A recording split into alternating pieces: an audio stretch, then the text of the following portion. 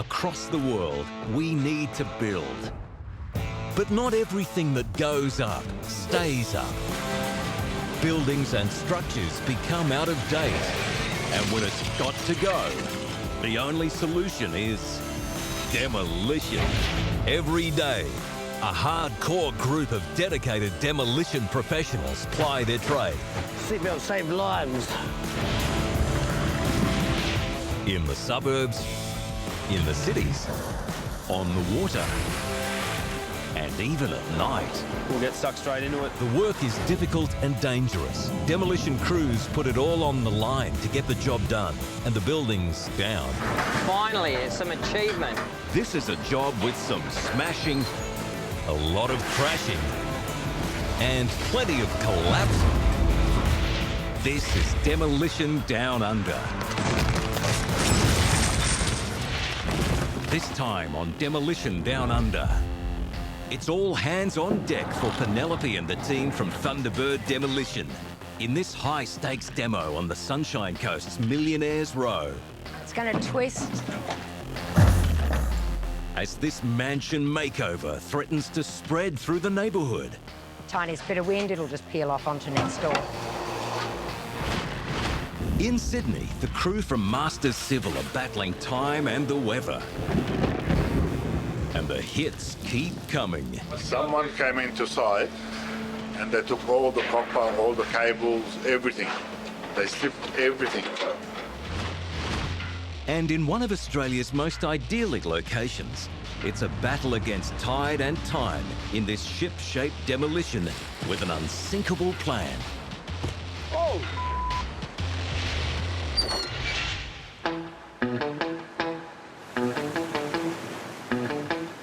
The location's gorgeous. So if you look that way, you've got $1 million view. And if you look this way, you've got our lovely demolition crew. So it's the yin and yang, you know. Tucked away in a prestigious pocket of Queensland's coastline is Sunshine Beach.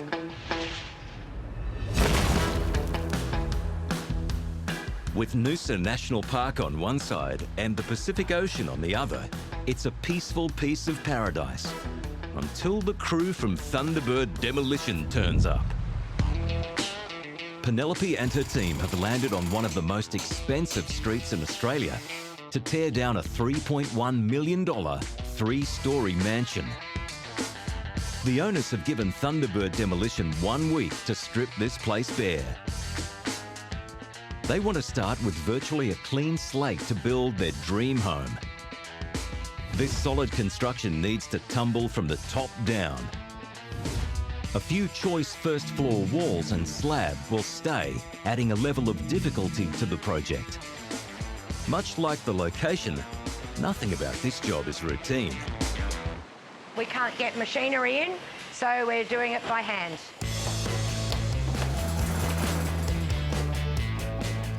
Limited parking and no access. We've got a small set of concrete stairs as our only access. So everything has to go in and out via that set of stairs. And we can't block the street, can't upset the neighbours, so we're doing it all with a smile. It's all hands on deck to reduce this once regal residence to rubble. The plan is to tackle this task from several different angles. We've got a crew up on the roof. They're taking the roof off the master suite. We've got a crew down the side, jackhammering stairs and pathways. We've got another crew inside, stripping out insulation, sealing battens, and a crew of chippies taking out doors and windows. A lot of demo companies only employ labourers. They don't have tradespeople. We go in and do the fiddly stuff, so that's kind of our little niche in the market, if you like.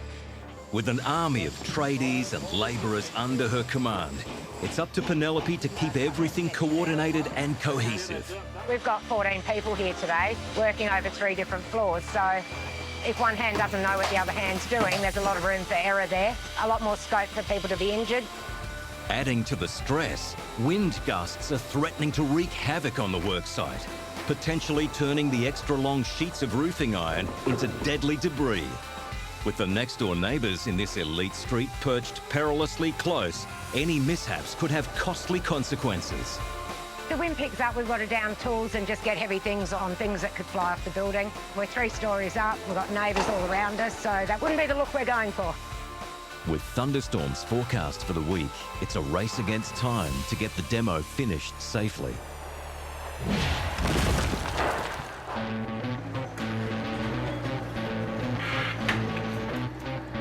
That's why he's the boss. Sydney, Australia. 10 months ago, demolition began on one of the oldest RSL clubs in the nation. She's an eyesore now, but not for long. Breathing new life into the site is Masters Civil. They're not only the demolition contractors, but also one of the developers. Purchased for $5.6 million, in its place will be a $22 million multi-purpose precinct. It's going to have an RSL club, and we're going to have 92 units. And it's going to be one of the nicest buildings in Australia. Since the very beginning, the site has been led by project manager Joseph. We've got to do a lot of stuff by hand. It takes a lot of work, a lot of boys to get all this done. The project's been in limbo, waiting for the new designs, approvals and permits to go through the system. Finally, the planets have aligned again, and it's all go. The club used to be a large 3-level building. The midsection had gaming lounges, bars and kitchens, plus a massive ballroom. Above were offices, and below a car park. The finishing line is just 3 weeks away. The team is focused on removing metal beams, bringing down the remaining walls and clearing the site. Today we're going to start dismantling some of the steel beams because it is going to be dangerous to take it straight away by the machine. A challenging job, made even tougher with an apartment block just meters away. It's dangerous for the surrounding area because it's long beams and it is a bit hard. So we have to take it by hands to make it safe for the surrounding area. Leading the attack from atop the scaffold is labourer Theo. It can fall here, it can fall where the neighbors are, just things that you don't want to happen. The plan, executing a controlled fall rather than a random crash. So this right here, it's bolted on there, and there's one more bolt back there. So we have to do it carefully. We'll try to bring down one side first and then the other.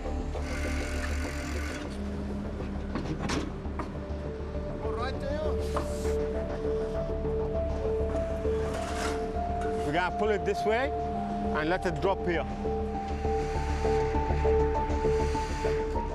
All right, we're going to drop it now. Clear.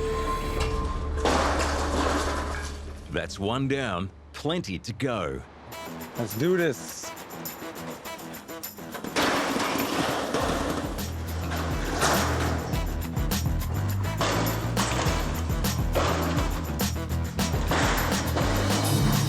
Brick by brick, this hulk is coming down. But there's still a beam that runs through the facade. It needs removing before any more wall can be knocked down. That bridge is bolted, and there's a long screw that goes down. So that screw is holding it into the wall, it's in the wall. So we're gonna remove the bolts from the other side, that way it can fall down this way. So once we cut it from the inside, it's gonna drop.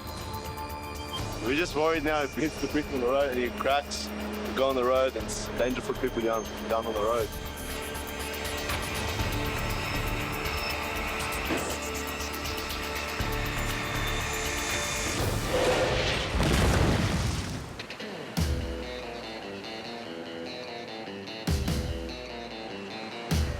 The target is the shipwreck of the Eastern Mist. Traditionally, it's known as Kagari, but thousands of visitors call it Fraser Island, the world's biggest sand island and a mecca for nature lovers. But lurking off its coastline is a blight on its beauty. The deteriorating remains of a boat abandoned on the seabed, now little more than a navigational hazard. Maritime Safety Queensland is waging a war on more than 1,000 wrecks in the state. And it's sending in Kevin from Flag Alpha Commercial Divers to remove this relic. It's a really old timber motor cruiser. From what I can tell, we've had the divers go in and check it out. There's no engine, there's no transmission. It looks pretty bloody rotten. While it's still largely intact, the 14-metre wooden vessel is sitting upright in a bed of mud, its cabin protruding above the surface at low tide.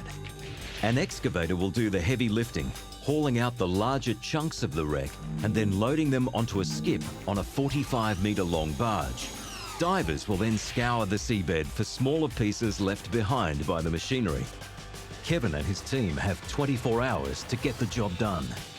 The mission here, we're going to load a great big long reach excavator on board this barge here. That's the Manta Ray barge that takes all the tourists over to Fraser Island. And we've got a big bin on there. So tonight we're going to take the barge out into Pelican Bay and get settled next to this shipwreck. And at first light, we're going to start eating it up and throwing it in the bin. The 280-tonne barge is used to carrying heavy cargo, but the waterway around the wreck is extremely shallow, and Skipper Tony is concerned about navigating his way through at anything less than the highest of tides. Yeah, we went to go in and set on today's tide, but it's too small, so tonight's tide's a metre bigger, thereabouts. There's no hard and fast plan on it, it's just get in, get out, and don't wreck anything. Underwater, the challenge will be even harder. The divers are going to have to work in zero visibility, and I'll have radio communications to them so I can tell them to get in, get out and watch out for the excavator. Which is where the third key player in this maritime recovery mission comes in. She's quite a machine. I love working with Perry and this machine. She's 25 tonne, Perry? Yeah, 25 tonne. We've got to bring these rolls of conveyor belt rubber out, and we're going to lay them on the deck because, of course, this is the Fraser Island barge, mate. Takes all the lovely tourists to Fraser Island on holidays, and we don't want to tear up the deck with the walking tracks. This $200,000 beast, which costs around $1,500 a day to hire, has some equally impressive accessories. The rock grabbers, and they go in, they just munch it up and grab big hunks of shipwreck. The precious payload safely on board, time for one final talk about tactics. What's the plan anyway, mate? It's going to be an interesting one. Whether we get out on tomorrow's high water or not, I'm going to take this in position tonight. See how you go. With time and tide waiting for no man, the success of this demo rests on everything going to plan.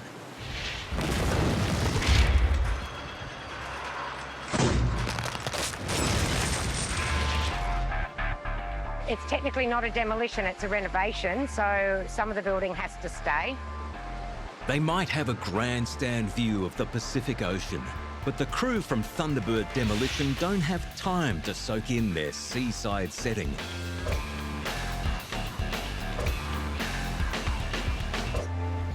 They're up against the elements as they struggle to manhandle the long sheets of roofing iron that are threatening to take flight if the wind picks up. Yep, yeah. Getting the gigantic sheets of roofing iron inside the building is just half the battle. They still need to be carried out front so they can be carted away. Wherever we put it, we've got to double handle it, which is time and money, so exactly what we're trying to avoid. To avoid costly complications, the team is constantly consulting building plans. To rebuild a small wall is a nightmare because it's not in the program time-wise, and it's certainly not in my budget, and I'd be paying for it if it's my mistake. So, yeah, it's pretty important that these chippies don't take out anything that's meant to stay. Which is challenging when the building is brimming with top-of-the-line aluminium-framed windows, ideal not only for coastal views, but for salvaging. Unfortunately for the crew, they've all been recessed into the blockwork, so removing them could prove a pain. We are trying to save all the windows, like they'll go to our salvage yard and find a new home in someone else's building. So ideally we'd save them all, but the way they're installed is making that pretty difficult. A lot of them are corroded because of the salt air. We're so close to the beach, so they're not worth saving. So we're just assessing it one by one. It's a time-consuming process, each with its own set of problems. Yeah, so we need a cut at the side of the window there. So that tells me we should be able to butcher that a bit because they're putting a doorway in. Yeah, you can do that and save these windows. If the team makes a mistake, it could end up costing her hundreds or even thousands of dollars. They do need to get it right or they've bought them.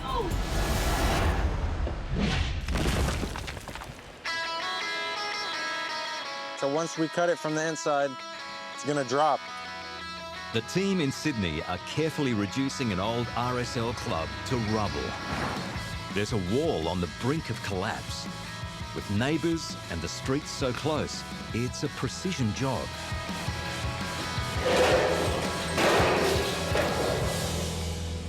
They're halfway there, but there's a few hazardous skeletons left.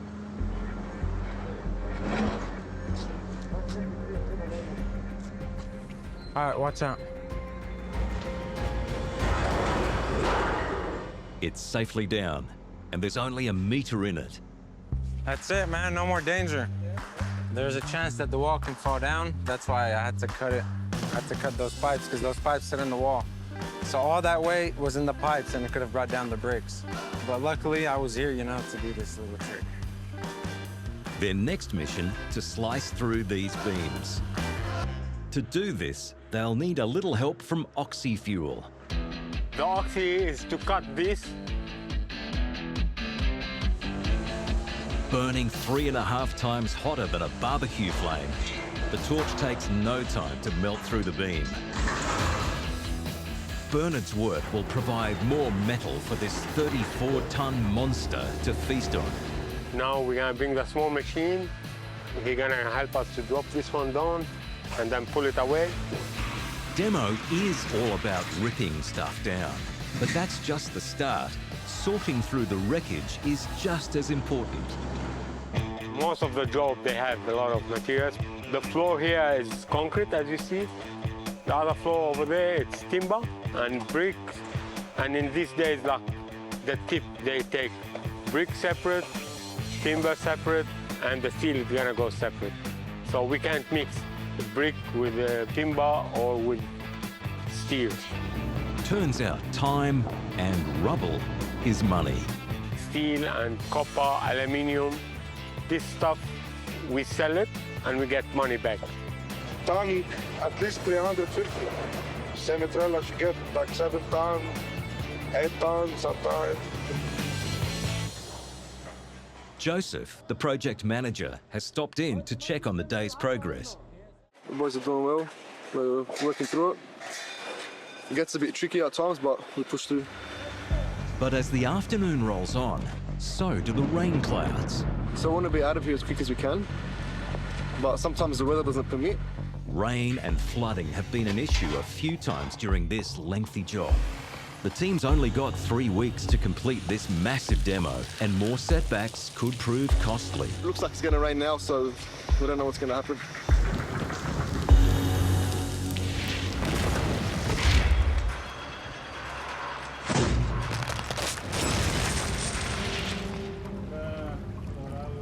What we might do is chuck a couple of mats down here so I can set ourselves up here. Skipper Tony has spent an uncomfortable night on board the Manta Ray barge next to the wreck of the Eastern Mist. He has to be in the right place at the right time for the tides on Fraser Island.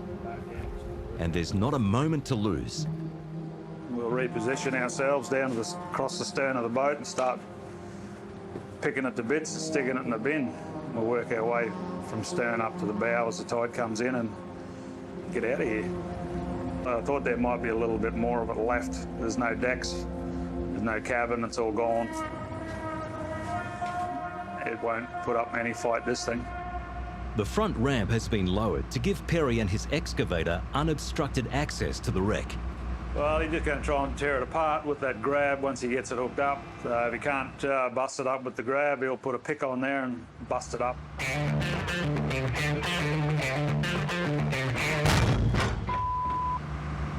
But it's not always smooth sailing when working from a platform that moves.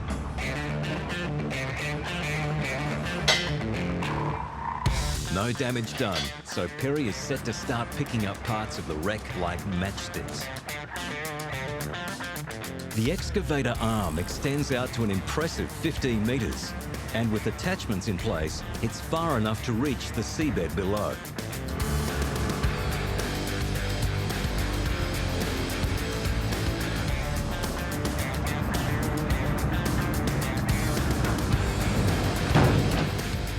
Seems to be doing all right.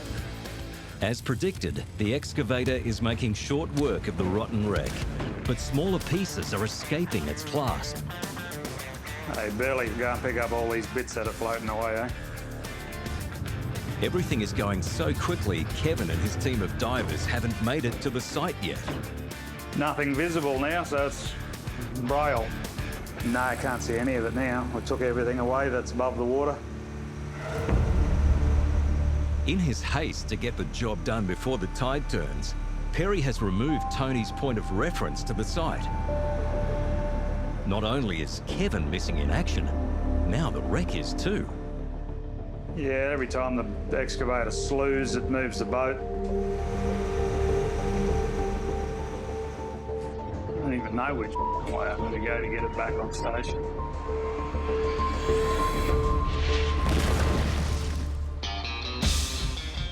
They do need to get it right or they've bought them. It's been a hands-on demolition at Queensland's exclusive Sunshine Beach, where a mansion is coming apart at the seams, thanks to the efforts of a team of tradies and labourers. But not everything is going to plan. Despite bone-jarring dedication, little progress has been made to break up the concrete pathway alongside the building, thanks largely to the high-end finishes on this shorefront sanctuary. We thought there'd be 100mm slabs, but they're going down about that far, and then they're sitting on the footing of the house, so we can't damage the footing. Got to get them off without fracturing what we leave behind, so they're having fun.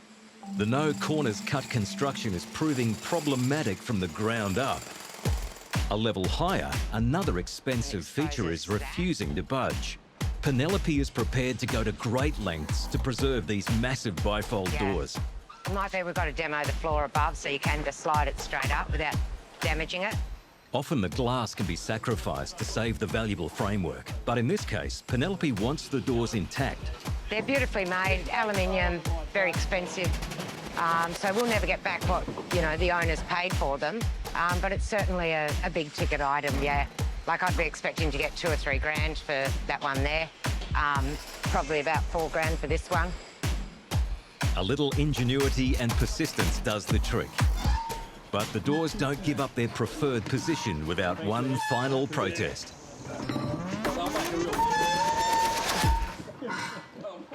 They did really well. No broken glass, no injuries, and we've got a beautiful set of doors on its way to the yard for sale. It's a small victory, but there are many battles still ahead.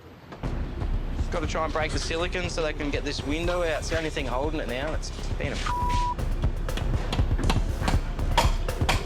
And with another day of deconstruction almost over, there's no time to watch the world float by. What a legend. Trouble is brewing in the other direction, and with an upper level only partly dismantled, this stage of the demo could have far bigger problems. They won't die, the harnesses will grab them, but they'll still get pretty bruised.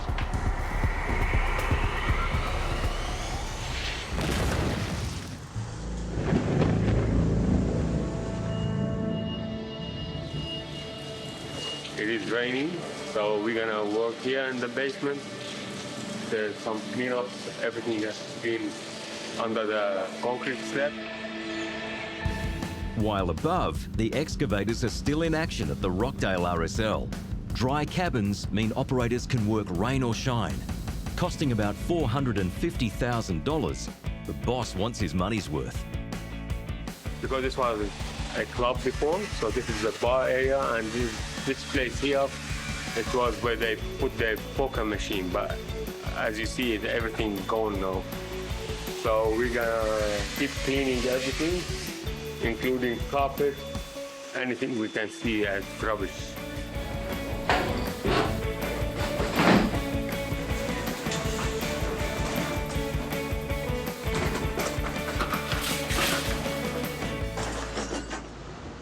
But a growing rubbish pile means the crew are quickly running out of space. I just called the machine operator, so if he can move the rubbish more, so we will have more space to put more rubbish here. Robert is the man for the job. Robert, he's one of our best operators in the company. He has over 18 years in the field. He always drives machine, and he knows a lot. As Robert creates some extra room, Bernard now deals with a different sort of pile. This was a cool room before, and it have all the drink and beverage here. We're gonna clean it up from all these pipes. It's all like exercise.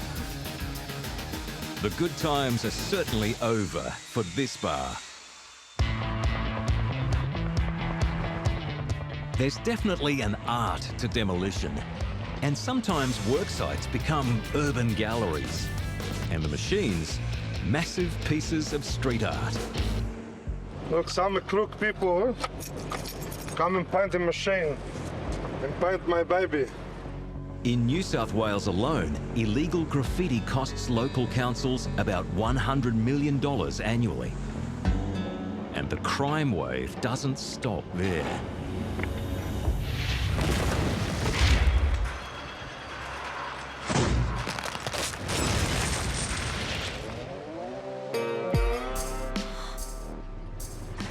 I don't even know which way I've got to go to get it back on station.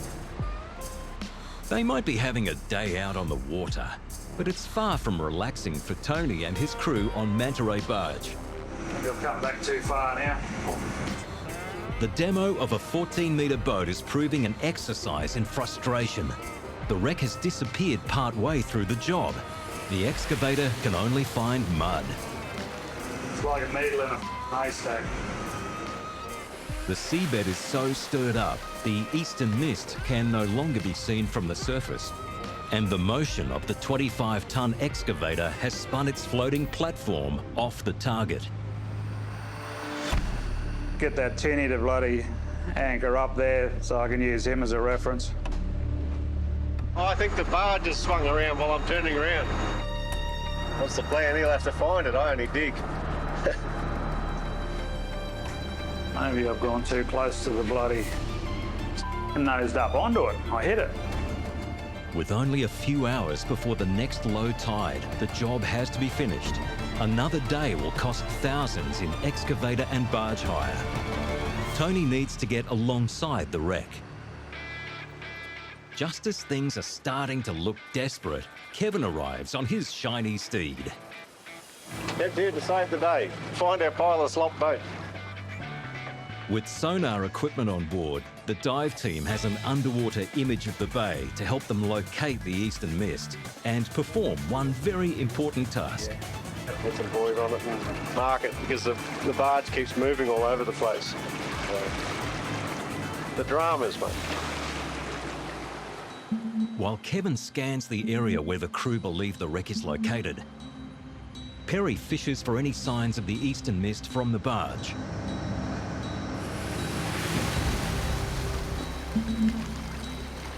Alright, I'm on top of the mark where they reckon it is. And I've got nothing on the sound. While Kevin's drawing blanks on the sonar, back on the barge, Perry's fishing expedition has turned up something promising.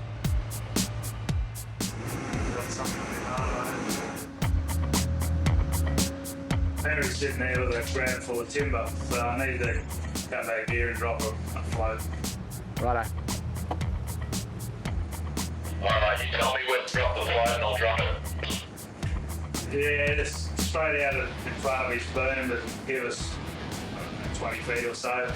Okay, I'm coming.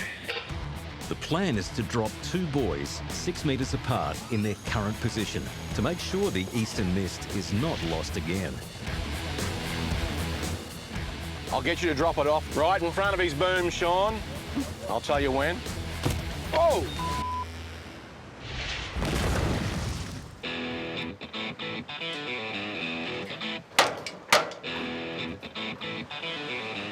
Had a bit of rain this morning everywhere else on the coast. It missed this bit, so the boys are up there. We figure we've only got an hour or two on the roof, so they've got to make the most of it and get as much off as they can. We've got to leave it safe, because when that rain comes in, we'll probably have a fair bit of wind with it.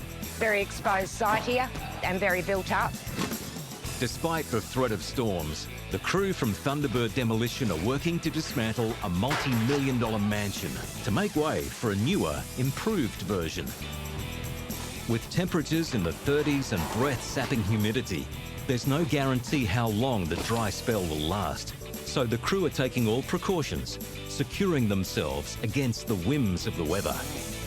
Around 30 people die in Australia every year in workplace falls, so safety is the #1 priority when the ground is over 12 metres below.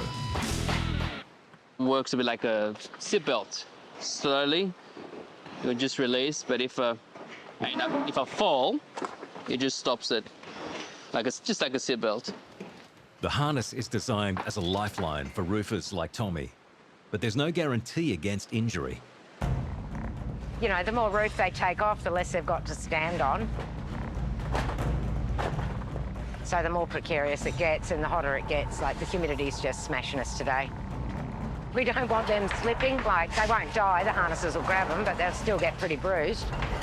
But there's only one way the humidity will ease up, and that's Penelope's worst case scenario.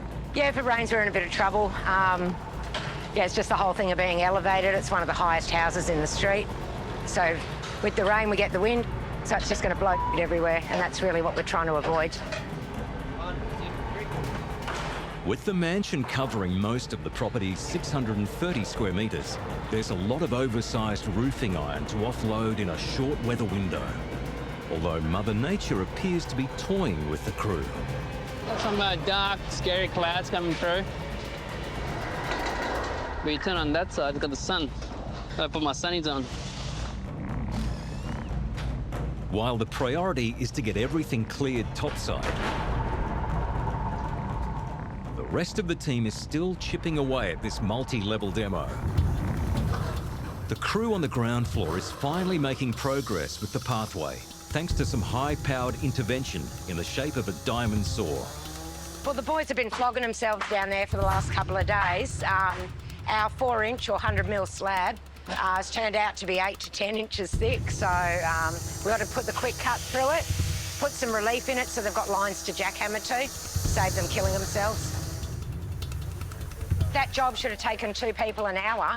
They've been on it for 2 days and now we're cutting it, so there's another expense. So, yeah, that's not what we want. This setback has cost them at least $1,000, along with precious time they can't afford.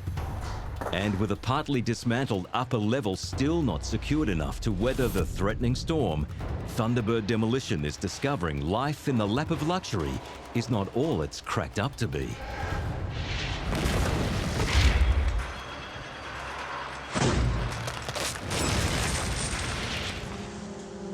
Someone came into site and they took all the copper, all the cables, everything. They stripped everything. It's a bleak day in Sydney, and rain isn't the only thing dampening this worksite. Danny, the boss from Masters Civil, has just discovered that thieves have stripped thousands of dollars worth of copper from the ruins of this old RSL club. That's the main subboard here. So they came and took everything. All the cabling running to the function room up there, to the kitchen, everything.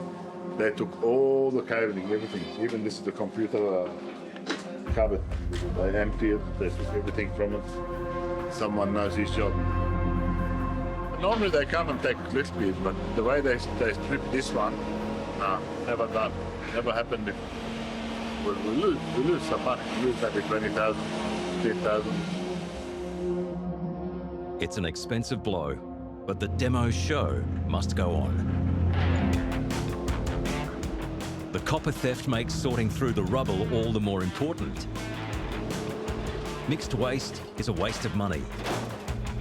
One truckload of waste costs more than $1,500 to dump. Robert is an expert at picking through the pile. You have to separate light steel by himself, heavy steel by himself, timber, you know what I mean? That's a demolition. Because it costs too much on tape. You can't send everything with together. And olden days used to be sanded brick, concrete, timber was together cheap. But now, you can't make money if you do this.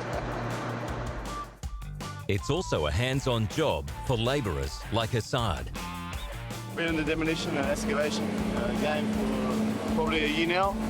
It's good, but it's just a headache when you got a lot of stuff like this mixed up and you got to separate stuff, especially in a big job like this. It's a headache, but you got to do what you got to do, you know. Studying building design management. I like working outdoors, and I like building games. Right? It's very fun. It's very interesting. Watching sites go up, sites going down. It's fun. It's good. The fun, however, is over. The heavens have opened again, and again put the schedule at risk.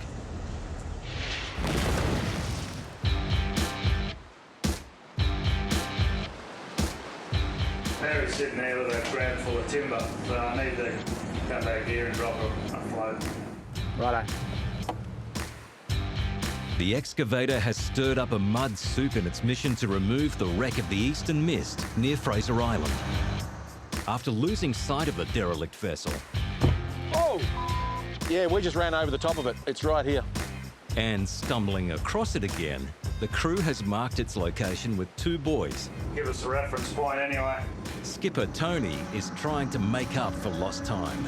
Yeah, we just lost an hour and a half or so, so we're trying to get this done. Get out of here before we lose too much tide, or we're going to shoot everyone back in the dinghy and come back tonight. Even with floats marking the last known spot, the crumbling wreck is proving difficult to grab. Still hitting me, so I think it's full of mud. It's been there that long. The bottom's just past. It's a painstaking process, but they're slowly making progress. Look at this. There's a good piece coming out. That looked like the refrigerator. We've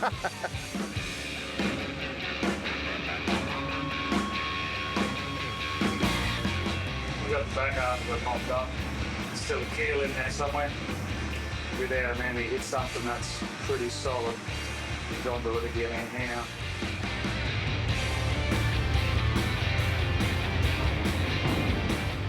There you go.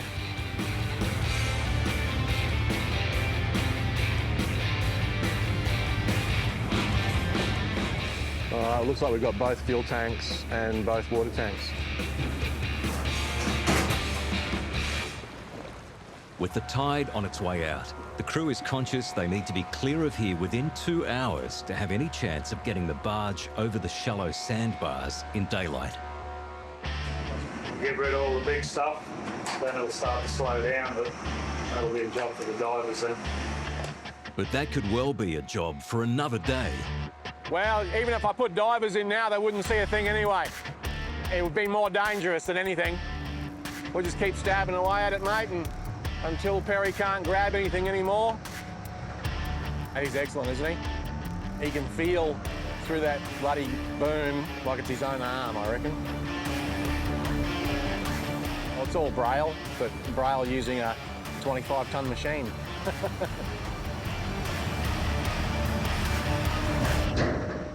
All right, Tony, I reckon that's a wrap, bro. The bin's full. We're not picking up anything more significant there. I reckon we've got, 98% of this boat. Anything else is probably that far under the mud. It won't be visible or able to be retrieved. Yes. I'll lead you out of here on the deepest track, eh? Roger, mate. Okay, roger that. We're out of here. When the mud settles, the divers will return for a final sweep of the wreck's resting place. But for the barge and its hefty cargo, they're clear just in the nick of time. Tony said that he skimmed off a sandbar there a couple of times, and that just takes the barnacles off for him, that's all.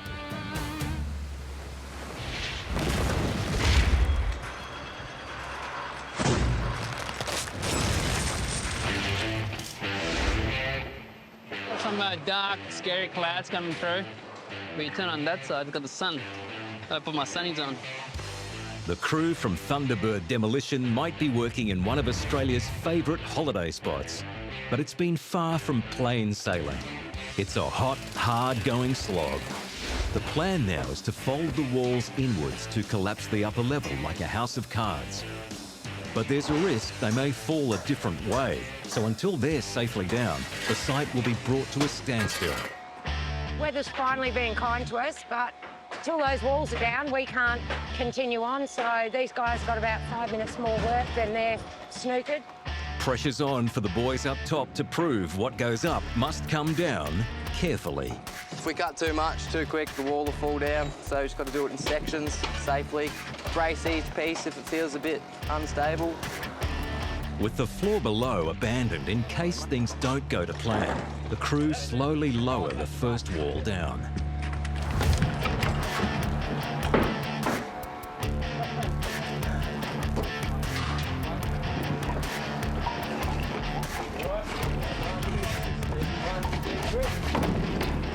One wall down, several more to go. Wasn't expecting that one to flick up. Penelope's inspection is timed to perfection. It's going to twist. Yes. The solid construction of this build is beginning to take its toll. That one's got some weight. Everyone's hot, everyone's tired, and that is the longest wall to bring down. This needs to be done today, yes. We can't leave a wall standing like that. Tiniest bit of wind, it'll just peel off onto next door, so that'll be a bit embarrassing. At 10 metres long, one of the last standing walls is also the biggest. It needs to be cut in half, with bracing supporting the section that will come down second. Gonna make sure this side of the wall doesn't fall down when we pull that side of the wall down. With the risk of injury if the job isn't done properly, the crew takes the time to secure the wall in place, all the while aware that the storm clouds are looming again. Yeah, look, it's starting to close in on us. Guys have done an amazing job. They're going to come close, but so's that, so 50-50 at the moment. With the smaller section down, it's time for the big one.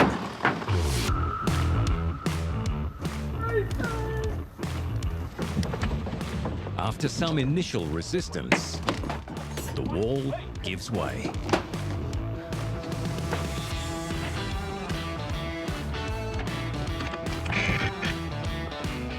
Leaving them with one final hurdle. Last wall.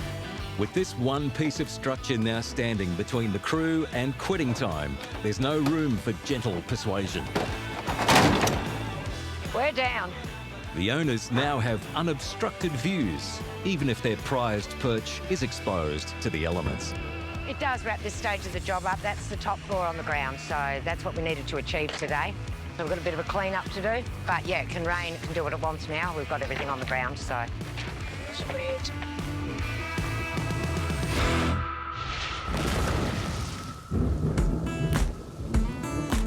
This kind of work we can do it any time.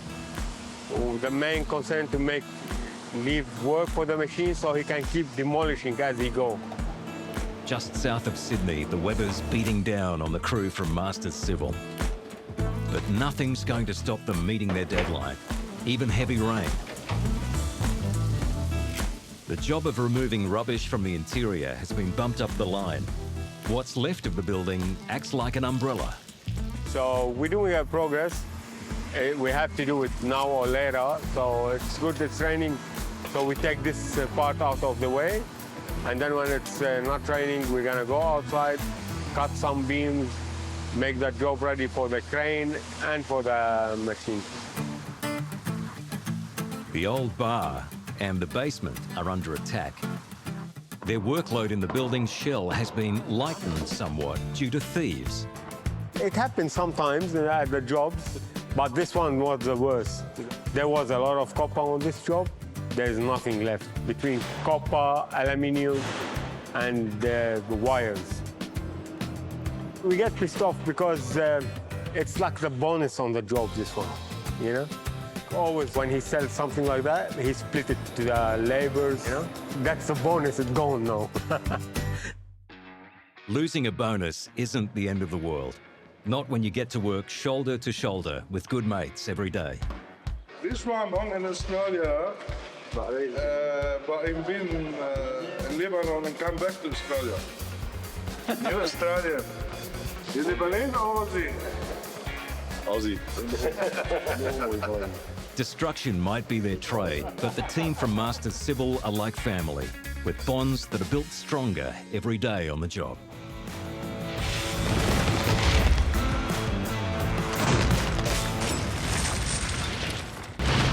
This time, Demolition Down Under. It's a rocky reno for Dino and the urban earth-moving team in an exclusive suburb in Brisbane that has the potential to go downhill very quickly. What's the worst case scenario there for you then? I fall over and die. On the Gold Coast, Wipeout Demolition are behind schedule and understaffed. Can't operate 3 machines by myself at the moment. In a race to get this Gold Coast warehouse flat packed away. While in Sydney, there's a David and Goliath battle going on at a double house demo. One place is reduced to sticks, and this metallic monster is hungry for more. I've got to get this done so the machine can get into here. It's Ripper Claw versus Crowbar. Back.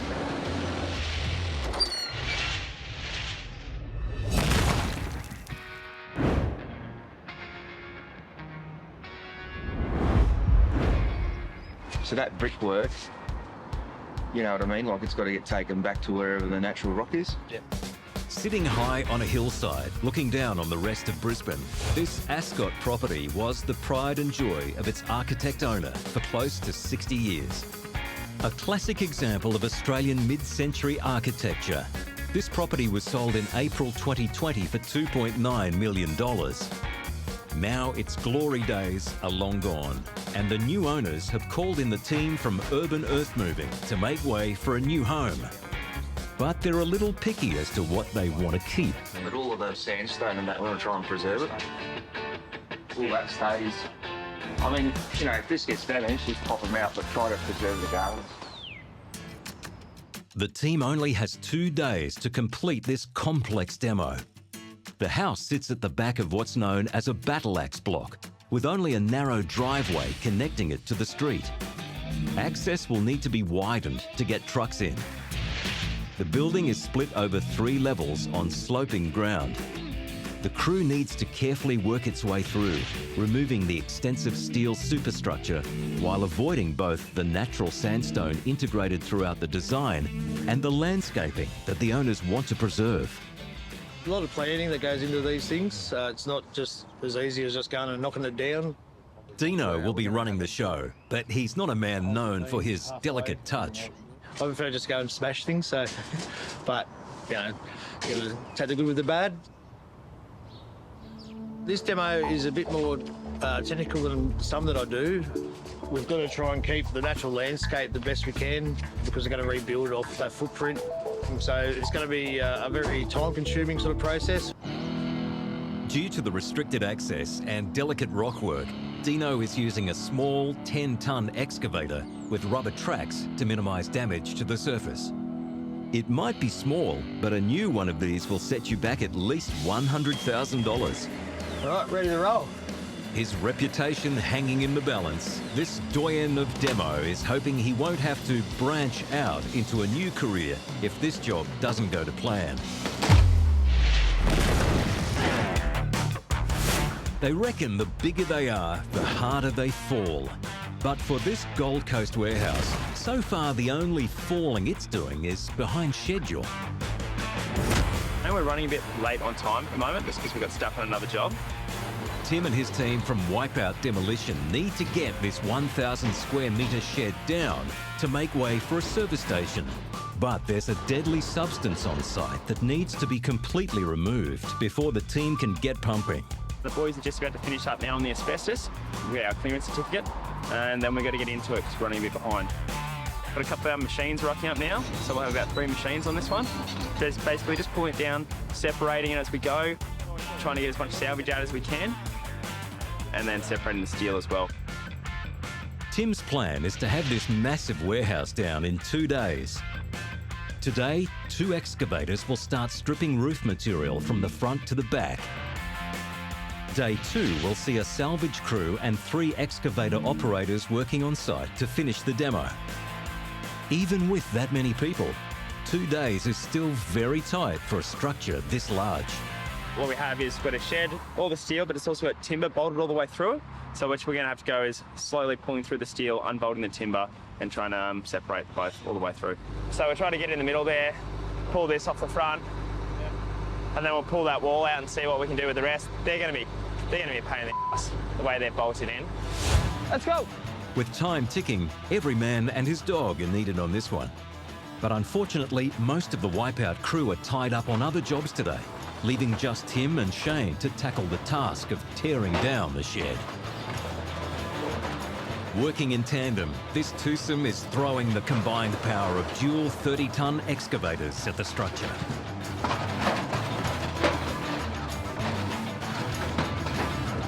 But as they dig deeper into the demo, it quickly becomes apparent things aren't going to plan. Well, that didn't work at all. Nah, well, I just rammed it. Do we get any timbers out? As expected, the bolted beams are proving troublesome. At around $20 a metre, the hardwood will potentially bring in thousands of dollars in salvage, so it's worth taking the time to try a different approach. I'll put the ripper on anyway, and we'll give this a go, and we'll reassess it. The ripper is an attachment designed to cut into concrete. It's ideal for this job because it can pick apart different materials. But even with this level of precision, it's still proving far from perfect for the job. It's a bit of a nightmare because I can't really pull it with the ripper. It wants to flick everywhere. I need two machines. We're going to need the boys back here in the morning, deep bolting them all, hey? The only issue we have is if you're playing with steel, it just flips everywhere. So we want someone holding it so I can try to peel the beams off, put them to a side, and the boys are either going to grind them or oxy cut the bolts off. So far, Tim and Shane have been working on opposite sides of the site. Now they need to pull together to tame the steel. Although in terms of tidying up as they go, they may not be compatible. Oh, look at this plain morning. What do you mean? It's beautiful. After a number of false starts, the pieces of this demo puzzle finally seem to be falling into place. It didn't work out so well at the beginning, but we changed our methodology to figure out how it's going to happen. So now we've got a plan for tomorrow. Everyone knows what they're doing. Organised our guys, and we're going to crack into it in the morning, get this thing done and dusted. It's an optimistic outlook, but this big building has a long way to go in a short space of time to be down on deadline. Sydney, Australia's biggest city. It's made up of 900 suburbs, one of which is Peakhurst, that lies about 21k southwest of the CBD. We're stripping down 2 houses today. You'll get to see both as we progress through the day. They're side by side. That should make things easier. But in terms of demo, it means double trouble. Timber one's ready to go. We've done that the last couple of days. But the brick veneer house, that's the one that's going to give us a bit of grief because we've got the neighbouring property and we've got the public guy next to us. But that's nothing new to the team from Masters Civil. We've had a lot of interest from the neighbours, so we hope to maintain a good relationship and keep them safe and get the job done as quick as possible. The neighbouring blocks host a timber house and a brick veneer. The 3-bedroom timber home is partly demolished. The roofing and exterior sidings are gone, leaving framework and plasterboard. Next door, the 3-bedroom 1990s brick house is still intact, inside and out. Before the excavator can bring down the house, the crew needs to strip the 2 bathrooms of cement sheeting and remove all the electrical wiring. The crew have 1 day to complete the demolition of both houses. Any major delay could cost thousands. By law, construction work can't start until 7 a.m, and that's exactly when the crew got going. So the timber house is pretty much ready to go. We've stripped the cladding. All the machine has to do is knock it down. With the dust hoses running, Marson, the excavator operator, can sink the claw into the roof. Demolition waste is subject to high disposal fees. To save money, organic waste must be completely separated from building materials. Marson's prowess at doing this using the excavator is obvious. Everything have a price. So the green goes separate, and timber goes separate, steel separate, concrete, brick, everything. With 34 tons of mechanical muscle, this place is reduced to sticks in minutes. Time for a change. We call it the ripper.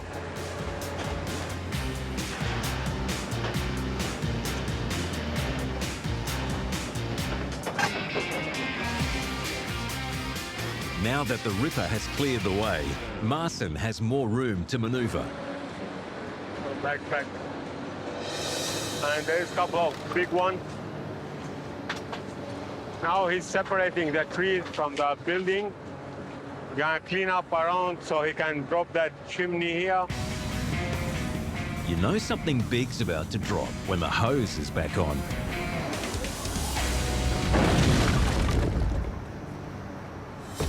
Bernard's experienced eyes have spotted potential danger, and it brings the demo to a halt.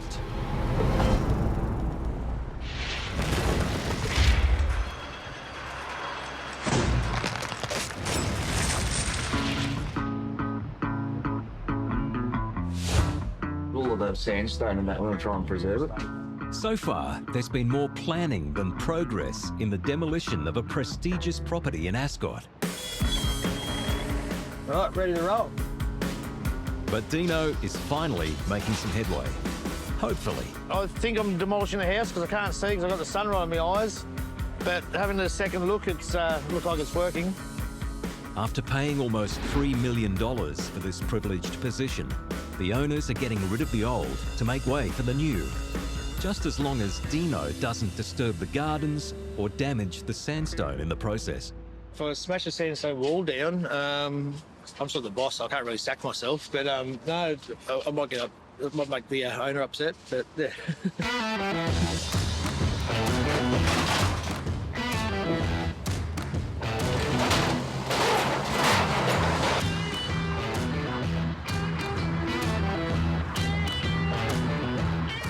With limited places to dump the debris, Dino's making use of the temporary carport as storage. Just try and put everything underneath. We'll be taking it back to our yard. We'll be separating all the steel away from all the wood. So even though it looks like we're not really giving a f about the environment, we do. The walls themselves are coming down easily enough, but the same can't be said for the steel beams, which weigh around half a ton each. Expose some of these beams now, so what we're going to do is try and bolt them and get them out of the way so I can work my way in and start getting the rest of the house. Going all right so far, it's just a fiddly job, so we'll get there, it's slow. Once all the steel's out of the way, mate, then we can just go hammer and tongs. It's just a matter of working out the best way to move what feels like a mountain of steel. I'm just going to sling and take the weight of the steel beam, so then Brendan can undo the bolts on it, and then we'll just start lifting them out of the way. Sounds simple enough, but nothing about this job is proving easy. Even attaching the sling to the excavator needs an expert's touch. Bit of old-fashioned muscle, eh, Brendan? Hey, love it, love your work.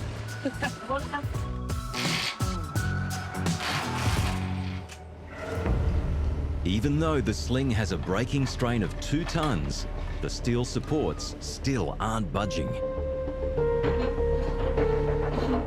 Time for Plan B, which involves nudging the beam free.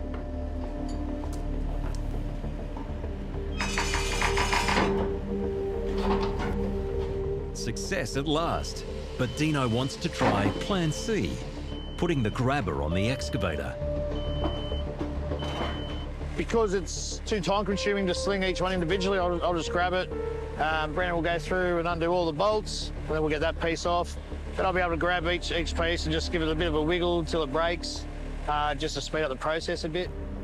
But in this destined to be difficult demolition, the hydraulics on the grabbers have failed. So the fittings that go into the excavator, one of them was seized. Work has ground to a halt as they see if a mechanic can get them back on track. Well, that didn't work at all. After a slow and frustrating start to the removal of a Gold Coast shed, Wipeout Demolition has called in reinforcements. There'll be 4 of us in our salvage crew and then bigger operators. The extra bodies are needed to speed up the process of pulling the place apart and to make a little money from the mess. So the other guys we got on site, we just got them salvaging any timbers that come out of the building that are good hardwood timbers, good size, that we can sell off to a second-hand merchant. He'll come and pick it all up and give us a bit of money for it. The biggest challenge we'll probably have here is just separating the materials. So far today, Bo is a one-man band in the excavator. 2 30-tonners are still on site from yesterday, and a third machine has just turned up. That's around $750,000 of heavy machinery. This is one of our other 20-ton excavators. We're just going to use to help clean up and tidy up around the place and sort materials and whatnot, speed the job up. Which is great, in theory, but with a shortage of skilled drivers, now there are 3 machines and just 1 operator. I won't be by myself all day. I'll just get down a little bit here until Shane gets here a bit later, or maybe one of the other operators to come give me a hand. Until then, Bo's on his own, responsible for clearing the shed away as quickly as possible while salvaging the best bits for the boss. Is that gate all right to come out? The salvage team attempts to manually remove the gate without damaging it, but it's been there too long. I don't think we can get it out without bending it. No. All the dishes are all bent and everything. Trash it? Yeah. All right, grab. No longer gatekeeper, Bo adds the now bent out of shape wire barricade to the growing pile of debris. With the gate gone, he's slowly making inroads, lifting the roof on this demo. I think we're sort of got a bit of a rhythm happening now, a bit of a plan. So I'll just knock all these timbers down to the ground where these guys can just run in, pick them all up, run over and stack them up. It's all systems go on the hardwood salvage, but the steel roof beams are a different story. These large metal supports are a valuable commodity, but they're firmly bolted onto timber. I'm just here separating the timber from the steel. The steel's all going to go to a scrap metal yard, and the timber will end up going into landfill. So just to get a better price on the scrap, you'll generally separate it. It's a painstaking process that's threatening to push this already delayed demo even further behind schedule, and could end up costing them thousands. Oh mate, this is looking really ridiculous. I'll see how far I get with it. Might have to get the machines in on this, I think.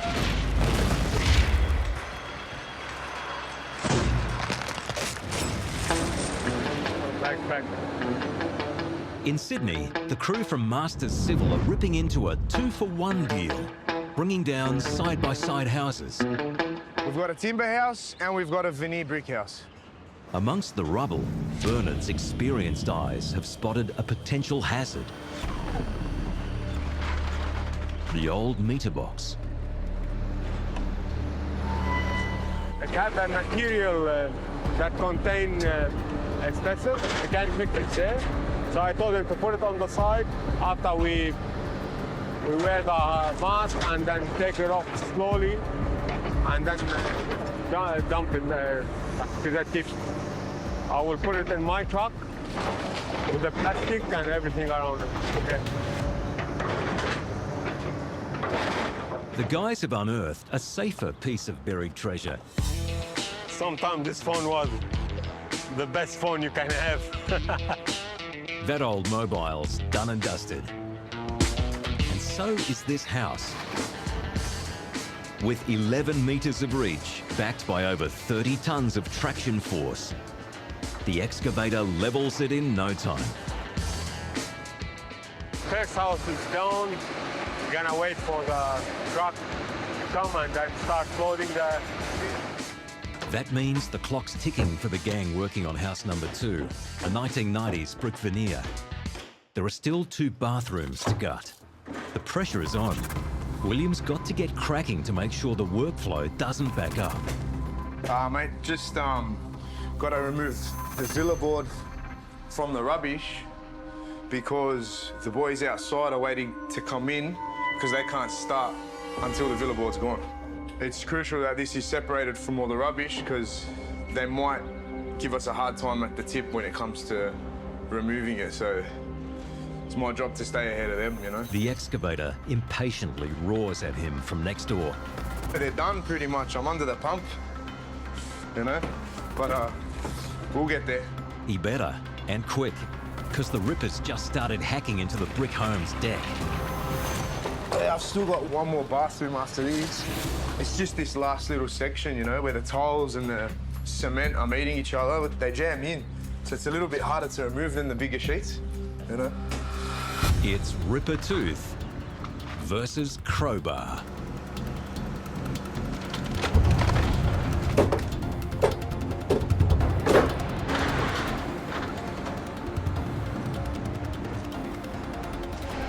It's sweaty work. A fresh shirt helps him dial up the speed.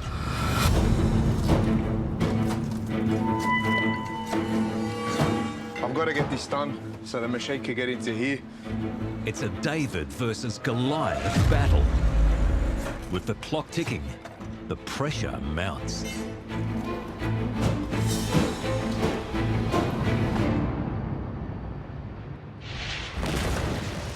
Very time-consuming, this job. Everything's sort of built up on like steel beams. Work has stopped on the Ascot demolition as a mechanic tries to repair a problem with the excavator's hydraulics.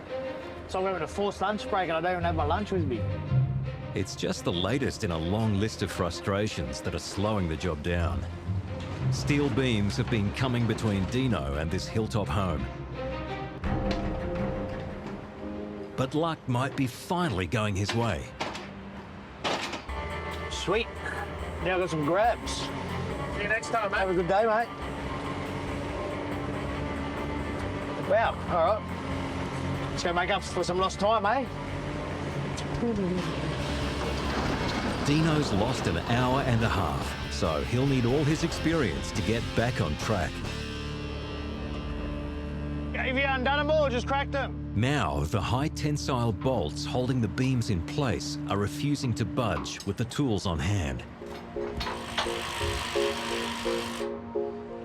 Just gonna waste some more time now.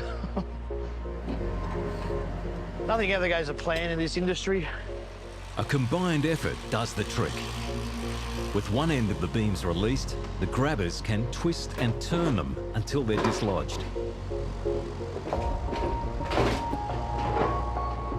Definitely struggled for a bit with trying to work out how to get these steel beams broken off. They're a lot bigger than what we thought.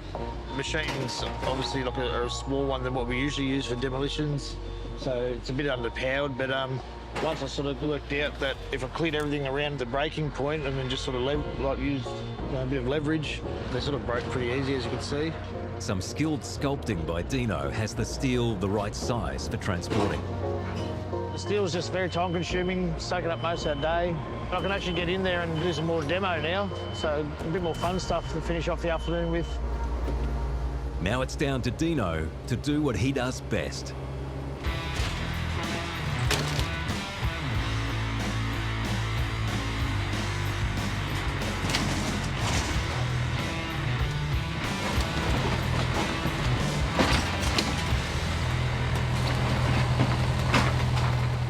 Ripping and smashing into the structure helps to make up for lost time. Does it look like I've done something now? Now we got some steel out of the way. I made a mess, I know that.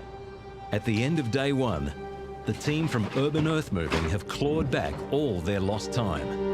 But with 2 levels still to go, it's all downhill from here.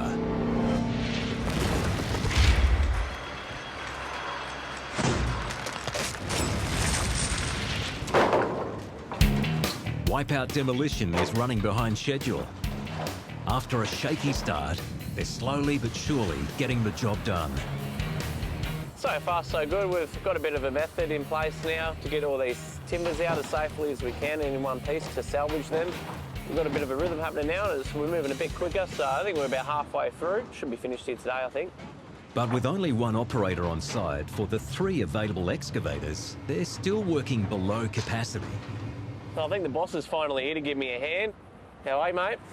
Tim's turned up to find some of the steel beams he was hoping to preserve have been twisted into metal scrap by Bo. We're gonna have to unbolt them anyway, so we might as well try to unbolt them and save the timber and the purlin. It's just All right. I didn't think you were saving them, sorry. I saw them. With the slow progress so far, not too much damage has been done to the salvageable steel. But just to be on the safe side, the plan is for the boss to take the lead. Yeah, Tim's going to jump in the other machine now. He's going to have his little ripper on, which gives him a bit more pulling power, and then, yeah, we'll get things happening twice as quick now, 2 machines.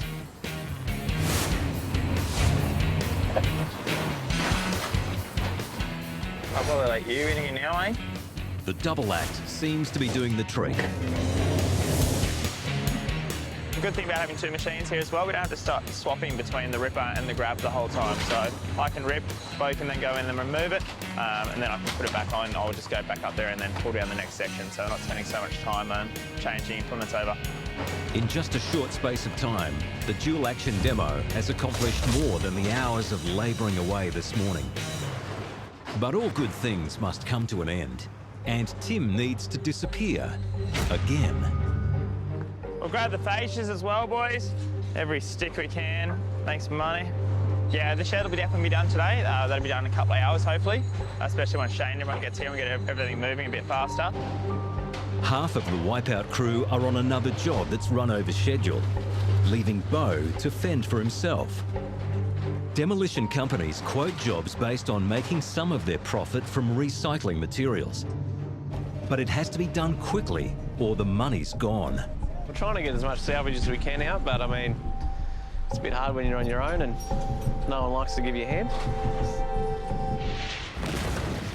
Just got to get it done for this. The operator is by himself because he's doing what I'm meant to be doing outside with him, so he can keep going. You know what I mean? At a double house demo being carried out by Master Civil, one of the labourers, William, is battling the clock and some stubborn tiles. He's got an eager excavator waiting outside, ready to rip. So I've got to finish this, otherwise just wasting time outside, you know?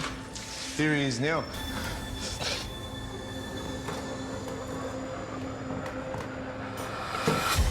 Teamwork and mateship, vital ingredients on work sites. Yeah, can't leave anything behind, you know? You know, the more we get now, the easier it is for us later. Just smash down the house. Beautiful. Finally, the ripper can get to work. The massive tooth drives into the wall with pinpoint accuracy, carefully crumbling each section. It's a very different process compared to the timber place next door that was levelled earlier. So the machine guy has got to be very precise in how he gets down the bricks and keeps the rubbish separate. So there's a bit more of a challenge stripping down a veneer house. Every brick weighs about 3 kilos, making these falling chunks dangerously heavy. William's experienced and knows to keep a safe distance. The next step is just as hazardous. Because he needs me to get the bricks out, or he's going to support it with the bucket. That way I can get in, throw out the bricks, and we can keep going with what we're doing, you know?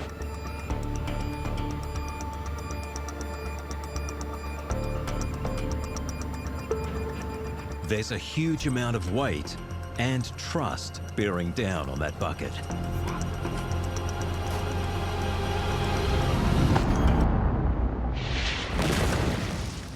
Just gonna waste some more time now. Nothing ever goes to plan in this industry. It's day 2 of the demo on the hillside house in Ascot.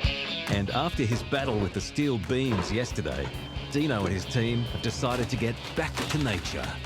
At the moment, we're coming through because we need to widen this part of the driveway so we can get the trucks room enough to swing out and come in. Squeezed in between the neighbours, this property is all about position and privacy and offers little in the way of a street frontage. The challenge with the trucks is it's a very, very narrow driveway. We've got to reverse them all the way down the street. It's a pretty prestige area here. With piles of debris waiting to be carted away, it doesn't take Dino long to get to the root of the access problem. Yeah, it's kind of right besides one tree. Yeah, she's pretty big stumps, pretty big root system. Got a hack at it and it'll come out. The team has done a number on the driveway, but it's all been worthwhile. We have cleared an access for the trucks to get in. So while I'm waiting for a truck to come, I'm going to start demoing the rest of the house now.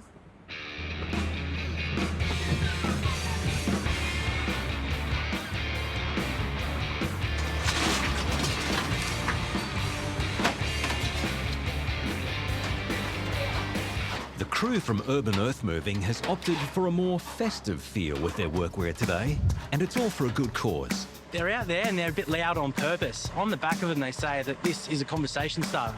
And basically it's to raise awareness for mental health within the construction industry. Dino has spent the morning tearing down this house, but now he has some building up to do. What he's trying to do is get enough material to build himself a ramp, because he wants to get up on this flat deck here. And once he builds his ramp, he'll get up on here and get a stable platform and get the rest at this level.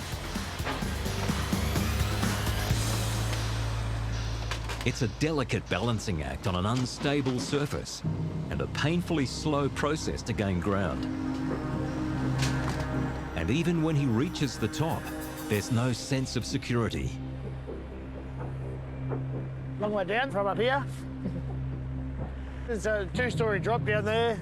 When we use a dust suppression, it makes it pretty slippery, so you can see like every time I sort of bite into something and go to break it, it sort of slides. What's the worst case scenario there for you then? I fall over and die. But Dino's fate will have to wait. Despite all the effort to get to this elevated position, the dump truck has turned up. One of my trucks just come in and I load him up with some light gauge steel. That's all the tin roofing and things like that. Because when you're moving back and forth across the piles, it sort of flicks around and can scratch the digger and whatnot. So I'll go get him to recycle that. Crawling his way back to the top of the terraces, Dino is determined to eat into the demo. Grabbing at anything he can get his claws into. But it's quickly becoming apparent he's bitten off more than he can chew. Starting to not be able to reach any of the house, so I'm going to have to start looking at going down that way a bit more. It's now a question of can a hastily built pile of debris support a 10-ton machine down a 2-level drop? Probably should suss out before I die.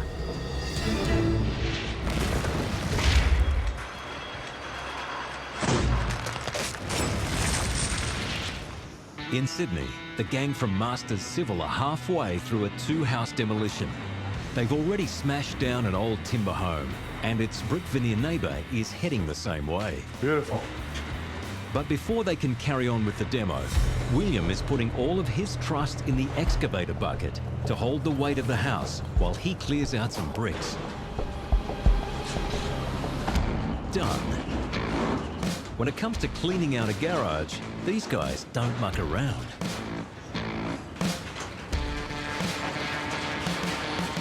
It's a given that demolition sites are noisy, but something unexpected rings out through the ruckus.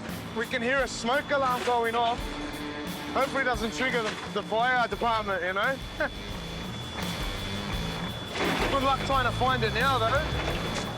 A steady stream from the hose and falling debris have no effect on the beeping.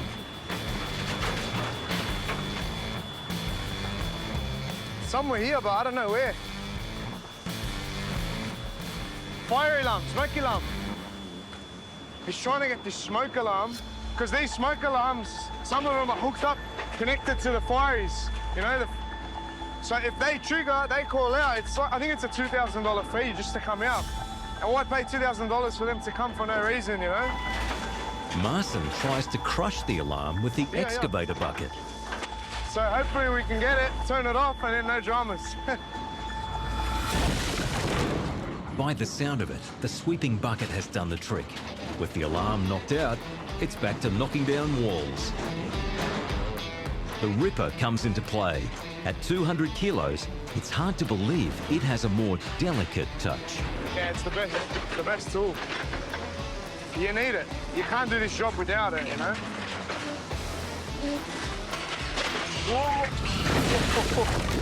He's got to be very gentle, or as gentle as he can be, because if anything hits that neighbour's fence, now we're in a bit of shit. you know what I mean? But just takes his time just so nothing hits that fence or goes over that to that neighbour's property, you know? He needs a spotter. So if anything does go wrong, I can let him know straight away. Barely a metre. He's got to be so careful. He could do all this, but if he damages something, then what's the point of the day? We lose. We lose on fixing, you know? You just don't want to make a mistake so close to finishing, you know? Well, the last corner, always the hardest, man. Yeah, that's it. Yeah, man. With both houses levelled, the real work begins. Separating materials.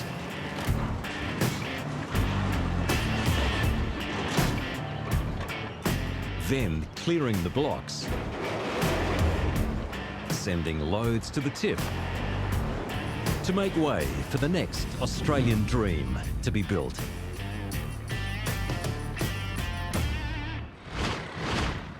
We'll grab the fascias as well, boys. Every stick we can. Makes money. The demo of an industrial shed on the Gold Coast is taking longer than expected. Wipeout Demolition has been busy on other jobs, so this one is already behind schedule. Left on his lonesome, excavator driver Bo is struggling to get the job done in the tight time frame required. Mate, trying to operate 3 machines by myself at the moment. Oh well. Thankfully, help has arrived. Well, well, well. Did you look who it is, eh? The elusive Shane. What's going on, mate? Oh, you know, just smashing everything down by myself, operating 3 machines at once. What do you want me to do, Bo? I might start up that corner. Yeah. So Shane's going to continue demolishing the building and pull some tin off and do a bit of separation of the materials, and I'm just going to come behind him and pick it up. Just definitely speed things up now and tidy this side up a bit. Looks like a bomb hit it, so yeah, we'll get stuck into it. With double the machine power now directed at the demo, they're ripping into the shed, and the crew on the ground is kept busy clearing out the debris.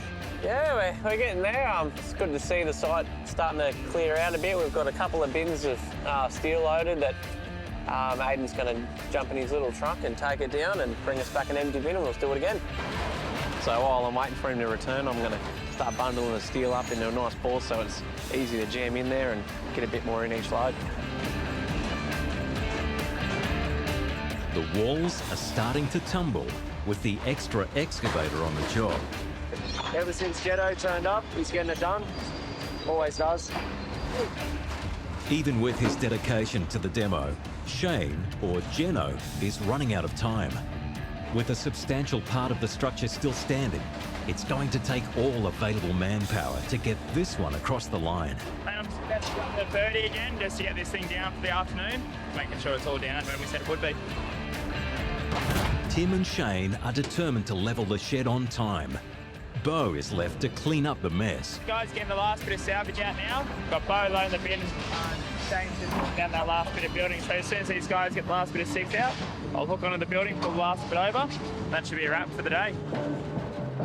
After a long day of demo, and against all odds, the team has managed to get the shed down, leaving a trail of destruction in their wake. So the day's gone well. We've just finished up for the day. Still had a bit of a mess because Shane was feeling a bit destructive today. But we got it all down, which we need to do today. So tomorrow's a bit of a clean-up, and then we'll start pulling concrete up tomorrow afternoon. With the job virtually done and dusted, there's no doubt in Bo's mind about who should claim the credit. The proof is in the pudding. I mean, you know, we can see who did the hard work here today, eh? Yep, it's all good direction. That's what they needed.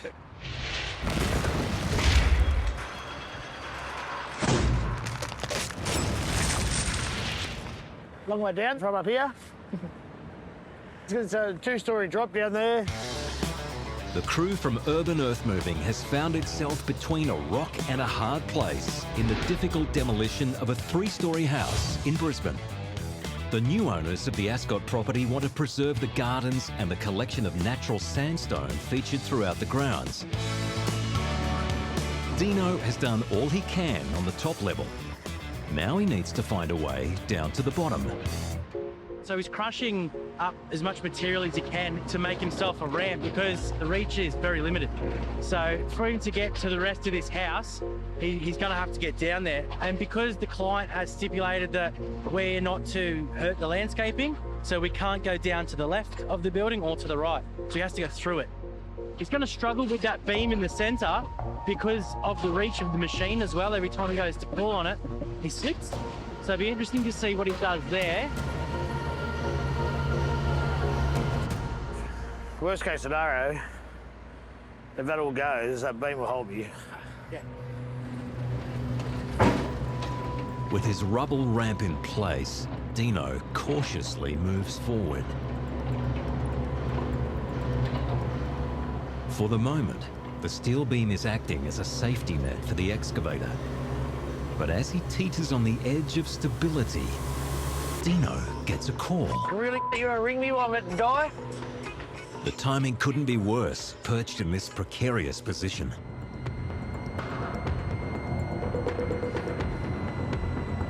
Where was I? I'm about to die.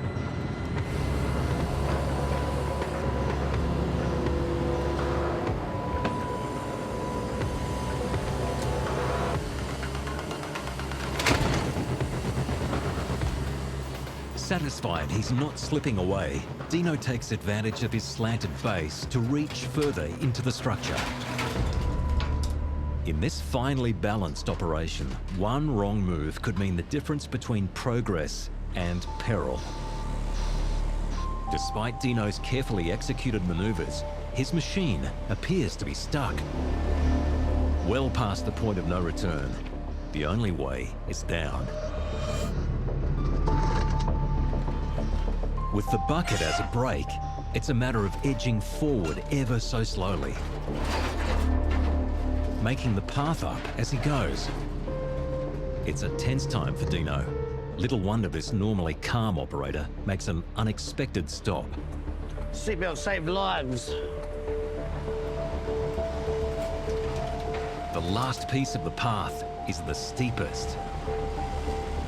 So close to safety, Dino hits another stumbling block. Stuck on an awkward angle, he uses his bucket for leverage to get out of the tight spot.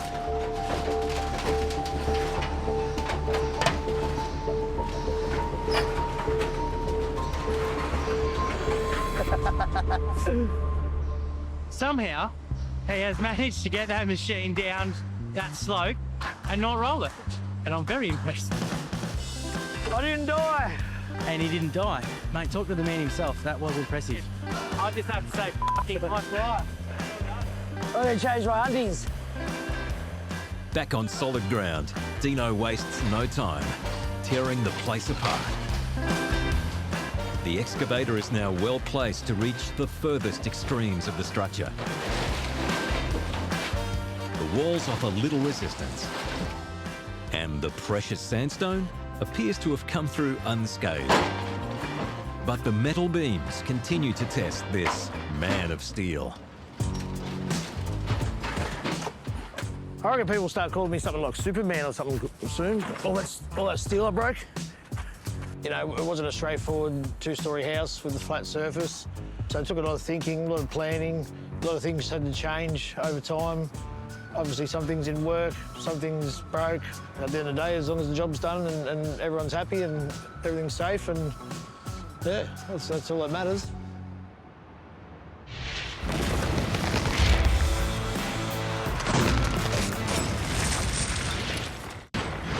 This time on Demolition Down Under, a problem-plagued demo in Harbourside, Sydney.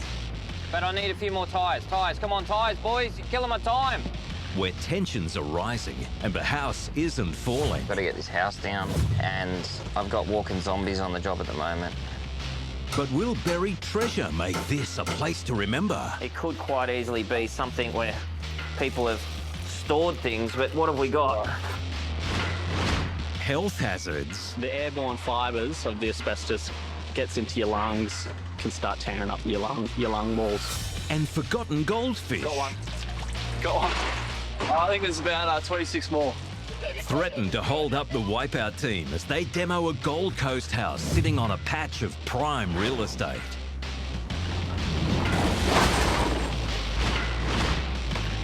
It's a jungle out there, but Logan City Demolitions is clearing the path for a major transport hub.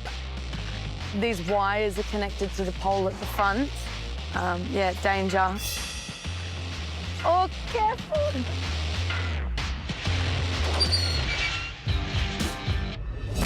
Sydney. And in the leafy harbourside suburb of Northbridge, waterfront property is at a premium, even if the house itself is superfluous to requirements. The new owners want this old residence removed, and they'll be watching closely to make sure it's done right. We've got all eyes on this job though, because the actual builder and owner of this property lives next door. So we have to be on our best behaviour. It's the team from Demo Australia that's under scrutiny. But with 15 years experience in the business, boss Peter comes with good credentials. The best part of it is the satisfaction of seeing something that was standing there, then gone, and I like to just get in, get it knocked down, clear the site. I also like break-in stuff. I'm not much of a put it back together, but geez, can I break some stuff? The team need to tear down this $3.25 million three-storey house built nearly 50 years ago on a sloping block. External cladding on the top story has been taken off by hand, so asbestos can be carefully removed. Once certified as safe, the timber structure on the upper level will come down, leaving the double brick living level and lower workshop carport area for the excavators to rip into. So we're talking for best case scenario 3 days. That's with us pumping it, with all of our crew on it. But for Peter and his crew of 6, this job is not without its challenges. It's in a pretty nice area, so we're just going to make sure we keep an eye on maintaining dust control. We're going to have heavy vehicles running in and out of here, so we've got to make sure we maintain pedestrian control. Plenty of people like to go for walks in these areas, and yeah, we're just got to make sure everyone's kept safe. Just getting the excavator on site is proving problematic. No, I'm on too much of a twist. I'll never get traction. There's not enough room to turn the truck around for a safe offload. I'm just not relaxed about this, that's all. I broke a window loading it last night, so I'm already not happy about that. At 17 metres long, the low loader doesn't manoeuvre easily. And there's little option but to block the street. I reckon I almost unloaded here, and I just walk it straight off and in on tyres. Yeah, I'll just get the boys to throw tyres down. Yeah, am I far enough back? Is that good? Yeah, that's good, stay there. I think we're going to piss off some neighbours just quietly. Peter and his crew are now in a bit of a bind. They need to get the truck out of the way as quickly as possible, but they also have to protect the road's surface. Oh, you just place the tyres down under the track so it doesn't rip the bitumen up. It's a little slower than I wanted. I'm worried about cars coming around and making complaints, so that's the next thing. I'm worried about the road getting damaged and our schedule starting to slip, so I have to stay on it as much as we can.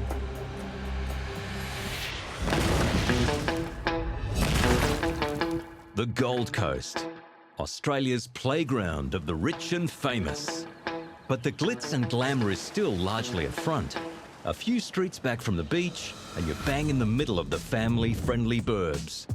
Many of the houses here are past their prime and are gradually making way for something a little more coastal chic. And when it comes time to begin the transformation from tired to on-trend, Tim, Jai and the team from Wipeout Demolition are ready for the task. Looks like a late 80s kind of build. Double story, a lot of asbestos through it, and yeah, ready to come down. Wipeout Demolition will knock down the substantial Palm Beach property in 2 waves. Once the crew has completed the delicate job of removing the asbestos, a compact 13.5-ton excavator will be used to remove the external carport and balcony. A 20-ton excavator will then methodically take down the upper floor, followed by the lower level, leaving the new owners with a highly sought-after 520 square metre flat block just a short walk to the beach. But before that can happen, the crew needs to deal with the potential health hazard inside the walls. Someone's renovated at some given point and they've just put up like a facade over the front of asbestos. Just save some money, save some time. So you could be drilling into this and you could be putting in additional light fixtures, and sometimes the gyprock's actually glued to the actual asbestos. So it sort of presents a danger as far as like the dust, a dust hazard. The major risk would be asbestosis, which is when the airborne fibres of the asbestos gets into your lungs, can start tearing up your lung walls. That's why we take all our control measures and have our PPE to mitigate any of that. These laid-back lads are taking no risks when it comes to handling the deadly insulating material. Asbestos was commonly used in construction around Australia until the 1990s, when the risk of inhaling microscopic particles first came to light. Damaged sheets are one of the greatest dangers, so it's important this demolition is taken step by step. Basically just removing all the trims, removing anything that's going to impede us from taking the sheet off in one complete piece.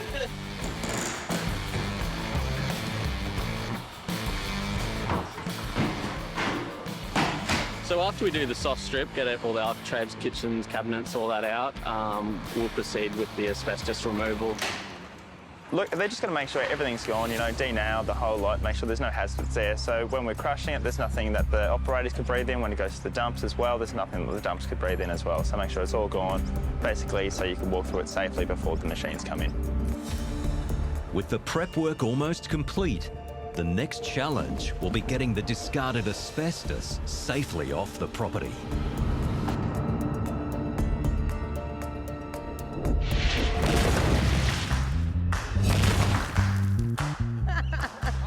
There's nothing like the excitement of a new demo. How are you? Good to see you. The anticipation turning up on site for the first time, only to discover... It's about to start raining any minute again. Yep, the weather gods aren't smiling on Jennifer and the team from Logan City Demolitions, just as they're ready to make way for progress. So the situation right now is obviously the weather. We've had quite a bit of a downpour last night and it's due to start raining again. So the problem is with this site currently, it's a bit of an environmental concern. So it is a contaminated site. The site in question is more than a hectare of land earmarked for a major infrastructure project on Brisbane's south side. And the problem is asbestos fibres are suspected to be in the soil. We don't want to put heavy machinery on it while it's wet and turn the ground over and over and over. It's not going to be good for anyone and it's not going to make our client happy. So it's looking like we're going to have to can it for the day, unfortunately. Jennifer's client is Queensland's Transport and Main Roads Department. They require a derelict house and shed to be demolished in 2 days, a water bore shelter carefully dismantled, and dozens of trees to be cleared off this large site. The land will then be transformed into a bus depot with 600 parking spaces. A job of this nature requires a multi-pronged approach.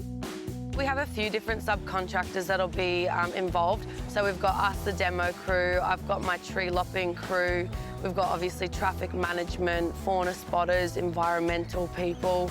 So there is a lot happening on a site like this. Well, there will be, once the rain lets up. The next day, the weather plays its part and it's all systems go. But the crew now only have 1 day to complete the demo. Importantly, they have to be mindful of not disturbing the contaminated soil. Anything that's in the ground, so the retaining wall is classified as in the ground. Don't touch the wall. House is only getting done to slab level. All the vegetation, not to worry about, that's the tree guys. I would say the tricky thing about today is the fact that there is lots of moving parts. On a demolition like that, obviously there's a lot of hazards and safety risks when you have machines everywhere. You've got boys on foot, boys in little small machines like skid steers, And we got, you know, fauna spotters that we have to look out for while trees are coming down. So it's all about communication on a job like this, or, you know, anything could go wrong.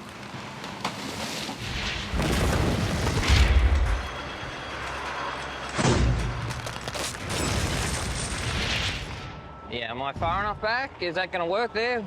That's good, stay there. It's been a tight squeeze trying to offload an excavator in a narrow street in Northbridge on Sydney Harbour. With the truck blocking the street, labourer Ryan has laid a path of tyres to protect the road's surface. You're on the wire. Please set about his way. Just keep coming down with your blade. We don't need to bring tyres down the ramp, I don't think. It's put my blood pressure up a little bit, yeah. I mean, I can walk this machine onto the back of a semi without ramps on a tabletop, but when it's like this and there's a lot at stake, it's a different lot of nerves. Hey, Michael, do you want to just stop that lady, maybe? Stop the lady with the poodle? But I need a few more tyres. Tyres, come on, tyres, boys. You're killing my time. Keep it covered, keep it stop.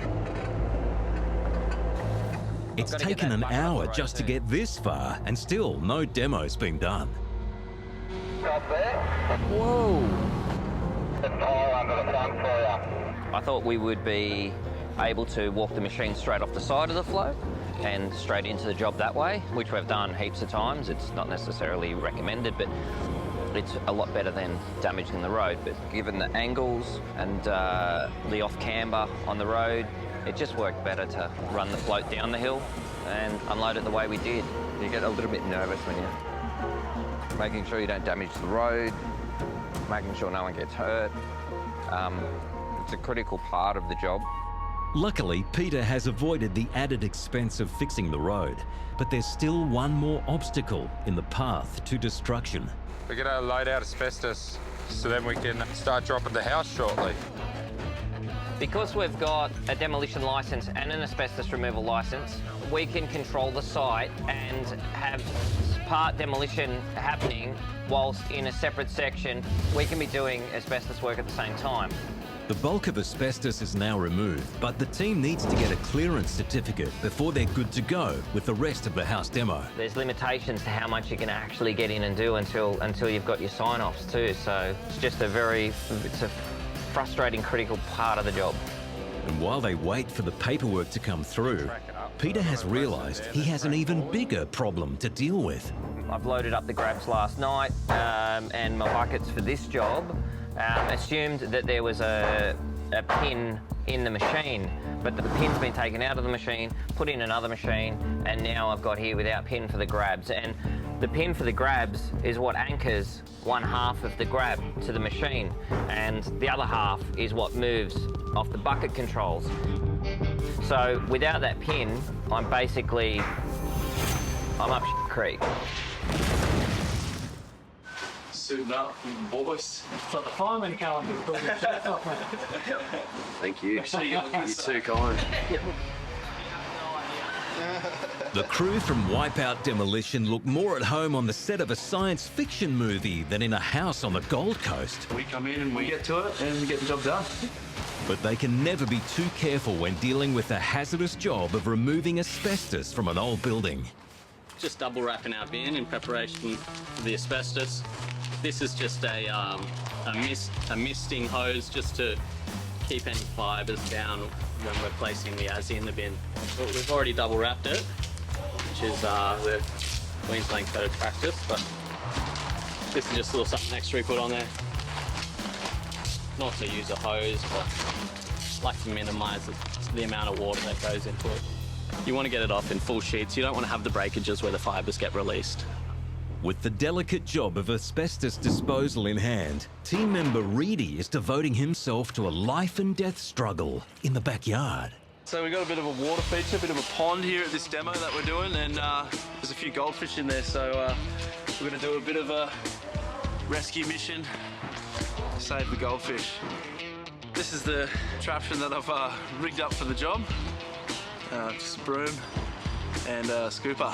On the demo, you need to improvise, get the job done. But being a hero only works if the victims want to be saved. Oh, they're quick. They're really quick.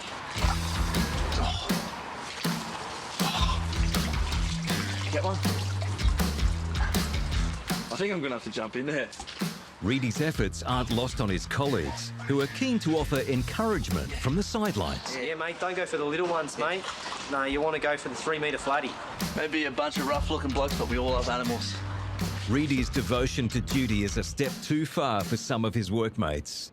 But nothing will deter this man with a plan. I can kind of push them that way into a corner, and then I'll swipe them out. Got one. Got one. That's one down. There he is. On there. Oh, I think there's about 26 more. There's another one. Cheeky little devils. Oh. Look at that one. Little fella. Save him, he'll live another day. In you go. Reedy's good deed for the day has given these goldfish a fighting chance of surviving the demolition. Last one for the pond. Saving the world one fish at a time. Another tough day on the demo site. Getting into it. But what Reedy really needs to get into is pulling this house down. His fish relocation service has eaten into valuable demo time, and there's not a moment to lose with the machines now turning up.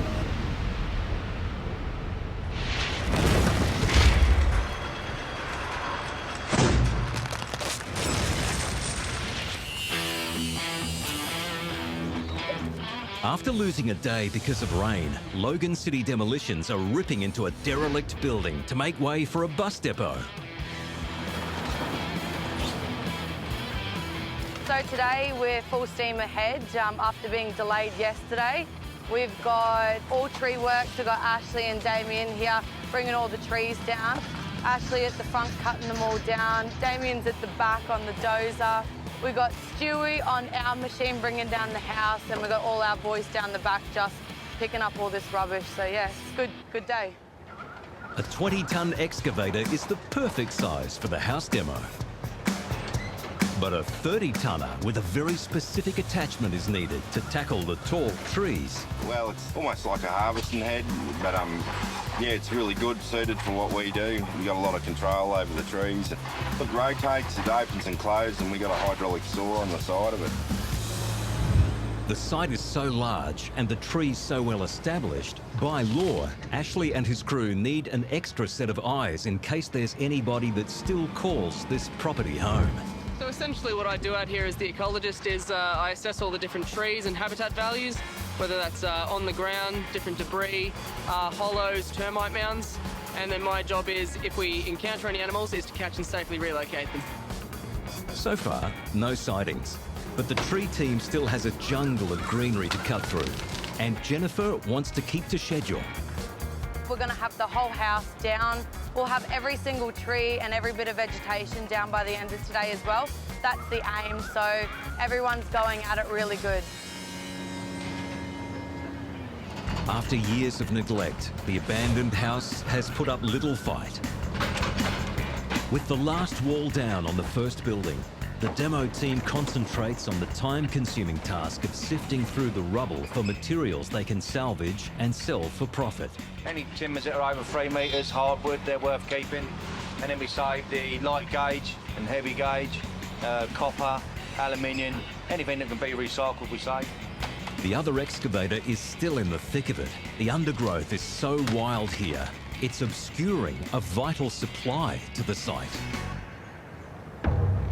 This thing here, we are not to fucking hit that water bore or we're The Transport and Main Roads Department has requested the water to the property be kept intact for when the new bus depot gets built here. But the team's own water supply is now also at risk. Is it busted? See this hose there? That's our water. You tracked over it before, but it didn't burst, so it's cool. But we've just lined it up there with some hats. So just be careful coming back out of it. Maybe go up and around that way. But it's not the threat to the water supply that's brought the excavator to a standstill. It's caught up in something far more concerning. These wires are connected to the pole at the front, and he's been sort of tugging on them a little bit, so yeah, danger. Oh, careful! I'm about an hour and a half behind on what I should have been on today without the pin coming into play. So yeah, it's starting to slip away and we're burning daylight hours. At the Harbourside Mansion in Sydney, Pete has been dealing with a series of frustrating delays, but reinforcements have finally arrived. The 5-tonners just showed up. I don't know why yet. We haven't got much room. Another operator, another machine. Try and pick up some lost time, pretty much. And most importantly, he's brought a replacement pin for the grabs. Yeah, that'll work. That'll work? Yeah, Thank God for that. With 2 machines now on the job, the priority is to build a level base for the trucks to load up on. The slope looks pretty steep at the moment, but once we start pulling the house down and throwing the rubble down in the driveway, it'll fill it up pretty quickly. Considering how little has been achieved on site so far, the team has still managed to send some debris over the fence into the neighbour's property. Yeah, has that damaged something? Yeah, it went through the clothesline and just broke the wire, you know. Okay, yep. I'll get it fixed. We'll get that fixed up and sorted for you. Very sorry about that. Sorry. But the news isn't all bad.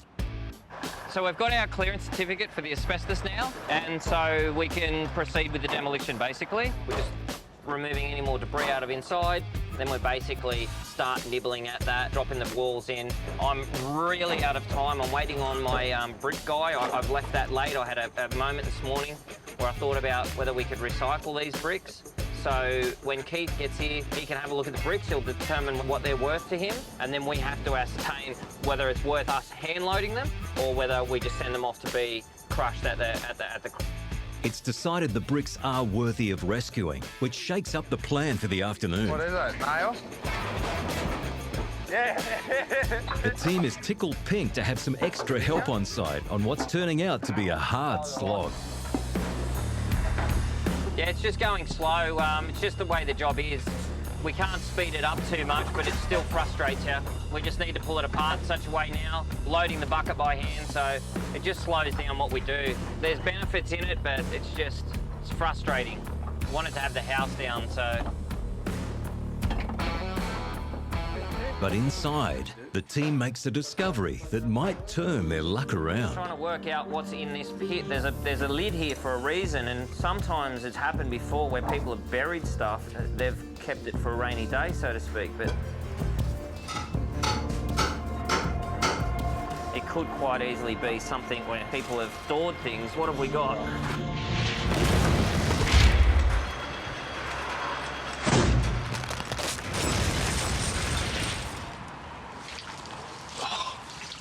I think I've bitten off more than I can chew with this one. After a softly approach on this Palm Beach demo, the site is now free of asbestos and goldfish. Got one. And the rough and tumble of destruction can commence.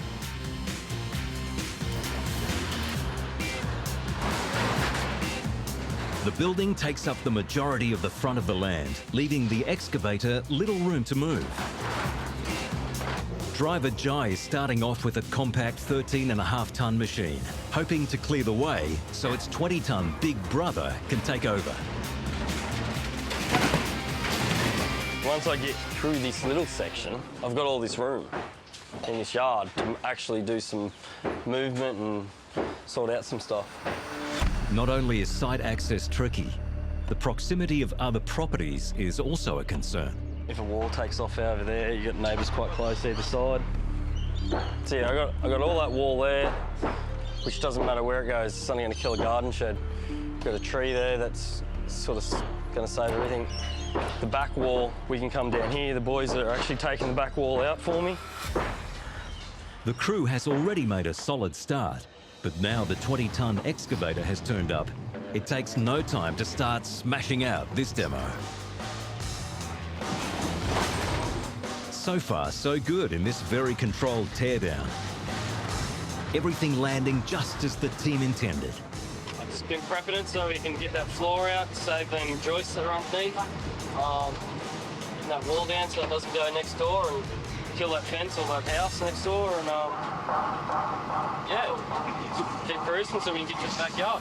They may be cruising for now, but the team needs to crack on if they have any chance of getting this demo done by the end of tomorrow. That one's not live, but the one out there is live. It seems the team has its wires crossed on the demolition job in Logan City. An excavator that's been removing trees has found itself tangled in some overhead lines, causing a few anxious moments. They're telecommunication wires, but they are connected to a pole at the front. So Vince is just going to try and sort it out now. Oh, careful. There we go. We got it. Lines of communication now sorted. There's still the issue of the unprotected water supply. Because we've got a big water bore over here, and Ashley's going to be pulling down these trees, and as you can see, they're so close to it. We just want to bunt it off there, so we're really precautious and careful next to it, because if we hit that, there's going to be water everywhere. The other smaller excavator has been concentrating on the house demo, and while it's brought down the building, the tiniest bit of debris has stopped it in its tracks. With the truck due at any time, the team is working to sort out the waste, but some of it is heavy going. There's a bit of steel attached to the timber, so I'm trying to lift it like an Egypt. Yeah, she's a bit heavy. Right, right. The tree team is cutting everything down to size, but in the process, they've woken up someone from their daytime nap. Shane, the ecologist, is ready for action. That's how we do that. This brush-tailed possum has strayed from bushland to this backyard.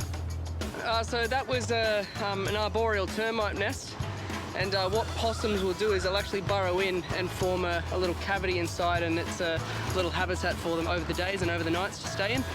So yeah, he's been safely captured, identified as a brush-tailed possum, and I'll go and find somewhere safe for him now in a reserve. The challenge now is to find a suitable new home for this furry friend, close to where he was found. We're just trying to work out what's in this pit. There's a lid here for a reason. Peter and his team from Demo Australia are hoping they've struck it rich in their demolition of a multi-million-dollar harbourfront property in Sydney. As they work to lift the lid on what might be buried treasure. It could quite easily be something where people have stored things, but what have we got? Stormwater. What a letdown. Damn. The good news is the house is finally coming down.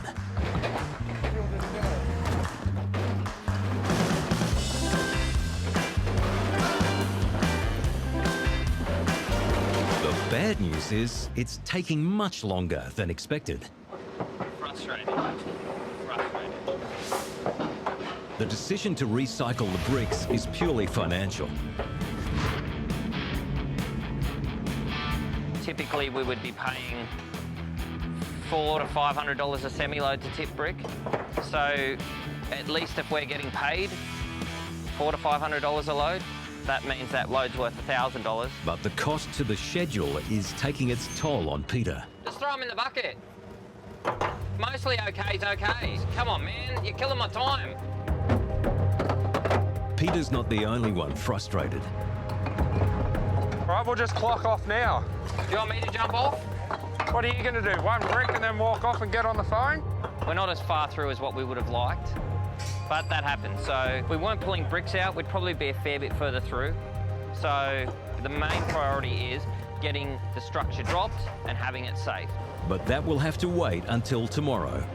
As Peter calls time on the demo for the day, he exits in impressive style. Sometimes you got to do what you got to do. By the time we try and get back down in the street and park it to put the ramps down, sometimes it's just easier to go in off the side. So it just saves you another 10 minutes of setting ramps up.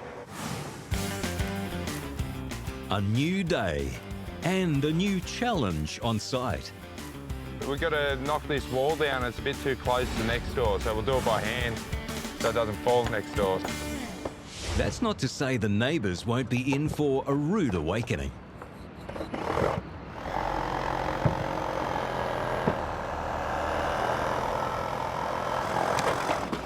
The boss has been delayed, dropping off a truckload of bricks for recycling. When Pete shows up, holy moly, you don't know what mood he's in. And the signs don't look promising.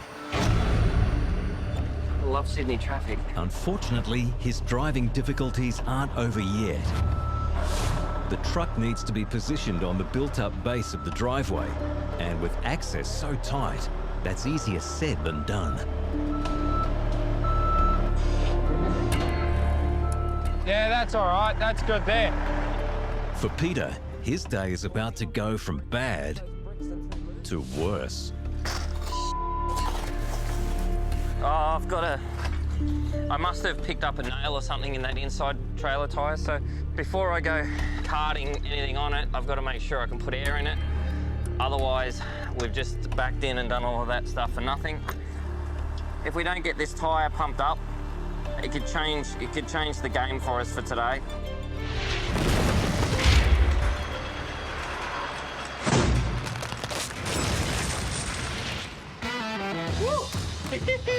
We're just pulling a bit of timber salvage, whatever hardwood that we can pass on, basically.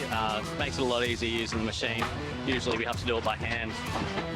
With the excavator continuing to make easy work of the house demo at Palm Beach on the Gold Coast, the crew from Wipeout Demolition begins the tedious task of sifting through the debris. Basically any bit of flooring that we can resell, we'll stack up and pass on to a salvage yard. Yeah, we can't really afford to throw away these timbers. They're too nice to throw away, so we're putting these out. Keeping our costs down from the tipping as well, which is nice. But the team can't keep pace with the excavator. Too much timber and not enough space has brought the machine to a standstill with few options. Get a truck here now and I'll load it out direct, but I don't have enough room to back the truck in. It's decided the only way is forward.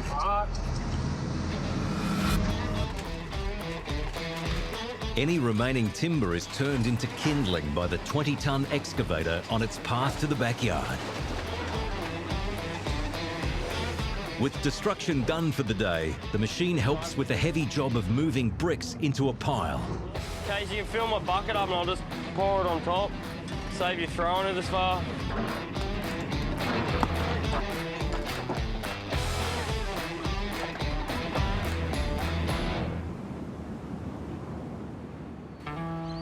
Day 3 of the demolition and a new set of plans to make progress. This morning we've sort of changed our process a little bit. We're going to do this front section of this building instead of going from the back. We're going to keep going from the front now. Give us a bit of room for some rubbish and move some concrete to the side. It's organised chaos on site as the salvaged timber from yesterday is stacked ready for collecting. There's still treasure amongst the trash, and the pile continues to grow as the second story disintegrates. Yeah, what a move. That was sick. Yeah, it's going okay. It's not as quick as I'd like it to be, but it's going okay. Probably just Saturday morning and nobody wants to do anything. The relaxed weekend mindset might explain why worker Ben's family has just turned up. Bring him some boots because he forgot them. The tough guy turns into a softie when baby Evelyn is around. I love you.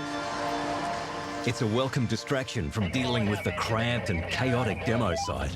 From here, basically, we're going to go right through half the building, get a bit more space. After we get a bit of this timber out and everything, stacked to the side, we're going to have to get a bin in to make some room. So we're running out of room. It's a pretty tight site. Then we've got the other risky wall on the other side that we've got to watch. So again, we have to make sure the neighbours are all out there while we're pulling that wall down.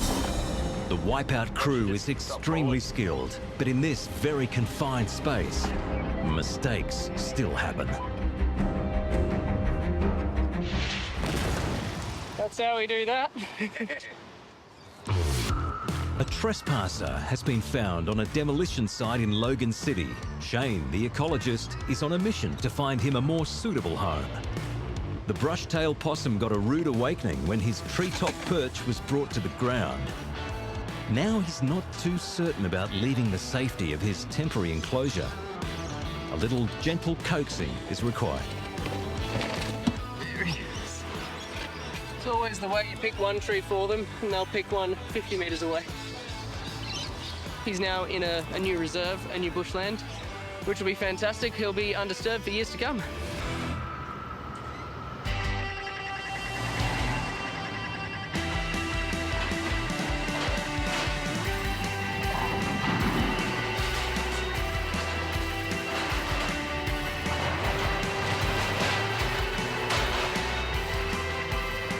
shed demo is like child's play for the 20-ton excavator. So where we're at right now is we've pretty much got everything down and demolished. We're just getting it all ready to be loaded out.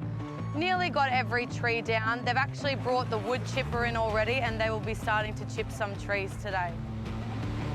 This V12 beast of a machine has a solid steel rotor which eats up trees and spits them out at a rate of 300 metres per hour. It's been a smooth operation right up until it hits a kink. The track is bent, so basically if we don't get it fixed and it keeps tracking, it'll come off the track and that's going to be another heartache that we don't want to be doing. Yeah, it's going to take a while. Yeah, it's hardened steel, so hardened steel don't like to bend. It usually breaks. It's a matter of finding a solution by trial and error, and the workers are falling over themselves to get this fixed so they can go home. The metal bar and plank of wood have failed, so the excavator tries to fix itself. If we don't fix this and the track breaks, we'll have to replace the entire track. But even the extra pull of the bucket doesn't seem to be doing the trick. Still bent, aye. Still bent, mate, yeah. It might feel like they're going around in circles, but this resourceful crew isn't giving up yet. Let's give it another go then, not that.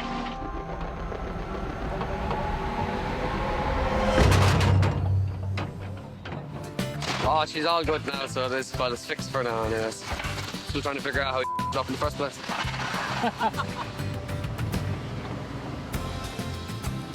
Finally back on track at the end of a long day, the crew prepares to pull up stumps on this demo. Everything went really well. We got actually a lot done got a lot today. done for one day, yeah? Yeah. Got all the trees done. I'm happy with everything. Are you Good job. happy? Good job. Very Awesome. good job. Logan City Demolitions does it again.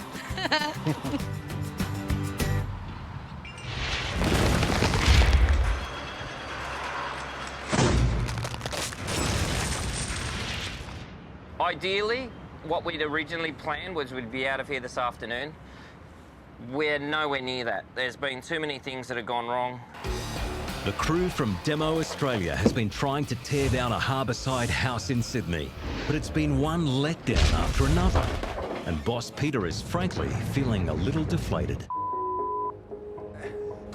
I must have picked up a nail or something in that inside trailer tyre, so we're going to try and catch up where we can, but there's only so much you can do.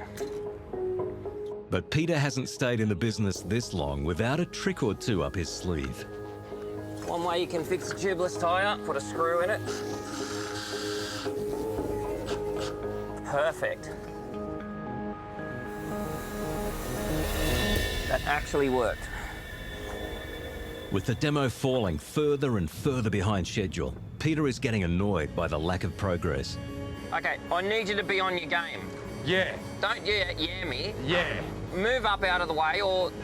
There's a lot to get done, and no time or tolerance for mistakes. Hey! It pays to keep a low profile on days like this, but team member Ash isn't afraid to stand out. The ultimate goal basically is just become a full-on qualified machine operator and be able to come to job sites and do this sort of demolition every day. All energy is now channeled into bringing the house down, and the team is at long last making headway. But not all of it is falling as planned.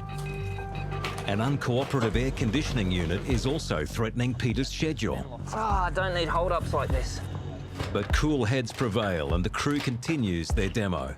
Any hopes of finishing today now shattered. It looks like that's going to set us back at least 2 days now. It's the worst situation to be in. Down but not out, Peter presses on, acutely aware it's getting close to crunch time. Finally, there's some achievement. With the excavator now in full swing, the rest of the team has no option but to stand back and let the boss bust up what's left of this building. Using every tool at his disposal, Peter has managed to level the majority of the house before the end of the day. leaving a massive mess to clear up. Look, we're not as far as what we wanted to be. Ideally, we always want to be done in a day, but it's never going to happen on a job like this. We're about where I expected, but not where I hoped. We've got the house down, so that's the main thing. Yeah, well, the neighbours should be able to sleep soundly now, knowing that the house isn't going to fall on them. It's been a challenging demo for the crew from Wipeout on this crowded house site on Queensland's Gold Coast. There's no room for mistakes, with neighbours close on either side. But even with the greatest of care, on a job of this nature, collateral damage still happens. That brick out. Yeah. What we've had here is we had a wall come out and just nick the fence here. So we're going to have to replace a lot of this fencing on Monday, which is a bit of a bummer, but it does happen, especially with the neighbours being so close. With this dent in the budget, Boss Tim is keen to make as much as he can from the salvage. Even though the house needs to be down today, the crew still needs to take the time to preserve any usable timber. Yeah, so with the second story floor there, what we'd like to do is put our bucket underneath it and lift it up.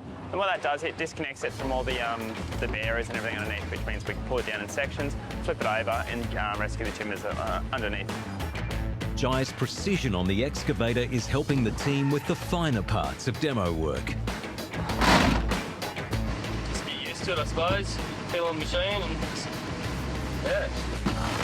Piece by piece, the building is being plucked apart by this seasoned operator.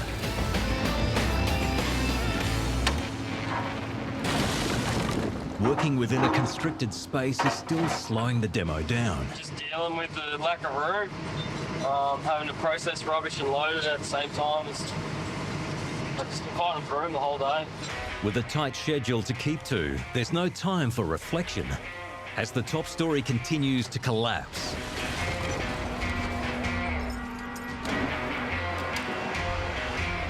The pile of rubble is growing faster than the trucks can cart it away. One out. It will take at least 10 loads to clear out the rubble. Tim might be site supervisor, but he's no longer top dog.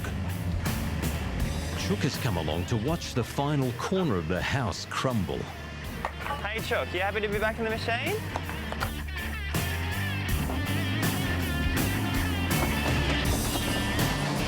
With one last nudge, it's all over bar the cleanup. It went really well. We've got it all down now, so we're finished up for the day. It's a bit of a late Saturday, but we have to get it done anyway.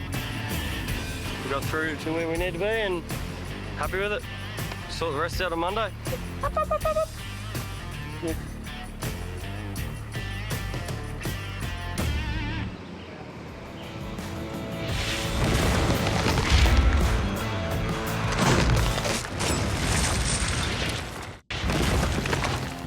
This time on Demolition Down Under. The crew from Thunderbird Demolition is spending its days by the beach, facing a huge uphill battle to get this $1 million property torn down. The block is insanely steep and it's all sand. Every time we take something out, it's just wanting to slide down the hill. And the tight access could have deadly consequences. If he hits the power lines, there's nothing I can do. On the Gold Coast, the team from Wipeout Demolition are desperate to salvage valuable timber trusses from this rundown warehouse. Just making sure that all the trusses, everything's prepped, ready to come down. We don't want to be going back in there once we've started demolishing the building and having to cut them. Tempers are tested when things don't go to plan. What about the cross braces, Marsh? You've still got 4 to cut the whole way along. As the factory refuses to give up its treasure trove quietly.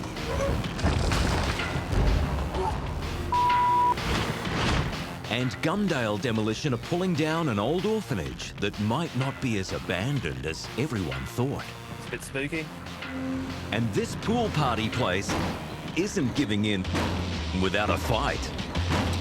I don't think that's going to work.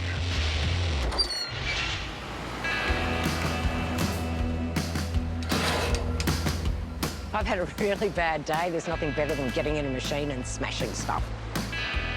The township of Perigian on Queensland's Sunshine Coast has more than its fair share of good looks and charm.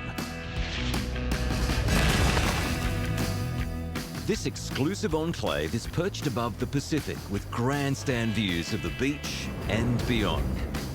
But in amongst the multi-million-dollar mansions are a few of the more humble homes dating back decades before this hillside became so hip.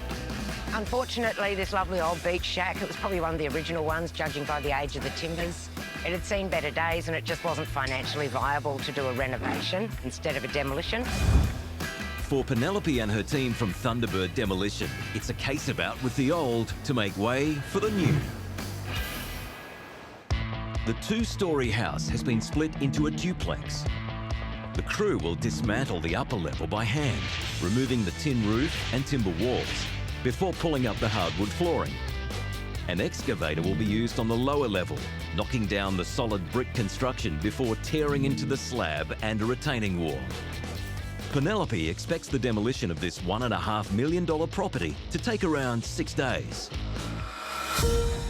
The block is insanely steep and it's all sand. So every time we take something out, it's just wanting to slide down the hill. But feeling like they're on a slippery slope is only one of the challenges confronting Penelope and her crew. The owner has decided he wants to hold onto some trees on this already cramped site. We've got no working room, so now we've got trees to protect, so a bit painful. But we'll find a nice safe corner for them and hopefully not accidentally kill them. While the plants have been uprooted, the house has had the stuffing knocked out of it, some of it for safety's sake. So the building's now asbestos-free, so that's a milestone in any project. You just want anything dangerous out as fast as possible. They've finished stripping out the top floor. The crews come downstairs, moving bulk rubbish, like all the non-recyclable items, getting them all off-site. Just getting it closer to that concrete shell so we can bring machinery in. Falling behind schedule would be disastrous on this demo. The client has very tight time constraints. There's a small window of opportunity for the builder that the family have chosen for his availability. So if he can't start by a certain date, he's going to have to take another job. So then they're back to the drawing board to select a builder. So that's important that that doesn't happen.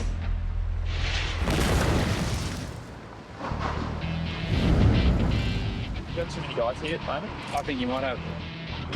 In a big industrial estate on the larger-than-life Gold Coast sits a massive warehouse.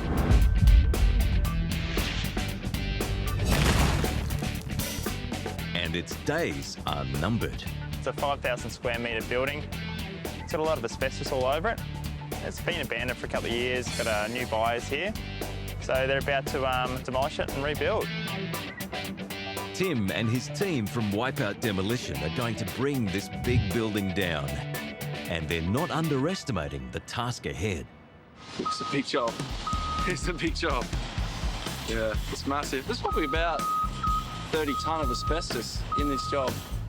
The sheer scale of the structure is difficult to take in. It's the equivalent of 20 average-size houses all piled in together. Demolishing this sprawling mixture of buildings will require a systematic approach.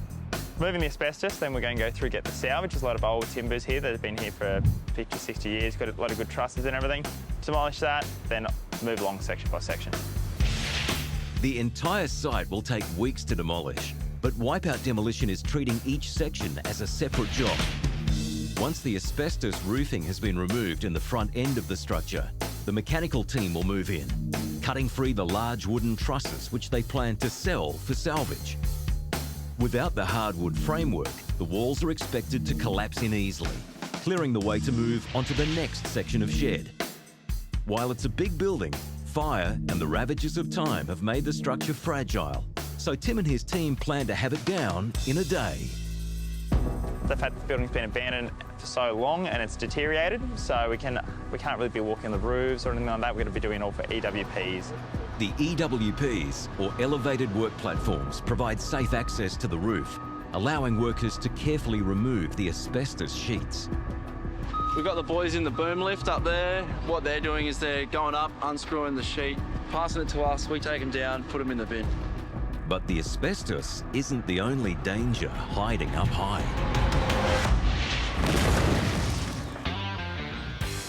So just showing up over here at Nunda on Brisbane's north side. It's got an old orphanage to demolish. On almost 2 hectares of land, an old institution sits abandoned, unloved and unwanted. Going to start with the nuns' quarters today, get into the pool, and then move on to some of the old dorms. Nick, Pete and the rest of the crew from Gumdale Demolition have taken on the big job of clearing the way for an aged care facility to be built on site.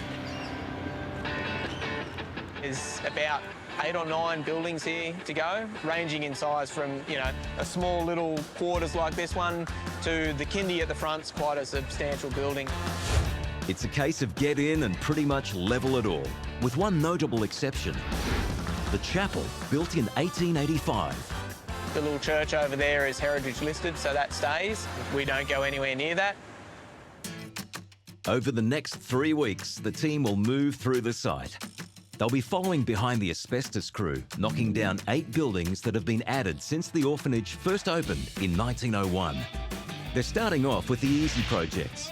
An in-ground pool will need to be pulled out and its concrete carted away for crushing. Then, Pete and his team will move on to a single-level brick and tile residence that once housed the nuns who ran the facility. Gumdale has allowed just a day to complete these 2 demos. But before they can get to work, they need to complete an important check. We make a point of every morning before we do get started, if we're about to demolish a building, we'll go for a walk through, just make sure that no one's broken in overnight and having a sleep. You know, you wouldn't want to wake them up with a bucket coming through the roof. I haven't actually been through this one yet, so who knows what we'll find. It's just a storage room, old school TV and a ping pong table. Nothing special in here. Sometimes you find some cool old bits and pieces in a building, but generally, if it's left behind, it's rubbish. It's no good to anyone. So I think this was the old nuns' quarters where the nun lived at some point while she was running the orphanage. So the boys have just removed all the asbestos. And we'll come back and crush this one a bit later on this morning. These brick buildings would have been home to thousands of children over the 90-plus years the orphanage was operational. Yeah, I don't think it's the place where I would have wanted to grow up as a kiddo. So these are all going to be pretty similar, I reckon, every one of these buildings. Looks like there might have been a couple of squatters in here at some point. Again, the paper says 2013, so they've obviously moved on. These relatively recent residents might have left, but that doesn't mean everyone's flown the coop. We'll have to come back through and check out all these cupboards, make sure there's no people or spirits living in them. There's history here, so I believe there's stories that it's haunted. Not sure if everyone believes in that side of things, but yeah, there's definitely a few moments upstairs in some of the old dorms where the rooms get colder and things feel different. And with so many possible places to hide, who's to say what's lurking behind every door? Pretty random, a door that closes itself. It's a bit spooky. Obviously someone doesn't want us in there, so we'll do the right thing and stay out.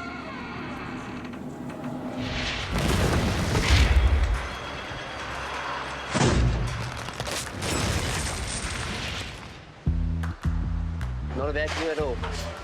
We saw whales yesterday morning. Penelope and her crew from Thunderbird Demolition have found themselves in an enviable position. But they don't have time to sit around and watch the waves at their house demo on the Sunshine Coast. Yeah, so the guys are under a bit of pressure today. They've got to get the roof off, walls down. We've got a timeline for our client that we've really got to stick to. He'll lose his builder if we don't stick to his time frame. So logistically, the timing's everything on this one. Thankfully, reinforcements have arrived. This is Frank, our youngest member of the Thunderbird team, my dad. So he's going to fix lights and do all sorts of wonderful daddy things because I'm the luckiest girl in the world. This octogenarian is a regular visitor on demo sites when he's not running the family salvaging yard. Just be careful of the machine as you walk out. Yeah, I had a ride. You did not have a ride. Jokes aside, Penelope's all in favour of celebrating age. But when it comes to demolishing this old house, she's more pragmatic. We can't stop progress. We can control how we do it. We don't send reusable things to landfill. We make sure they get another life. The discarded building materials end up in some unexpected places. If there's non-toxic paint on the plaster, we can give that to farmers. They plough it into their paddocks to adjust the pH of the soil. So that's a form of recycling. 100% of the metal gets recycled. All of the concrete gets recycled. That all goes through a concrete crusher and gets reused. Not only is recycling good for the environment, it's also great for Penelope's bank balance. My main interest in this building is just the timber, and I don't want to be carting stuff back to the yard other than the salvage.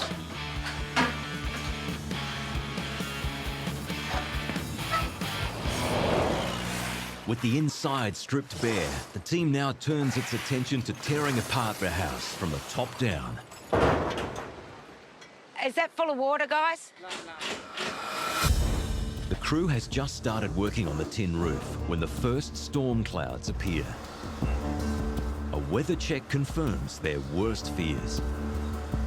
We've had to make a call about the roof. They're saying that we're getting significant rain tomorrow, so we don't want to take a roof off and leave an unstable building, so we're not going to do that today. Well, it's a huge problem for our client because it means he'll lose the builder that he wants to use.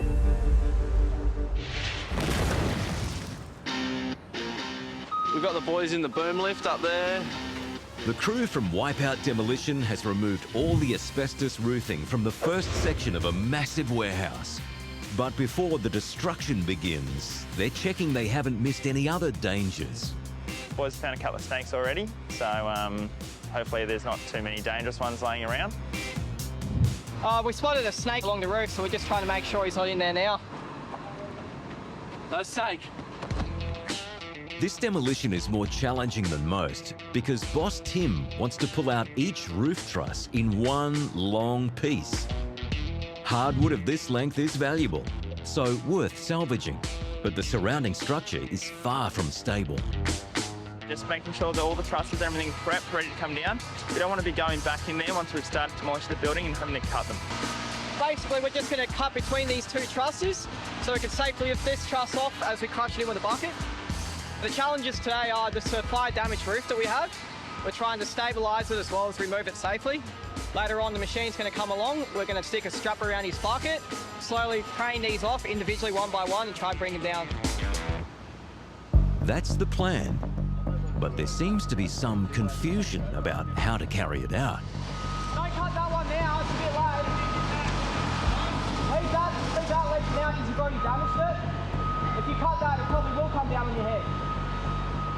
With the crew unclear about what's meant to be cut and what isn't, Tim tries to provide some guidance. Right, we got to cut all these out, right? So we're not trying to f around by coming back into here when it's dangerous. Got it.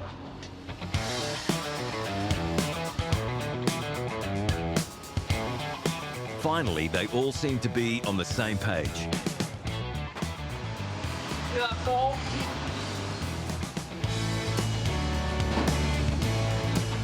It's the most important job on the demo, right? Salvage, that's where you get all your money. With a lot of money at stake and a lot of warehouse to cover, Tim's feeling the pressure to get this job done properly, and communication is obviously still an issue. What about the cross braces, Marsh? You've still got 4 to cut the whole way along.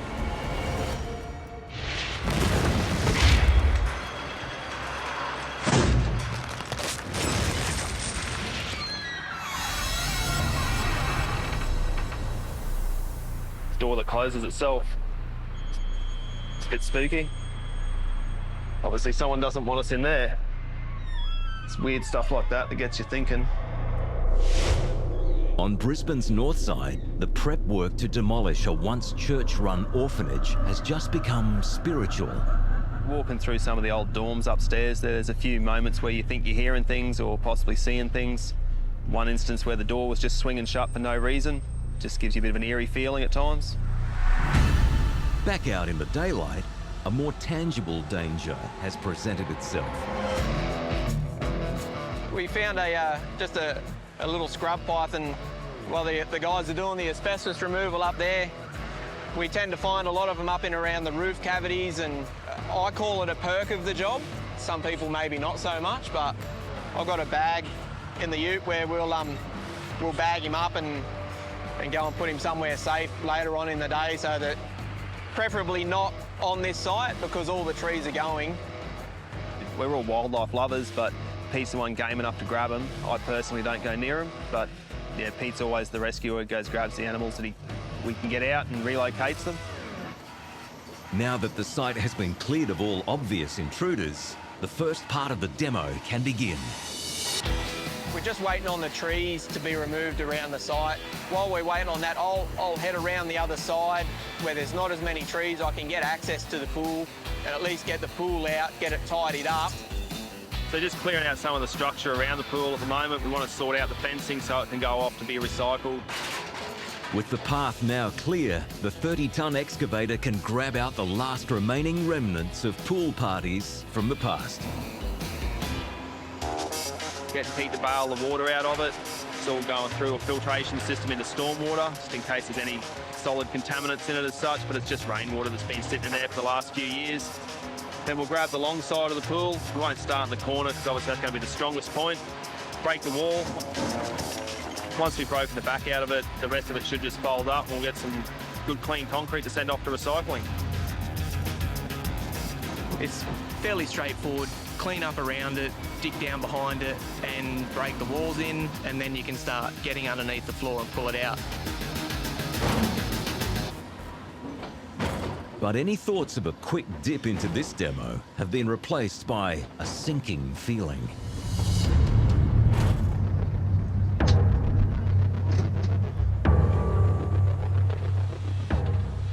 I don't think that's going to work.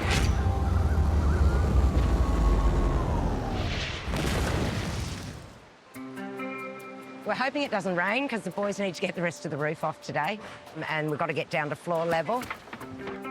The storm clouds have hung around for several days, disrupting a house demolition on the Sunshine Coast. With the owner's builder waiting to take control of the site, Penelope and her crew are feeling the heavy burden of meeting his time constraints. They've all agreed to work the weekend to get the floor up, so that puts the project back on track. A sacrifice that thankfully won't blow Penelope's budget. The long sheets of roofing iron aren't the only oversized item to be recycled on this job. They're 9-metre lengths of timber that the boys are taking out now, so definitely worth saving. Beautiful hardwood. It's unusual to find this length of timber, and each one is worth $100 in resale value.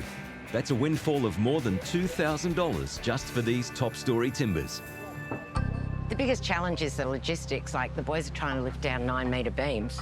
We've got neighbours either side, so they've actually got no room to just lift it down. So they've got to get halfway down, turn it sideways, get it through the other roof timbers, then bring it out here, then put it across here, because we can't get a truck in yet, because the skip's in the way.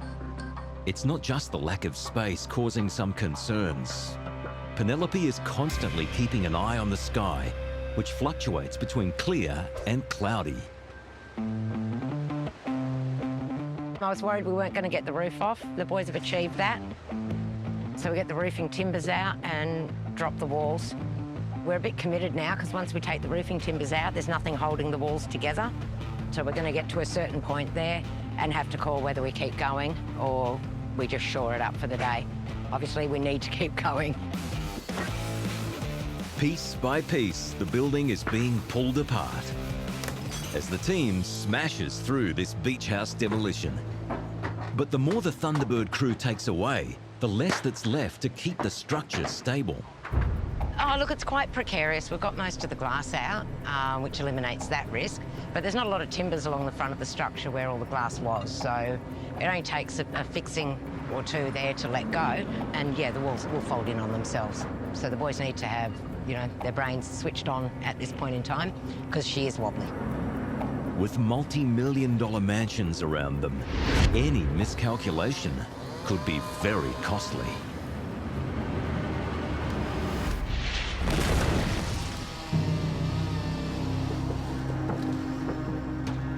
What about the cross braces, Marsh? You've still got 4 to cut the whole way along. Tempers have been put on hold for the moment as everyone's energy and focus is put towards bringing down the building and salvaging the large timber trusses. Oh, these trusses, they're real old school style trusses, good frames. If you clean them up and polish them a bit, they look really nice in a rustic looking house or setting. They're worth about $1,000 each, so it's worth trying to get them down in one piece. It's been a slow process to get the building prepped. Nah, just leave it. Let's cut that last one down and we're right.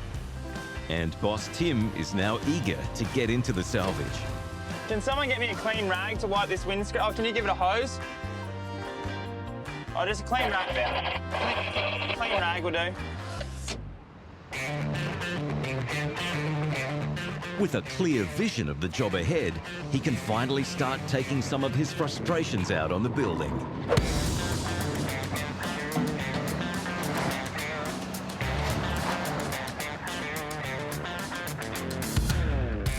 But that doesn't mean the crew is completely out of the firing line.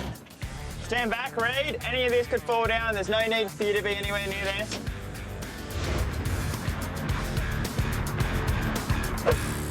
Fire has previously damaged the front of the building, so the first roof frames aren't worth setting aside. Those 2 trusses are burnt, so we weren't saving those guys, but now we're getting into the salvage. So the boys are going to start hooking them up, and we're going to start doing a lot more gently to try to get them down one by one. Tim's plan is to sling up one end of the truss. Just one! You sure, Dipple? Just one strap, mate. There's a 3-ton strap. That's all we need. Easy now. And with the timber supported by the bucket, sever the brace holding it in place. Stand back, boys. After all the prep work, all the strategic planning, this is the moment of truth. Everything around it is falling, but the truss is reluctant to let go. And when it does release, it's not how anyone expected.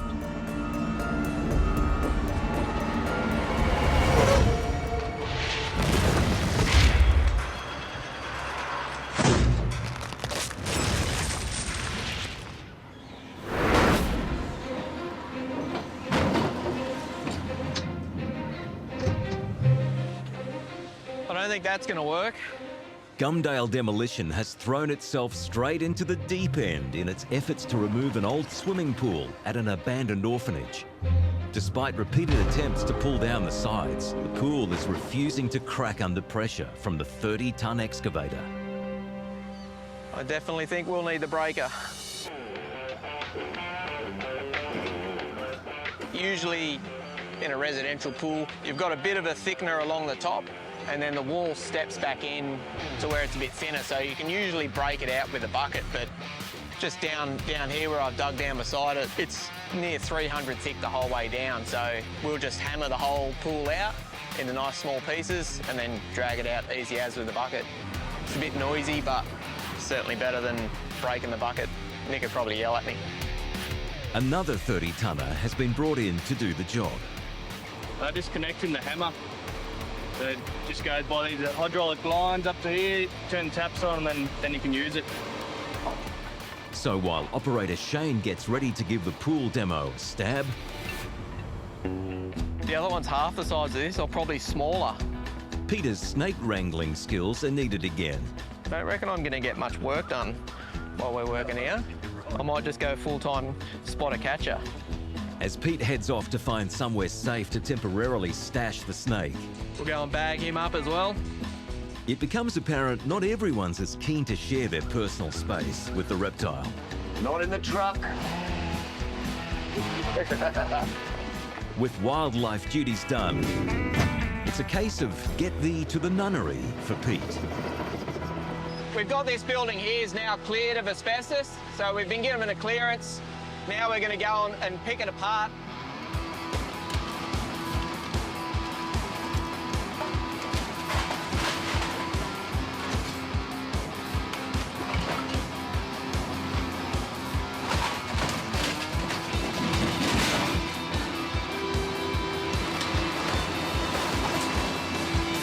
as we go through it, we need to sort our waste. We run at about 98% recycling, so all the timber will be stacked and strapped and non-sold.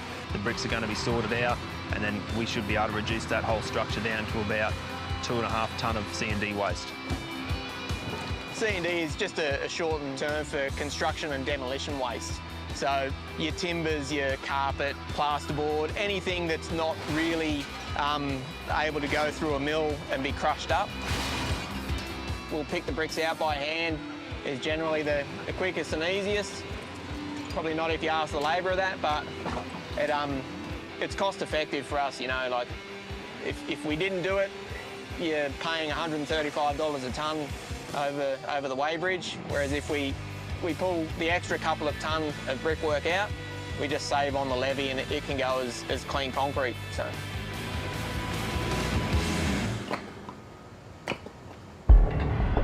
The front half of the building has surrendered easily to the 30-tonne excavator. But the back portion has the potential to cause some problems.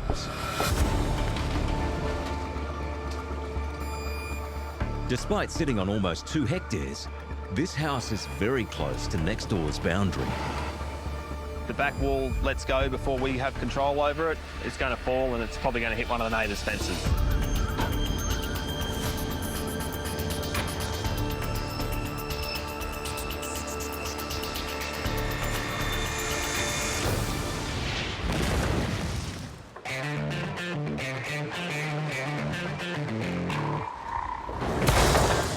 It's always a bit chaotic when we drop the walls. It has to be done very succinctly. We've got to be careful that bits don't fly off in the wrong direction, so everybody's got to work as a team, which they've done today, which is brilliant. The team from Thunderbird Demolition are pushing ahead with a job on the Sunshine Coast, trying to make up for time lost to wet weather.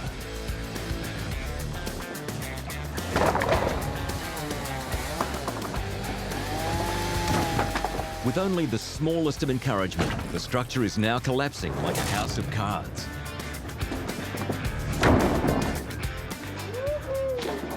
Leaving Penelope to focus on the next part of the demo. We're going to salvage the timber floor. It's really quite a beautiful timber floor, so that'll be good. Each plank needs to be plucked up carefully.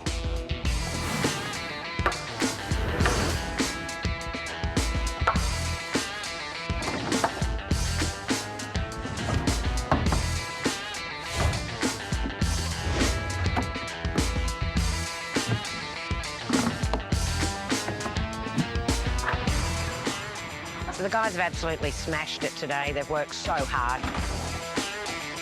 We're down to floor level, which is our goal for today. And they've already got half the floor up, which is going to make for an easier day for them tomorrow, which is brilliant.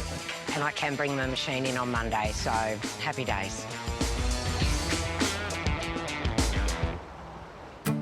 After days of disrupting the demolition, the weather is finally playing its part. Just in time for the digger to turn up on site. But its arrival isn't necessarily welcomed by all. Big truck, narrow street. It's really hard to get floats in anywhere, especially down skinny service roads. Great way to get to meet the neighbours. Though making a good impression is the least of Penelope's worries. On this small suburban laneway, a 17-tonne excavator is struggling to stay clear of the overhead electrical supply. If he hits the power lines, there's nothing I can do.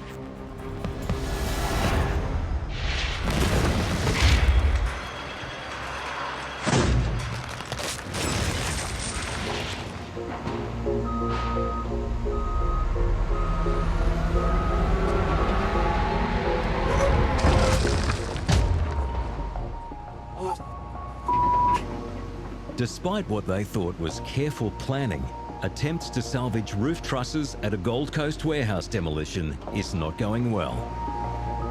A perfect hardwood frame has just broken on impact. That was a good truss. I'm f***ing off it.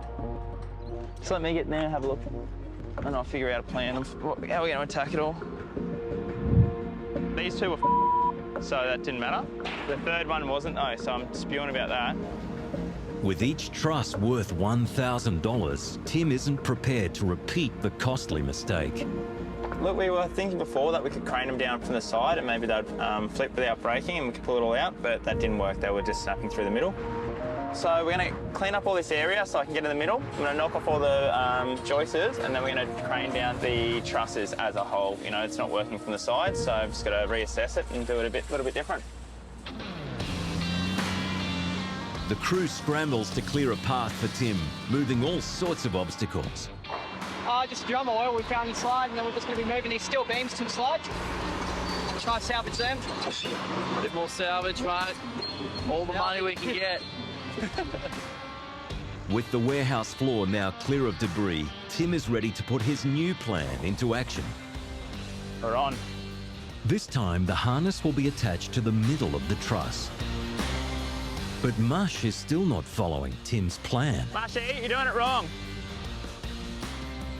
You need to go. You know what I mean? The timber structure is now secured by the excavator. It's just a matter of cutting through the support posts. Frustrated with Michael playing it safe, Tim's in no mood for caution. Cut through it! For f***'s sake, cut through it! I've got f***ing chains on it! I said cut through it!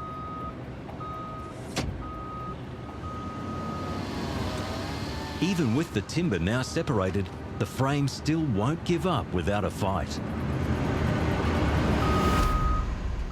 It's that f***ing steel bracing.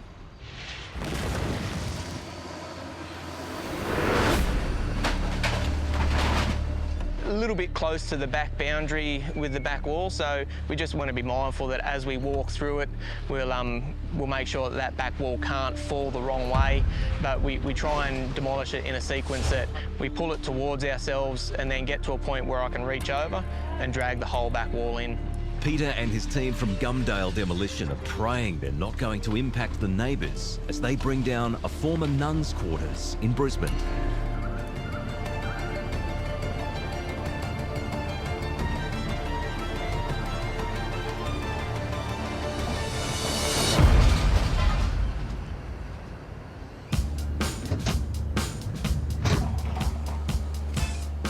It came the way we wanted it to. Didn't upset anybody's fence.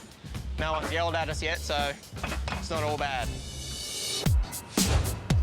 Over at the pool, Shane is ready to tackle the other part of today's demolition.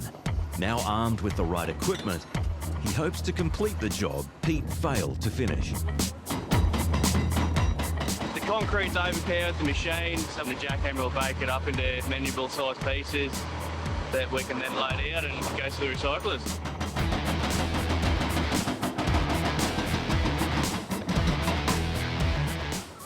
The brake is useful just because with the bucket, if you've got either really hard ground or really thick concrete, you can't punch through it. So you reduce the amount of impact to a size about this much and it will just punch straight through it. The jackhammer or breaker hits the target up to 500 times per minute. The relentless pressure is so effective at cutting through concrete, a steady flow of water is required to confine the fallout. So when you hammer it, it'll make a lot of dust, so getting the dust down keeps the neighbours happy, keeps the environment safe. This high-powered hammering might look like random acts of destruction, but Shane is a man with a plan. Sort of button up the corners and then just sort of make a grid out of it. So then when you do pull it out, it comes out in sections and it's more manageable. The jackhammer has done its job, but it's left a lot of debris. We're going to take the hammer off now, throw the bucket on, load it out into a truck. Back at the nuns' residence, Peter is also making progress.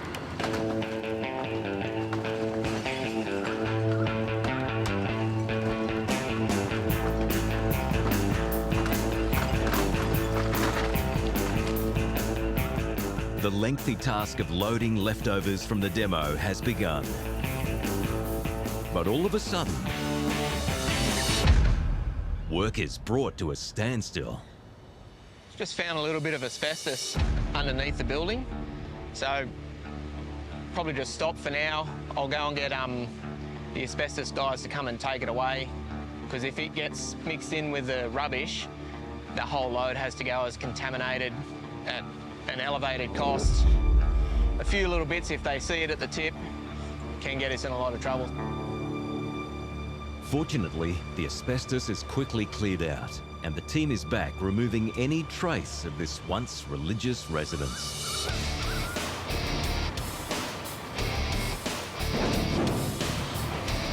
So the nuns' residence is down now. It's all cleaned up, the loads are shifted, and then Shane's now sieved the pool. We've got a good few loads of clean concrete out of that. It hasn't been a bad day. It's been a little bit of a slow day. Just first few days on site, get everything organised. The sheer scale of this job means the demolition has only just begun. But the first phase of knockdown is now complete.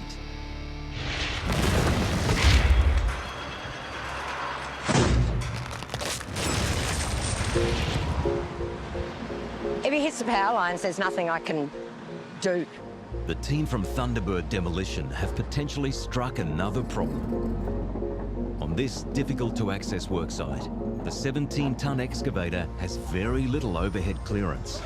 All right, welcome to my nightmare. On a steep block, on a narrow street. So yeah, you've got a pretty ugly slope there, mate. Yeah. So we'll try and get you in on a bit of an angle, because obviously the machine needs to be able to clear the power lines. He's going to load you up with scrap metal. Yeah, that's right, yeah. But we don't want you to block the road if you can help it. Stop. Yeah. I get a little bit nervous working around live power lines. He's loading scrap metal. So obviously that's conductive material. So nice and slow. Even experienced operator Julian is feeling the stress. Yeah, it's pretty hairy around those power lines. Satisfied the system is working, Penelope can start to enjoy the process. I've never liked white goods. There's something great about, like, you know, the claw and a whole oven. Never gets tired.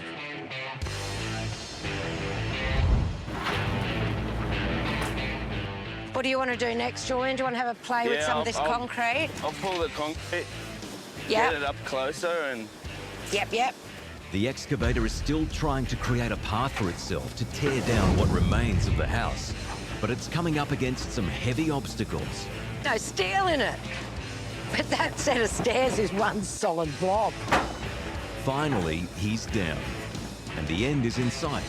Julian just needs to remove the last remnants of this beachside home.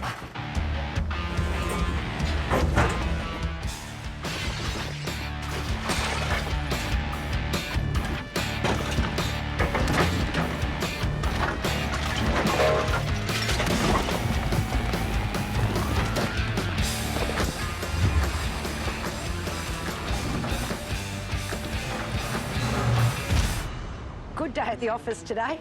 Walls are on the ground, all our salvage is stacked up, ready to go. We're loading out concrete, just about to ring our customer and let him know that his builder can start tomorrow. So, happy days.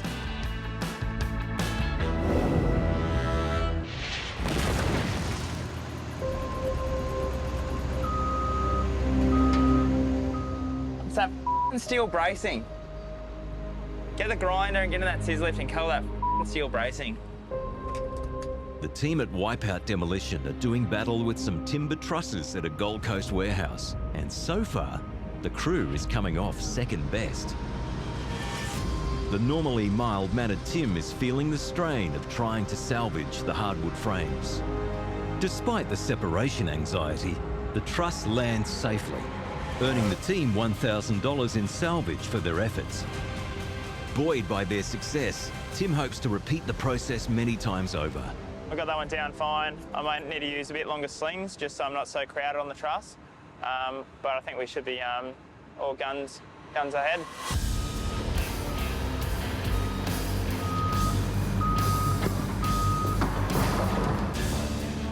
At long last, the crew has hit its stride. And in this massive game of pick-up sticks, more timber frames are joining the salvage pile. I'll stack all these trusses at the front later on really neatly. And then, yeah, we'll keep going. As they remove more of the structure, it's becoming less stable. The whole roof just moved that way, eh? It's no longer a case of if the building falls apart prematurely, but when. Make sure no one's out the front. Go! Move your car! Building's starting to loosen up, it's actually swaying over. So he's just going to lock onto it now and just try to bring the whole thing back in one piece. It's now such a fragile structure, one wrong move could cause an uncontrolled collapse. But Tim knows just where to nudge to guide it down safely.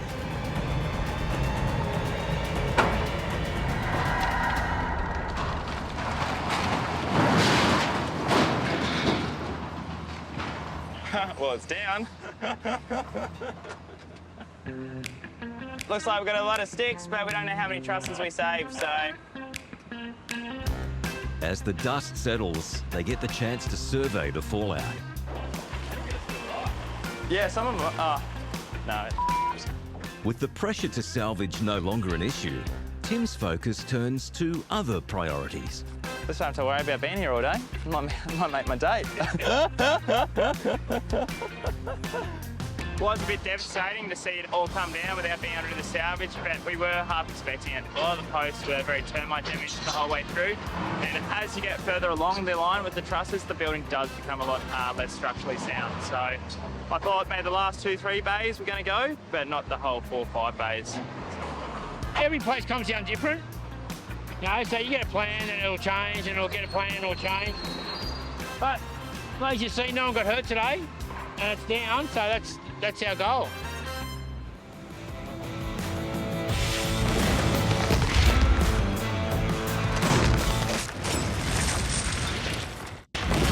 This time on Demolition Down Under, there isn't a rain cloud in sight, but it's pouring down at this old factory in Sydney for the crew from Masters Civil. And it's not just water that's gushing out of pipes. Oil. To cap things off, the team has to remove thousands of sheets of hazardous asbestos, enough to cover half a football field. Done about 1,000 screws, but they probably have about 100,000 more to go. Massive job, massive job. In Fremantle, Western Australia, Capital Demolition is ready to tee off on this old golf course clubhouse. But the sand traps aren't the only place there are hazards. Excavator's too high for the tree. And an unexpected surprise is making this demo tougher than expected. While in Brisbane, Flow-Right Demolition has to work out what to do when you're midway through a demo and the council digs a ditch in your driveway. I don't know where these council workers are. Starting to hold me up. The trucks are going to be sitting on the side of the road doing nothing. And with neighbours too close for comfort, will this old family home collapse on cue like a house of cards?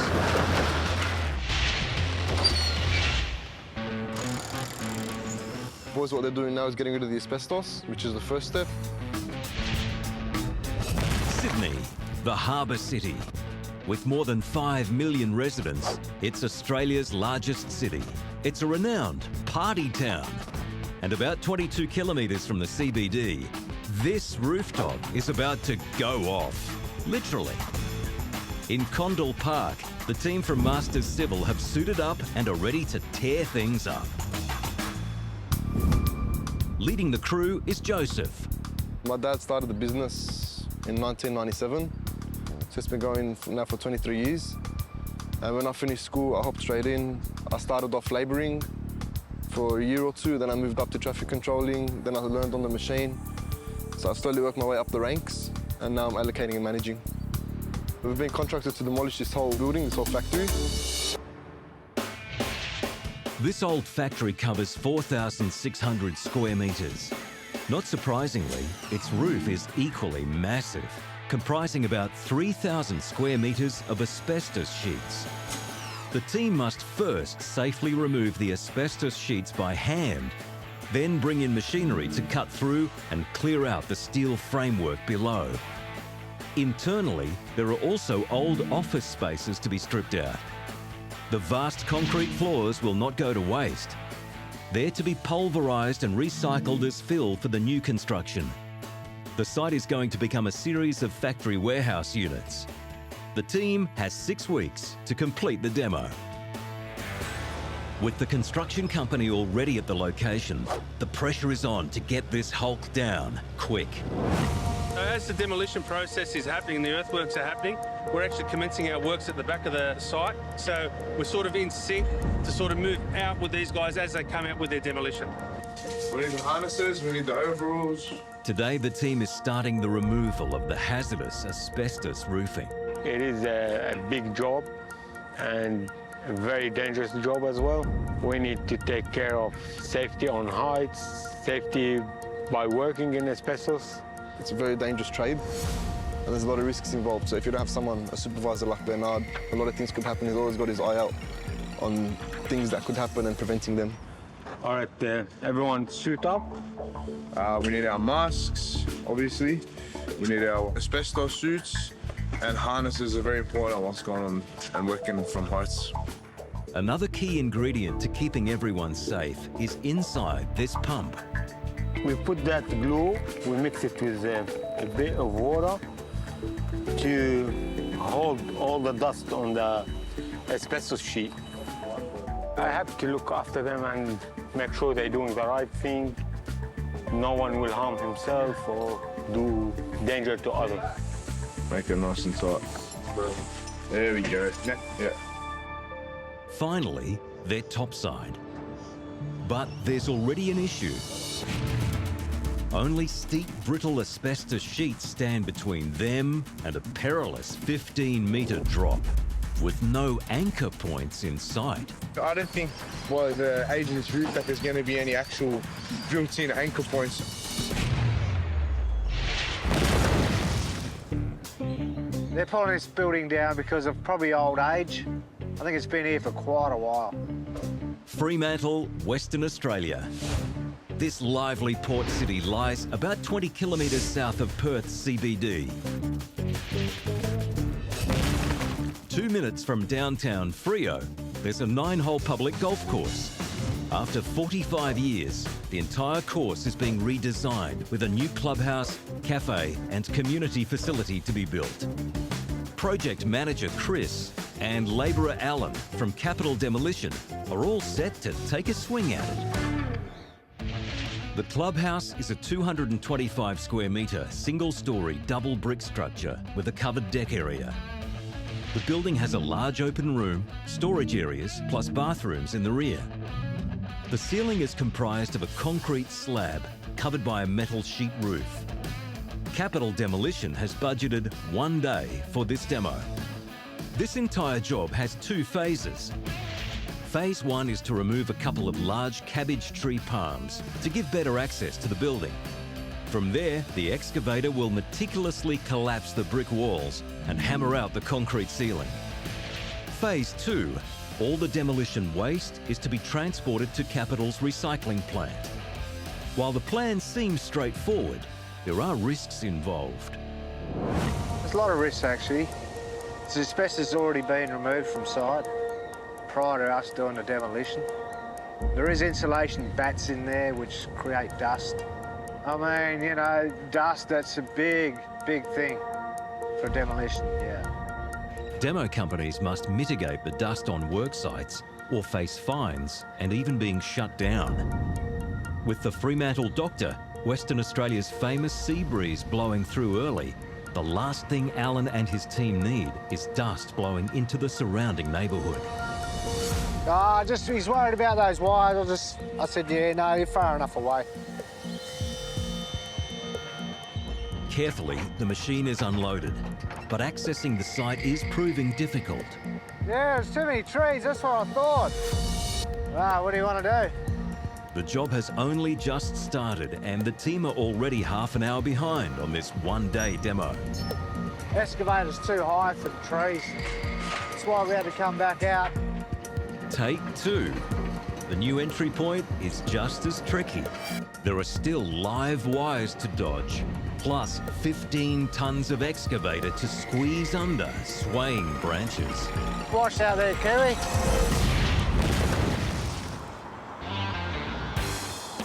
trying to squeeze the semi down here. It's going to be exciting. These trees don't help.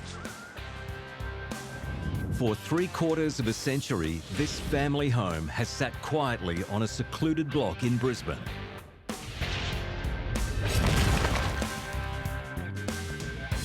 It was built at the end of World War II, when design was all about function rather than flair.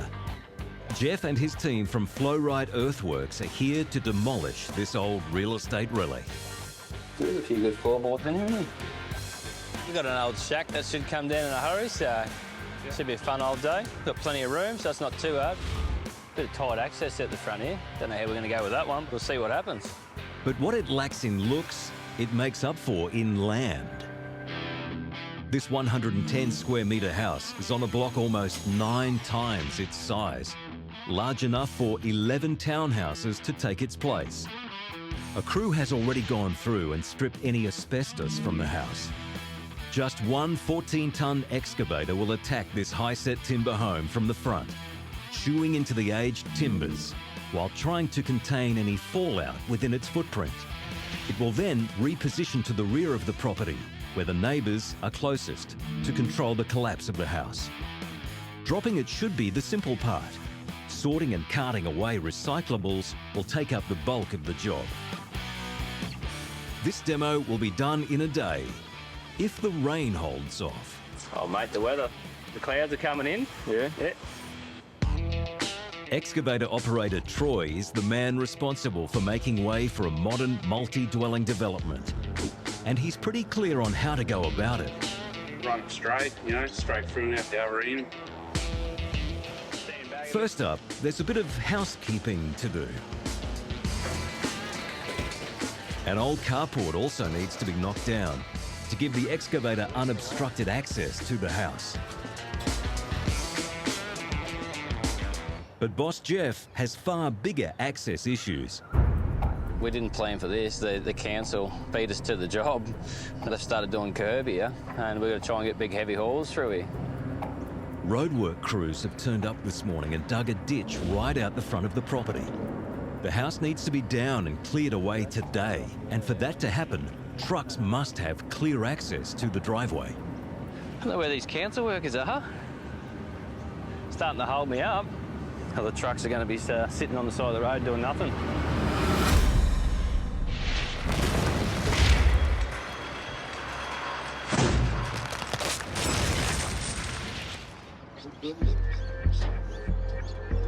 We're going to look for a bit of steel or a steel beam to anchor to. The team from Masters Civil are about to remove a dangerous roof from this factory in Condell Park. But first, they must find anchor points, as there's nothing but fragile asbestos between them and a perilous 15-metre drop to the factory floor. After a careful search, they're in business. Once there's a bit of pressure on this match, it locks up.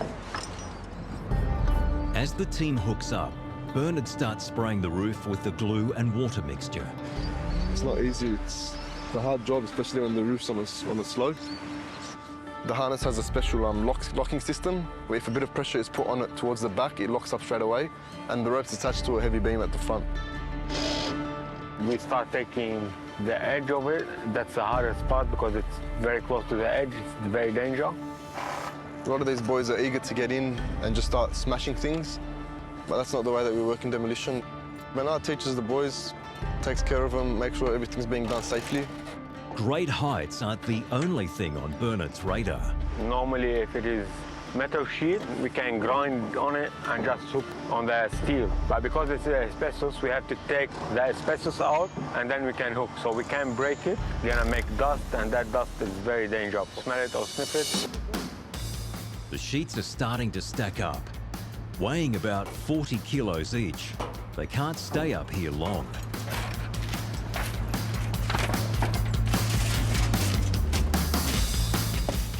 Open a space. So later on, when I bring my Manitou with the fork, so we can put all this on the Manitou to drop it down.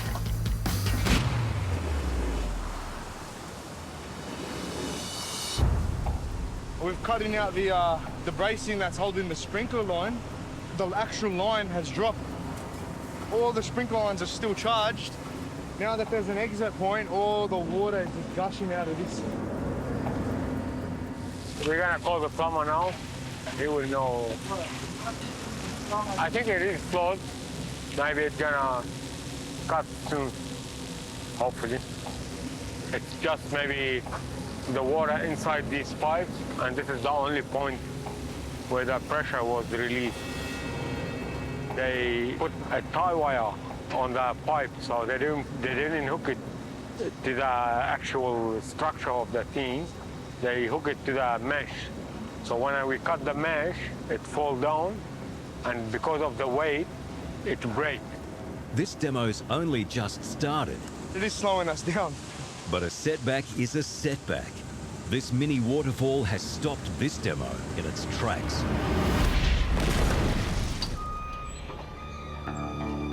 Just got to watch those wires out there, Kiwi. Excavator's too high for the trees. In Fremantle, power lines and trees are stalling progress on a clubhouse demolition at this golf course.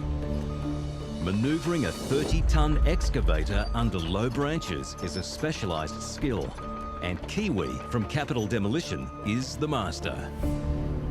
He's through. Before anything comes down, the guys inspect the site. Got a heap of insulation up there. I'll obviously have to sit this side because of the wind. I'll sit front there anyway. Are those palm trees coming down? Oh, yeah, it's coming far. They are they? Yeah. The water pressure's not real good here, Kiwi. I think they use too much on the greens. We'll just use the ripper to get this down, eh? Yeah, okay.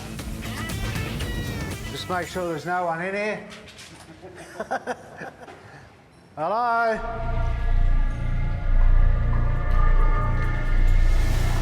Yeah, I think it's pretty empty, mate. So we'll do the trees first, you reckon? Get them out of the way. It's Kiwi, 25 years experience, plus his machine, versus the cabbage tree palms. They're quite tall, actually. I got one like that one at home I want to get rid of. Yeah, pulling down the trees and that's not a problem. Just got to watch the wind a bit.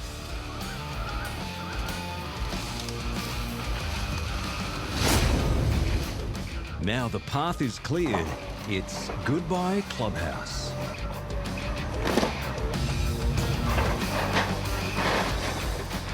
Favourite thing doing this job? Smashing stuff, yeah. Been doing it for a long time, still enjoy it, so yeah. Timber roof's off there. Now we'll just work on the bricks and then the slab. It's like he's going to put the ripper on and ripper will just hack into that concrete and just rip it out. Like a dinosaur's talon, the ripper makes short work of the bricks.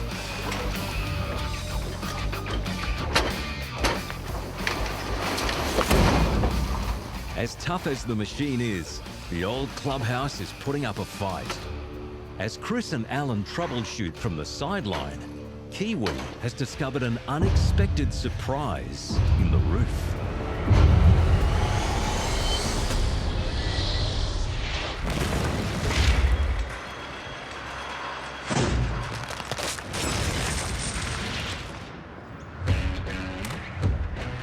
I don't know where these council workers are.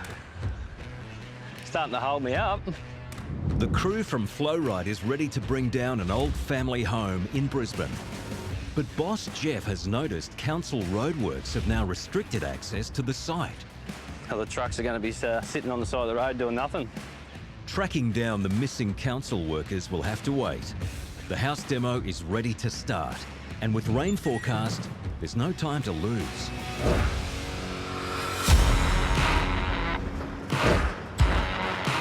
The tin carport has been flat-packed, clearing the way for the excavator to tackle the main project. After 75 years on the same site, the house has stood firm through floods and storms. But it can't withstand the might of a 14-ton excavator.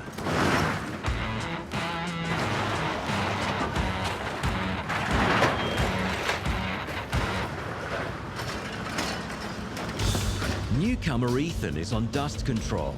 This is his first day in demolition after a less than ideal try at construction. First day on the job, demolition. Yesterday you got into a bit of trouble. It stepped on concrete that wasn't set yet. It seems his skills are better suited to helping break stuff.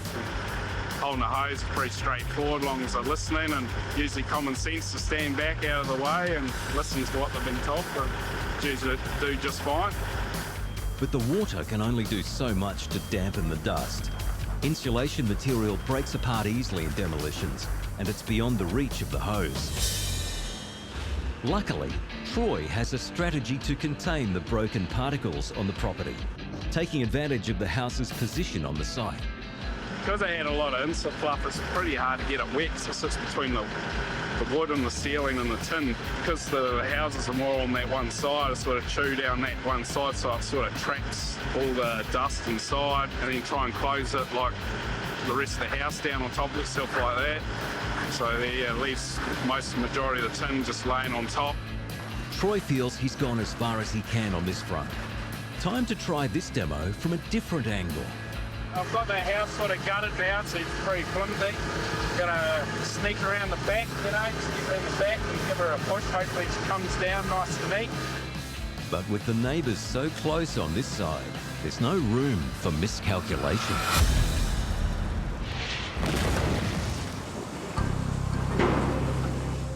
Probably 200 litres, because at the beginning it was a lot of pressure, but you look there, there is pipes all around this factory, and that's the only place where we break it.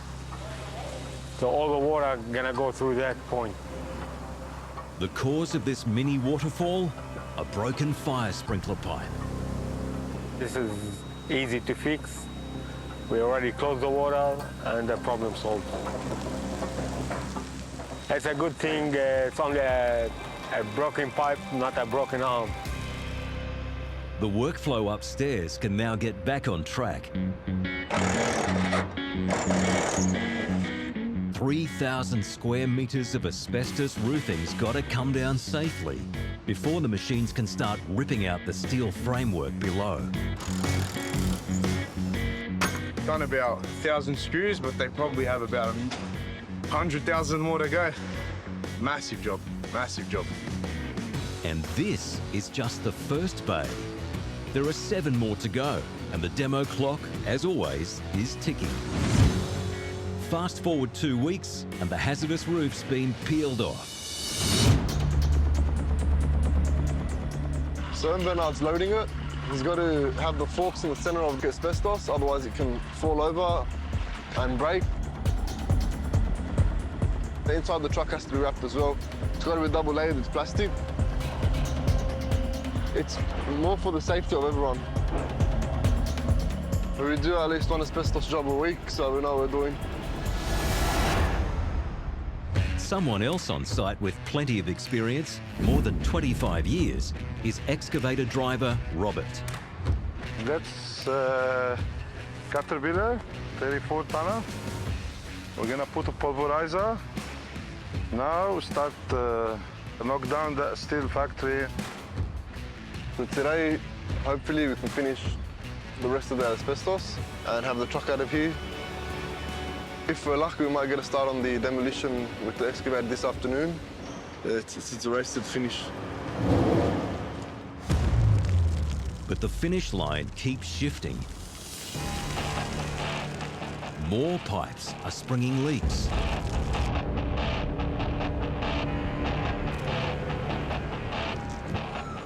Oil, oil, oil.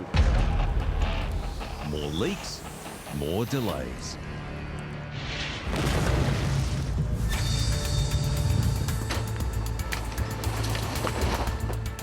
Don't want to get too close to him, it's too dangerous. The team from Capital Demolition have discovered a hidden surprise in the roof. A concrete and metal sandwich. Tougher than expected. Persistence is the key.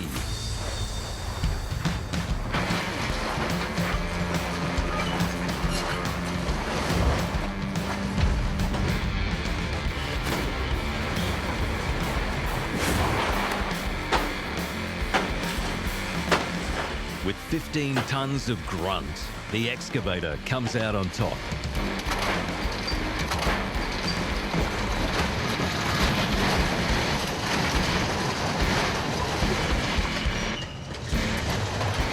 The roof is history. Yeah, the bosses will be happy, yeah. We always keep the boss happy. What we didn't expect was to find a roof above the concrete slab. We thought that the concrete slab was the roof, and then there's a metal roof above the slab. It's not so much problematic finding additional things. All that means is we've now got additional metal to take to scrap yards for recycling. The clubhouse is down. Phase 1 complete. Phase 2, get all this demolition waste to capital recycling by the end of the day.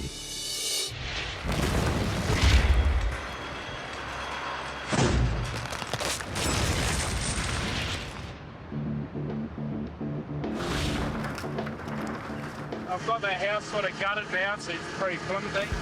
Gonna sneak around the back, you know, just get around the back and give her a push. Hopefully she comes down nice and neat. A 75-year-old house is teetering on the brink of collapse in Brisbane's north. Flow-right earthworks has been chipping away at the wooden structure. And with neighbours only metres away, excavator operator Troy is hoping to bring down what's left in one fell swoop.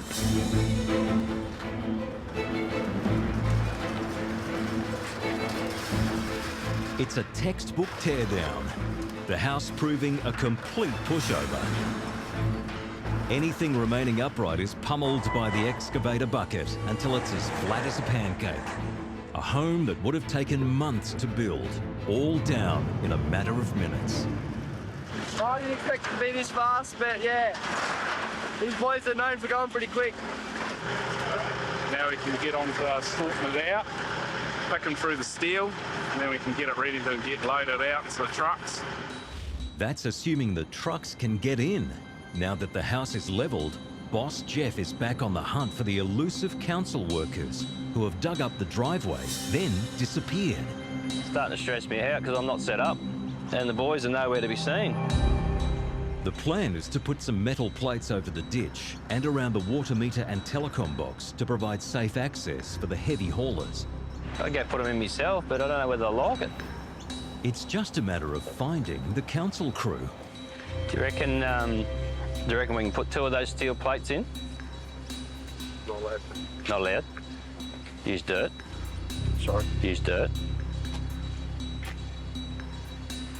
Just use dirt. Mate, I think we've got to come up with a new game plan. They're saying those plates are allocated for a road crossing, so if we steal a couple of them, they might have a few cars in the holes. The only option we got really is to put a bit of fill back in there. We're just going to have to dig it back out, which is all adding time and dollars to the budget. Yeah. We've got to get the job done, so it is what it is. The excavator needs to be diverted from its salvage sorting duties to help create access for the trucks that are due in the next half hour. But driver Troy is a man on a mission. I think he's just keen to get it done today. He doesn't want to talk to the boss. So we might have to do the old swap over. Get the lackey here, pull those hoses off and get some dirt. I'll move my car and we'll get a bit of that landfill over there. But before the grabbers can be changed for a bucket, Troy has some gardening to do. Just like magic. Now that the tight driveway is more truck-friendly, it's just a matter of making sure the entranceway is too, which involves packing the ditch with dirt. I'm going to get Troy to get one more bit of fill here just so he ramps it up so it compacts. And then we should be pretty well sweet for the trucks to roll in. With the first truck now in sight, Jeff will soon see if his hasty repair job has worked. Pretty well on time, aren't we? That was nice. Now, as long as we can get him in. Well, it's definitely going to be tight. This letterbox could get a tickle up on the way through. A bit more concerned about these Telstra pits and the water meter. This will compact, but we just got to dig that back out later on. I guess time will tell. First truck in, see what happens.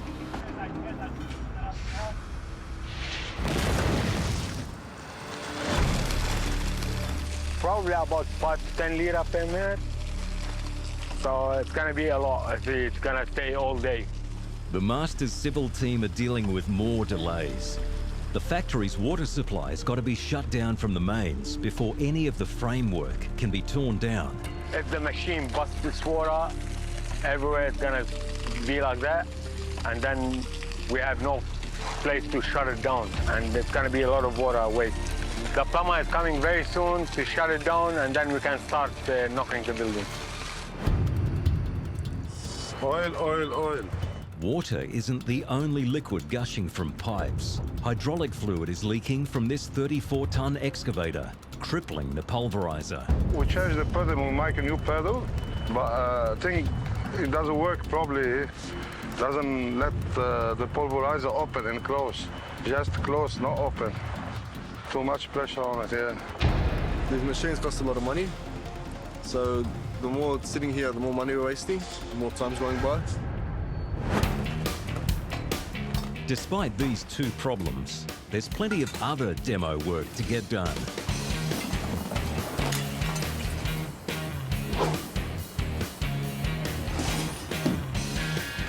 As you can see, this is the less glamorous side of demolition. There we go. How you going, Jay? Good, mate. Yeah, good, thanks. Outside, James from JK Hoses has arrived to get this metallic monster back in action. Only opening one way. One way, close. Just the close doesn't open. I'll remove this cover and see what we come up with. Changed it from an electric pedal to a hydraulic pedal only 2 weeks ago. I think there might be some sort of problem with our tank line in the hydraulic system in the foot pedal. I think that could be the problem. Progress is being made with the water issue as well, thanks to developer Joe. This is the water mains and it's off. So unless there's another mains down there, the water might have been coming from that side because all of this used to be one complex. So we just need to find where that is coming from and disconnect it.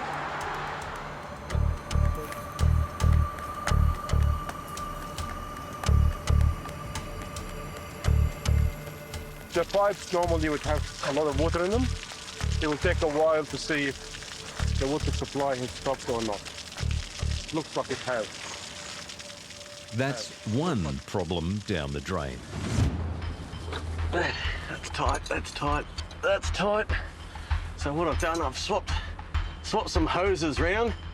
Rightio, let's try that. Which one way? Lovely. Go the other way. That's doing more than it did before. Beautiful. Happy days. Robbie's finally back in action. Immediately, he starts attacking chunks of concrete. There's heaps of pulverizing to be done and mountains of lost time to make up.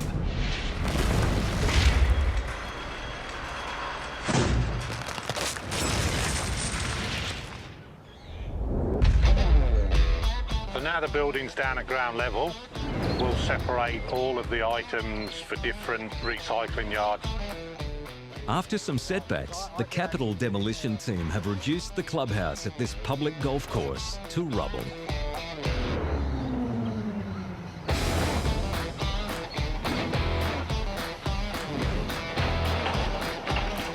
While the trucks load up and the slabs torn out, the wreckage is checked for anything else worth salvaging.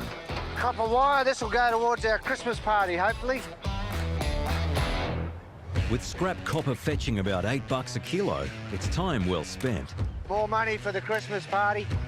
We keep all the copper piping, copper wire, things like that. We've got a process at our yard. We put it into a skip bin, and then it gets taken from there to scrap metal yard. The majority of this waste is headed to the other side of Capital Demolition's business, its own recycling yard. Located 14 kilometres from Perth CBD, it's the brainchild of company director Ray. Started off with a demo and realised that there's a resource that we're tipping into landfill, and after a trip to Japan, realised that there's equipment out there that we can recycle this material. We can't keep digging holes in the ground to extract resources when we have a renewable resource here and it continually be recycled and reused. So my view is it's 100% has to be done. The raw material you saw getting loaded out at Fremantle, it's now going to go through the process of a primary crush, which is the green machine in the background. He'll reduce what we call big rocks into little rocks. The secondary process will then reduce it from 75 mil down to everything minus 20 mil.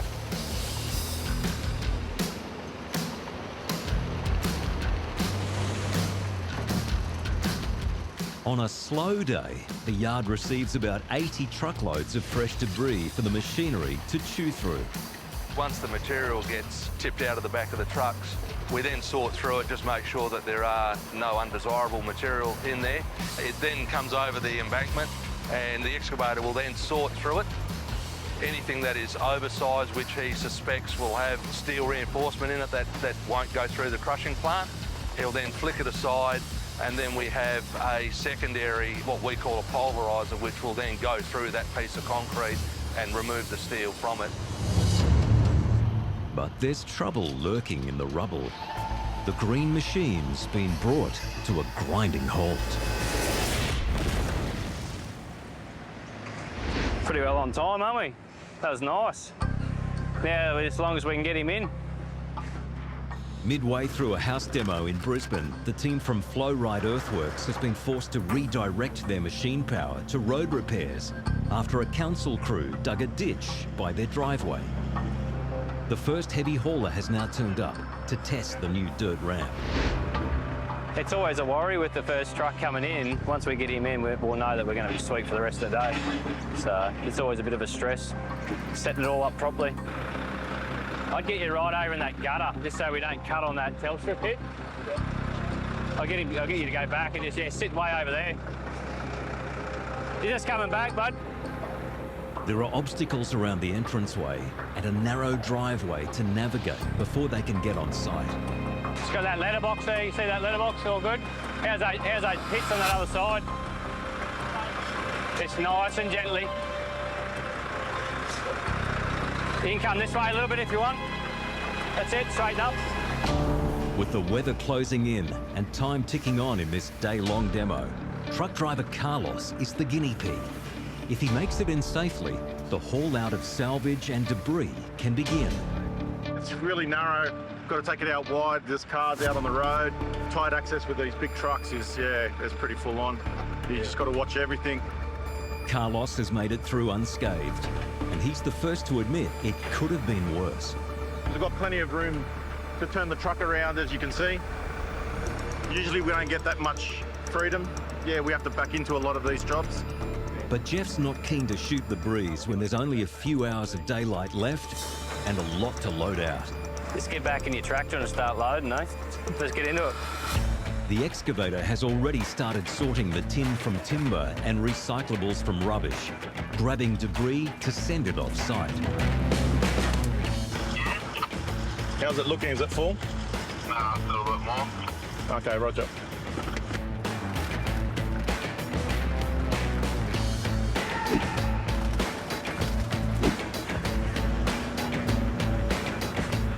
In the middle of all the heavy lifting, a familiar face has turned up to see how the team is progressing. Dino from Urban Earthmoving has worked with some of the Flow Ride crew and is keen to catch up with old colleagues. Hey, mate, how are you? Good, yeah. Yeah, good. We're just knocking houses down, mate. Yes. Yeah. That's it. Nothing good. Yeah, no. Looks like you've done well, mate. We all work in different companies, but we're all mates. We all do the same I've got a truck coming out now with a bucket for him that we borrowed off him. So, yeah, we all help each other out. In the close-knit community of demolition, friendly rivalry is all part and parcel of the landscape. You know you don't do much work in the earth moving industry when you're wearing a white shirt to work. We look pretty for the day, don't we? But it's not just Jeff's dress sense that attracts some ribbing. Just in time for a tail end job. And he's not hanging around for long. It's almost the weekend, and as it's slim pickings now on the salvage front, he's ready to make his exit. Mate, the boys are killed it in there by the looks, isn't it? Done a great job. It's all cleaned up. I guess it's Friday and I'm about to escape and let the boys keep working. Just finished loading the last truck. The last bit of concrete there that was underneath. Yeah, we can pack up now and head off home. Call it an early one.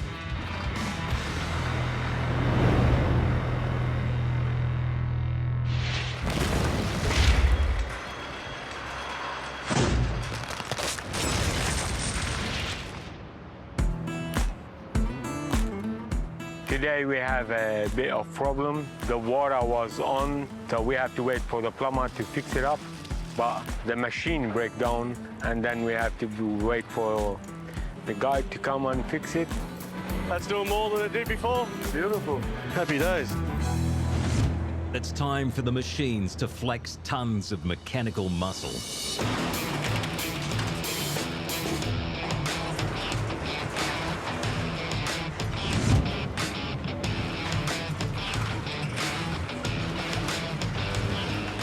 We have a system when we're demolishing. It starts from A to Z. From A, start removing all hazardous materials, like asbestos. Then we strip all the timber, gyprock, all the rubbish. And then we start with the steel structure. We got the sheet to cut all the steel. The cutting cost of it is 150%. And we have the pulverizer also to help it. And all the steel will be separated, cut to pieces, and then loaded, sent to the scrap metal yard. While the excavators rock and roll and rip and snip the framework inside, there are exterior walls to be salvaged and recycled. At about $20 a metre, it's worth the effort. Obviously, we've got to keep our distance because we're very close to the machine, so if anything were to hit us or fall on us, we can have severe injuries, but we try to avoid that as much as we can. We're just keeping a distance, knowing what we're doing and what he's doing. Big or small, every task on a demo site requires coordination, teamwork, and trust.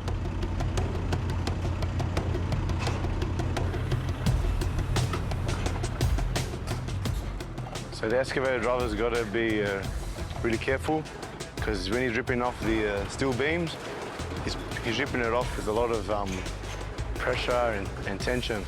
So we just got to be aware of where we're standing and have a safe distance so nothing comes flying and hitting us or anyone.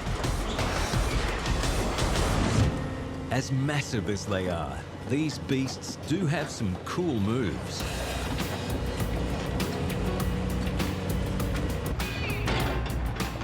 Industrial poetry in motion.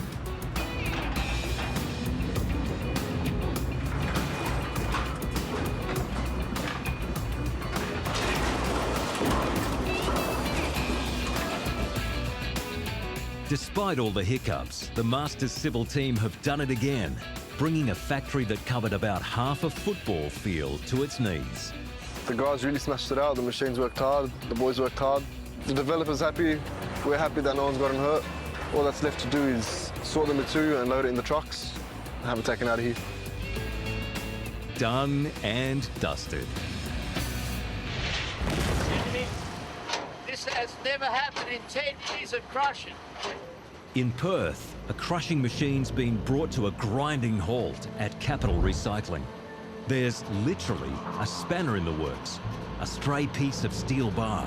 When a lump of steel goes through that green machine in the background, it usually costs us tens of thousands of dollars to repair, and that's something we try to avoid like the plague. The longer this mechanical beast is out of action, the higher the rubble pile's going to get.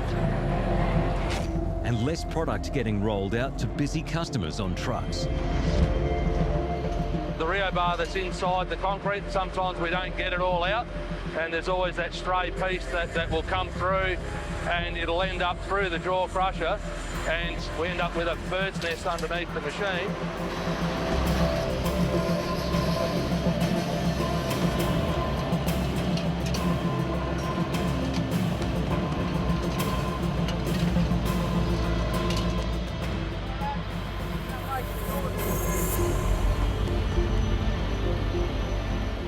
Dave's cleared the bird's nest.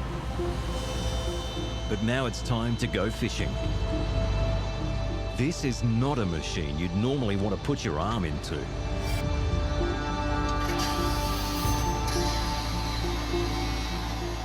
Time is money, and we can't afford to have the machine sitting here doing nothing, because that's not what we'll get paid for.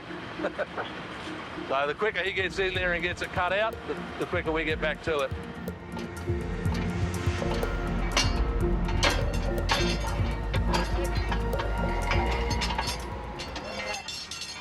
All that effort for that. All that effort for that.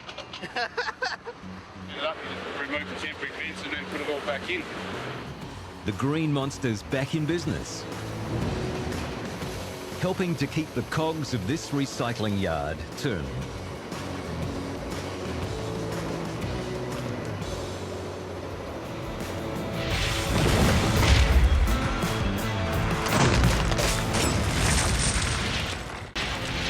This time on Demolition Down Under.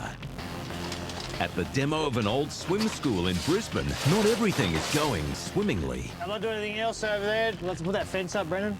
Dino and his urban earth-moving team discover there is such a thing as too much sunshine. It's a bad time of day. I've got the sun directly in my eyes. But they're more concerned about raising a stink. The worst case scenario is that I hit the sewer and the pool fills up with feces.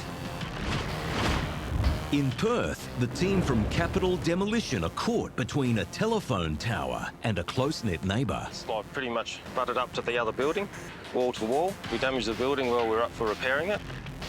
And that's not all. We just spotted a fire extinguisher. If we grab it with the pulverisers, they tend to explode. A Gold Coast tower is teetering on the brink of collapse, requiring an unusual solution. Rather than put anyone in harm's way, just demolish it from a distance, so to speak. But the plan creates conflict amongst the Wipeout team. He can do it if he wants to sit that close to it. I haven't got a death wish.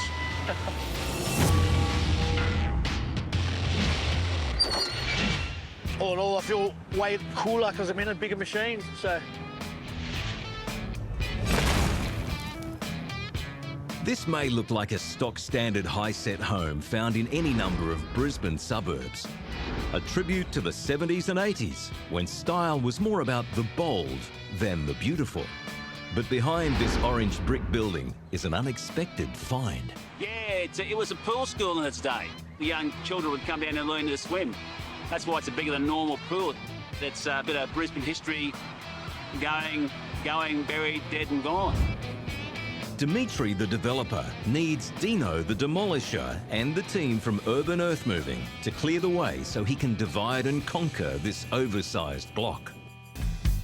Dino and his team have a deadline of 2 days to bring down this 3-bedroom house and clear the grounds. This morning, the asbestos crew has been removing the deadly building material from the internal walls.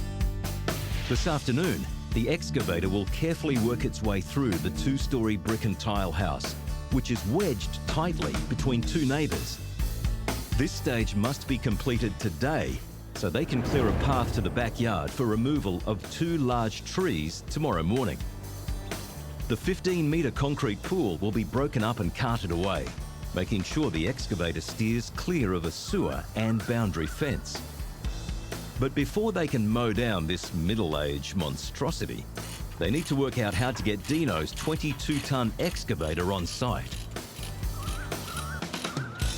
We were going to try and get away with sneaking the arse end of the float into the front yard there, but because the power lines are so low, we're going to have to take it off on the road and just use mats. It's such a heavy machine, and because it's got steel tracks, if we land it on the bitumen, it will just tear it up, and the council won't be too happy with us. So we'll have mats, and as we crawl along and replace the mats in front of it and turn around, we'll get them like that. Being a larger home and a lot of concrete and a lot of brick in it, we felt the use of a larger machine for this one. Now it's just down to Dino to come up with a game plan for how to best flex his 22 tonnes of metal muscle. I'll probably work my way in the middle and then try and pull either side in on itself, because both sides being a 2-storey brick home, and they're both pretty close to each boundary line. I don't want to have any unstable structure sort of falling over either side, could damage the neighbours' properties. After waiting all morning for the asbestos crew to finish, The team now wants to make the most of any remaining daylight. Knock, knock. Despite the need to get the house down today, Dino's approach is controlled and calculated.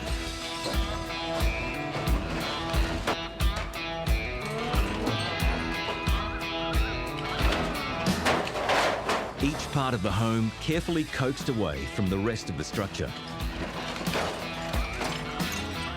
Get the steel off the balcony and stuff like that, maybe bring the gutters down. And then we're going to go on the steps that right-hand edge, which is a lot closer than the left to the boundary line there. But just minutes after the destruction gets underway, I don't know if I want to do any more to get the hose out. with the demo starting to create dust and no water to suppress it, concern for the neighbours brings Dino to a sudden stop. I don't know if I really want to do any more till we get the hose out.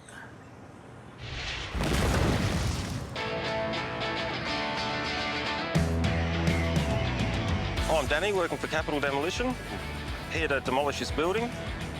Going to pretty much start on a corner here and work our way through. And you'll see the process as we go.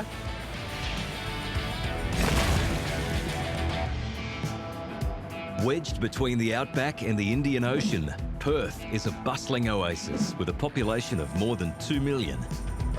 It's just as busy in Queen's Park, 11 kilometres southeast of the CBD. Pretty high density place. We've got the train station across the road.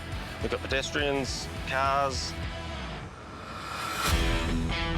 It's the end of the line for this old office block. Conducting its demise over the next 2 days are Alan and Danny from Capital Demolition. As you can see here, we're sort of really close to another building. It's like pretty much wall to wall. So yeah, when we get to it, it'll be quite a fiddly little section of the job. Close neighbours aren't the only issue. Yeah, on this side here, we've got a telephone tower. The cables are still live, so if we dig the cables up, we could be up for a small fortune in replacing them. Set on a corner block, the structure is a 2-storey commercial building. Built in the 90s, the lower floors have several offices with larger workspaces above. The office block has double brick walls, a concrete slab between floors, plus a steel sheet roof with insulation. The entire structure is supported by a series of steel girders. Starting farthest away from the neighbouring cafe, section by section, the roof will be removed. The upper brickwork collapsed. Then the machine will demolish the concrete slab and plough through what remains of the ground floor. As soon as the demo team clocks on for the day, their problem-solving skills are called into action. We're trying to get this truck in here to get the pulverizer off. Yeah, it's a little bit of a... yeah, we'll do it. We'll get there. We put this attachment on to pretty much make it easier to crush the concrete. Yeah, this is a pulverizer. We're going to just hooking up the hydraulic hoses. That's what powers it, so it can do its job. About 2.5 tonne. So there's a bit of weight in it, yeah. So I think we're good to go, eh? Yeah. Yeah, let's for get sure. into it. Let's get stuck into it, mate. Job's on. Fun begins.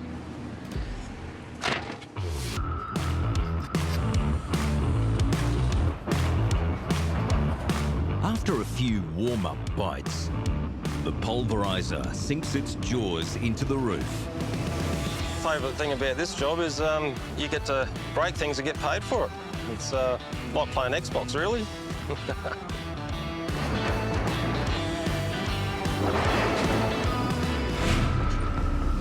But it's not all fun and games. Yeah, we just got to be really careful not to pull any cables or touch the tower at all. It could cost you quite a lot of money, very lot. And I probably wouldn't have a job.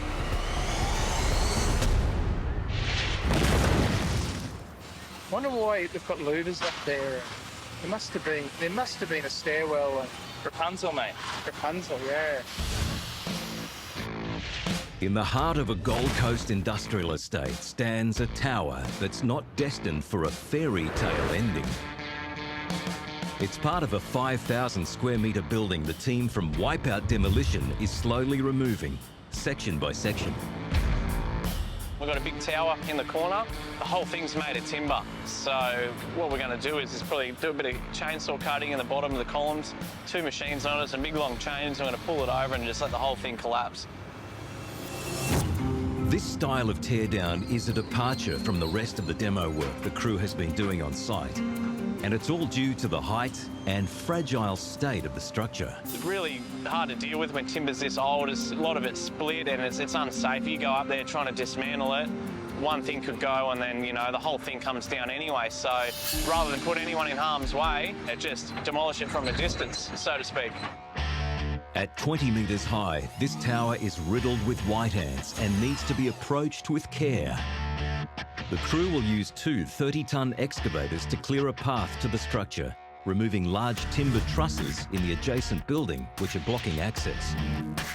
A team on an elevated platform will then unbolt some corrugated sheets from the tower walls to be recycled.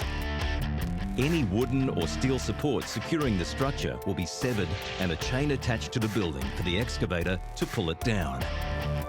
And all of this will be done in a day. But first and foremost, there's these 8-metre-long hardwood trusses to deal with. Each one is worth $1,000. So we've got Sam and Dill up there in the boom lift at the moment. They're just going to prep these trusses for the next lift down. Just cut some bolts, chainsaw some timber, free it all up so we just lift it out nice and easy, keep it in one piece. Hey, put it back up there and cut it properly.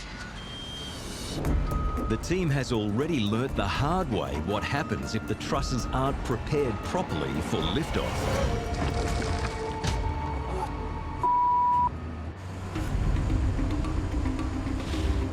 Not quite free, they must have left a little tag on one of the bolts or something like that.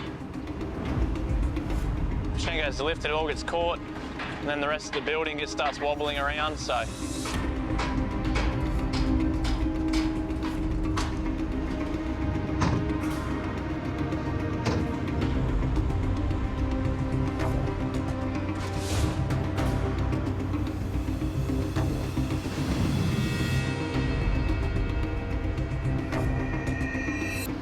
The first one is clear, but as they set up for the next one, Bo has just noticed a problem that could grind this demo to a halt. He's left all that tin up on the roof.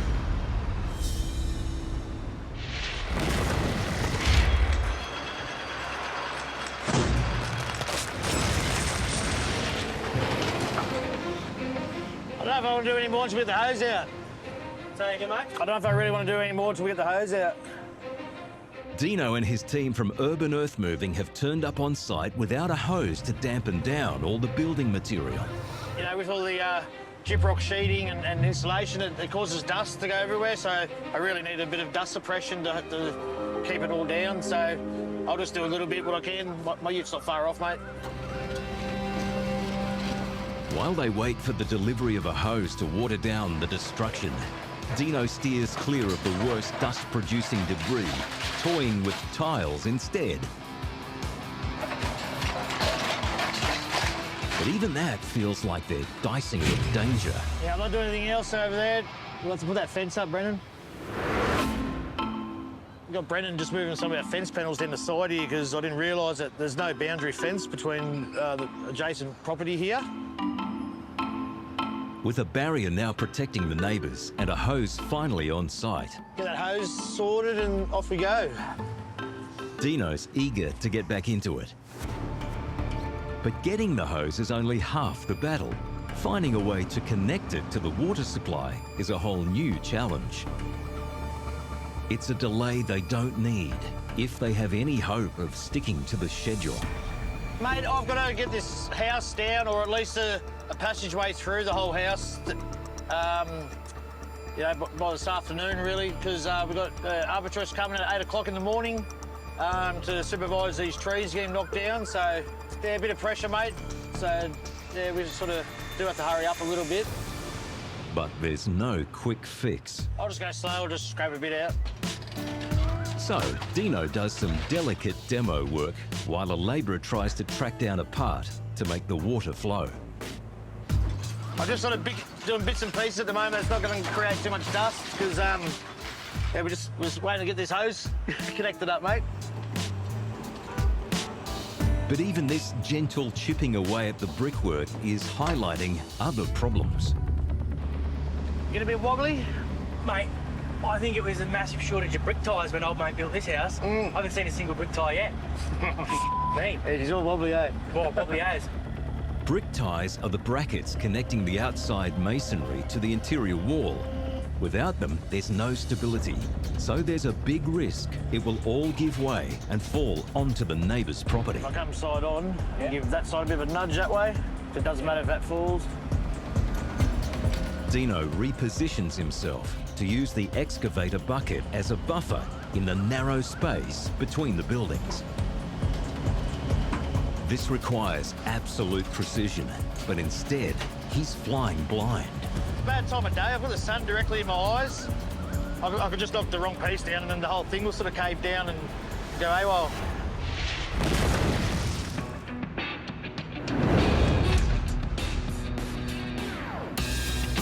The phone tower's a bit of a pain because it's sort of in the block.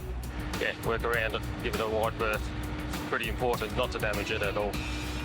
Yeah, well, that could be a huge problem if you know, your mobile reception goes down. It could create quite a lot of dramas for the company. Zero dramas. That's what the team from Capital Demolition in Perth always aim for. But this tower isn't their only concern. Yeah, Shrewsbury Brizzy Road, yeah, we've got train station here. So there's quite a lot of people walk past and a lot of traffic. And we've just got to make sure that nothing comes out past the fence line. A square metre of bricks weighs about 150 kilos, making falling chunks potentially deadly. In this game, being struck by objects is one of the fatal four, along with falls, electrocution, and getting caught between hazards. Yeah, I've had a couple of bricks shoot out. And I think a little piece of brick hit me on the kneecap once. But yeah, it can happen. Just got to keep watching him all the time.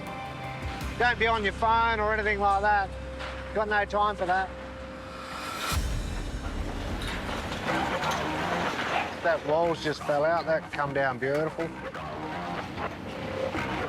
Had a bit of luck on our side there. But luck can run out. The hose just burst. Yeah, we've had a couple of bricks fall on the hose, so we've just got to do a quick hose repair. That's it, I fixed it. Yep, we got water again. Yep, all good. We're about to move on to the left-hand side of the building. We're just going to keep working our way in, and hopefully we reach the other corner. With a closing pressure of 350 bar, the pulverizer chews through the concrete slab like it's corn on the cob. Backed up by 30 tons of mechanical muscle, the machine easily ploughs its way through the office block. A few minutes later, Danny's changed his tune. The whole top story's starting to wobble. We don't need that at all.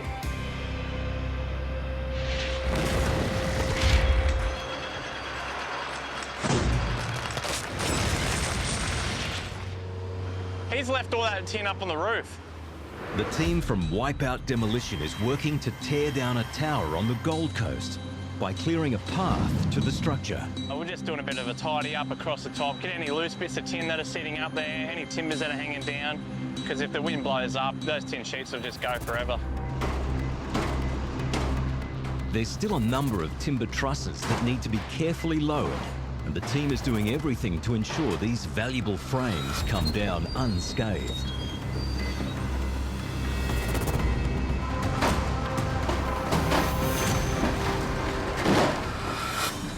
So I just run in my bucket, clear all the tin and the timbers, like all the battens in between the trusses. So it frees up the truss, and all the boys have to go up and do is just separate at each end, lift off, nice clean lift, then we move on to the next one. With today's demo so far on track, boss Tim has turned up to inspect the next section they'll move on to in this massive project. I'll take that home. This part of the warehouse has long forgotten storage units, some still filled with treasure. I'll go through and make sure there's nothing I want, and then the boys can sort it out. You know, there's always goodies, especially in these old storage units, you know. You can find anything. Elsewhere on site, others have no hesitation in making themselves right at home.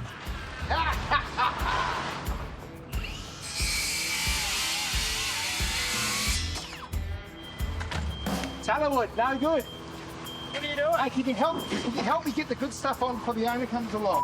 What are you doing with all my good stuff? The good stuff's done to me, mate. No, it's not. Furniture maker Brad is a frequent visitor on Tim's demolitions, hoping to score recycled timber at a bargain price. You said come and get the bits. Yeah, they're not the bits. The bits, your pile's over here. Ah, I know, I looked at them and went, are you kidding me? Unacceptable, Tim. These pieces are worth $100 per length, minimum. The timber is in such good condition, Brad's not above using a bit of subterfuge to get what he wants. 3 weeks ago. I've sent Tim on a wild goose chase, on campus trail around the backside. I'm going to get 8 more of these on, not 4.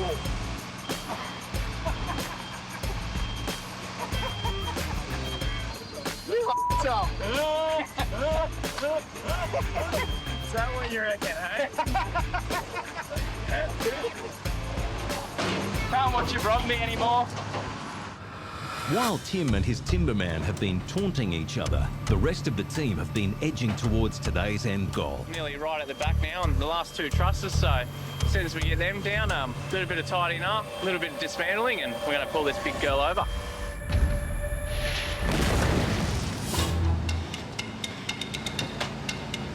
It's a bad time of day. I've got the sun directly in my eyes. Sunshine is usually desirable on demos, but not when it's causing the operator to lose sight of the house. Trying to use my bucket to sort of tilt it around so I can sort of use that as like a sun shield type thing.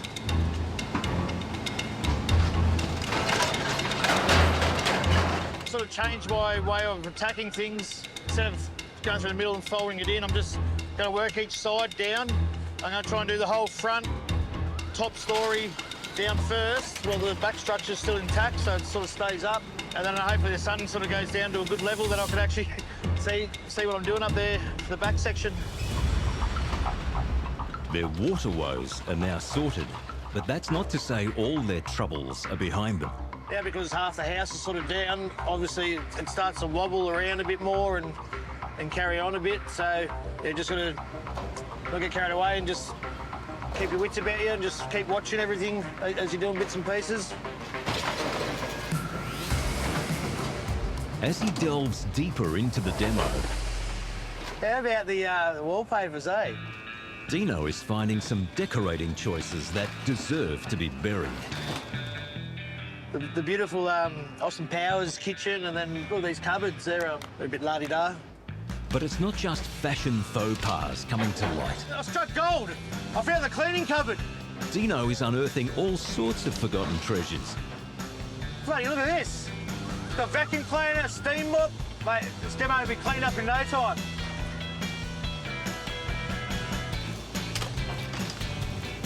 There you go, mate. Don't say I don't look after you. Got your present. Pretty hard to do in a 22-tonner. It's not in good nick anymore.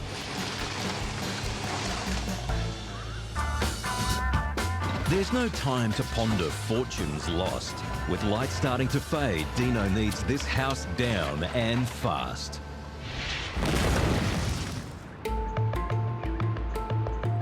The top story is becoming unstable, so we're just going to look at another plan on how to attack it. A wobbly top story is creating a nail-biting situation for the Capital demolition crew in Perth. We're starting to do this roof here, but it looks like the whole lot's moving. So he's probably just going to cut it in pieces instead of pulling the whole lot. He'll decide that, not me. He's the operator, so we'll see what he wants to do. This is where Danny's 18 years of experience becomes invaluable.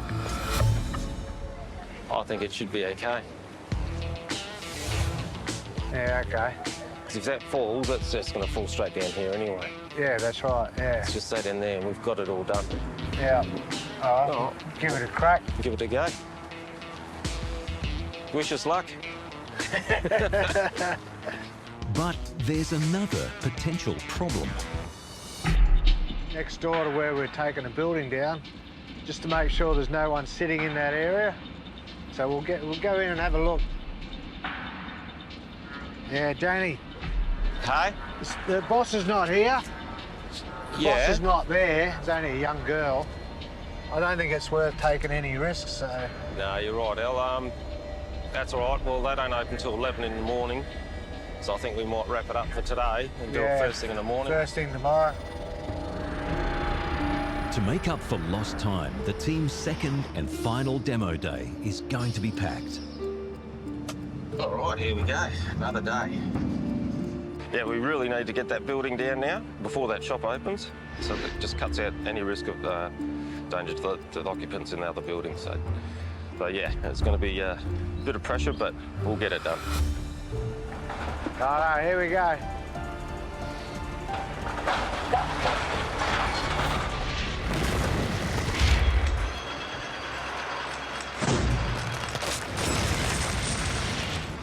"60 degrees, mate. 60 degrees. It's the perfect angle." The team from Wipeout Demolition is clearing the way for a tower to tumble at an industrial site on the Gold Coast. Yeah, so because we're at the last section now, we've only got 2 more trusses left. So not a lot of stability in the building once all the trusses are gone. So we're just going to hook up the last one from Shane's excavator just to hold it in place while we lift out the second last one. Just stop it all from falling down just in case. See where the wire is, there's a piece of timber there. Is that done? Yeah, we're going to put them off now. Oh, yeah.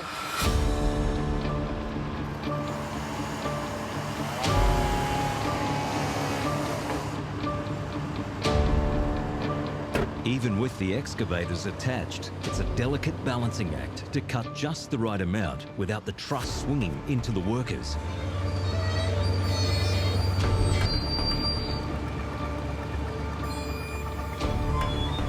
After 4 hours of combined effort, the final roof frame is pulled free, leaving just the steel support standing, but not for long.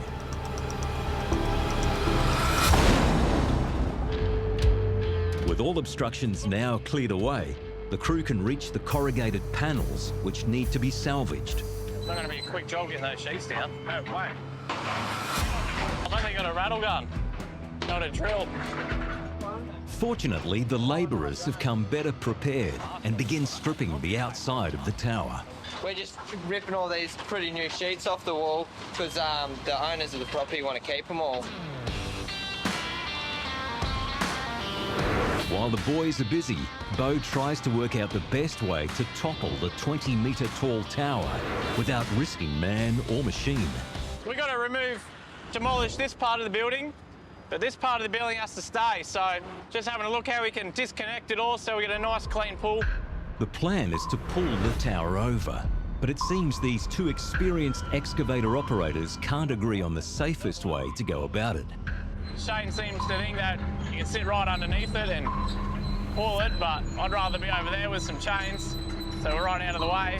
He can do it if he wants to sit that close to it. I haven't got a 10th wish.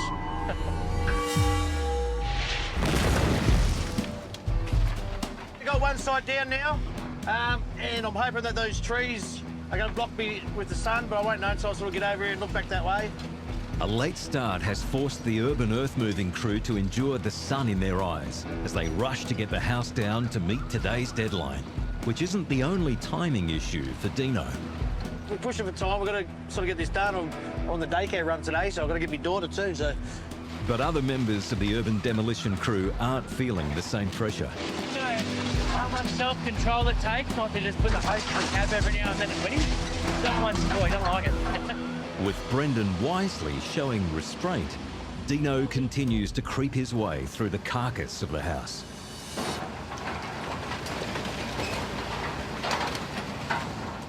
want to get this other side that's close to the neighbouring lockdown, DeSavo as well.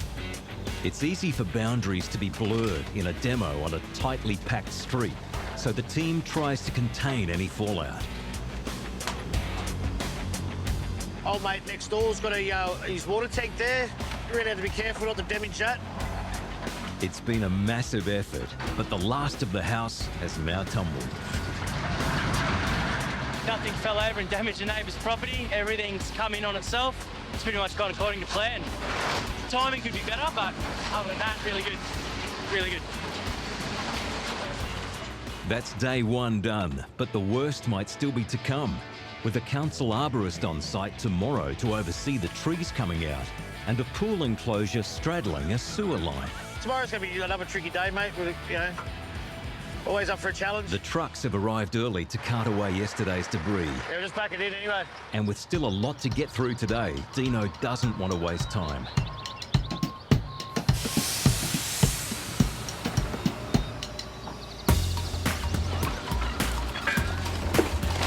This site is expected to produce around 100 tonnes of rubble. And with the first truckload on its way, Dino's green thumb is now required. Okay. So you're going to teach me how to knock trees down, apparently? Yeah, I think you'll be all right, though. Can you get in behind the tea tree? Not really. I'll go into the pool. Okay. So I'd be saying maybe do the mango first, just sort of snap the top off it, push it to the side, rip the root ball out. Tim, the council's arborist, is on site to ensure the right trees are removed and that it's done safely. Just have a look at which way they're leaning, nominate a sort of a breaking point where you think it's going to break. Just get a good grip with the grabs and just make sure that when you do break it, that you're holding it and safely put it down, really. But this tree trimming is pretty standard stuff for Dino, and it seems Dino's technique gets the tick of approval. Beautiful job. That leaves potentially the most problematic part of the demo until last. Final piece of the puzzle. The 15-metre pool on the property needs to come out, but it sits alongside a sewer line. If it ruptures, it could be a major health risk. The worst-case scenario is that I hit the sewer and the pool fills up with feces.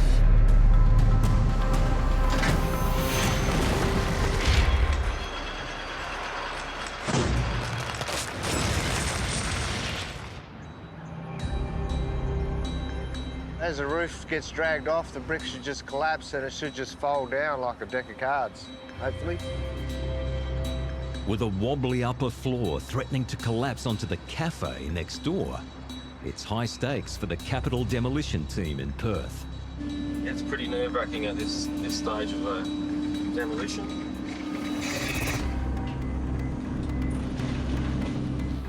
All right, here we go.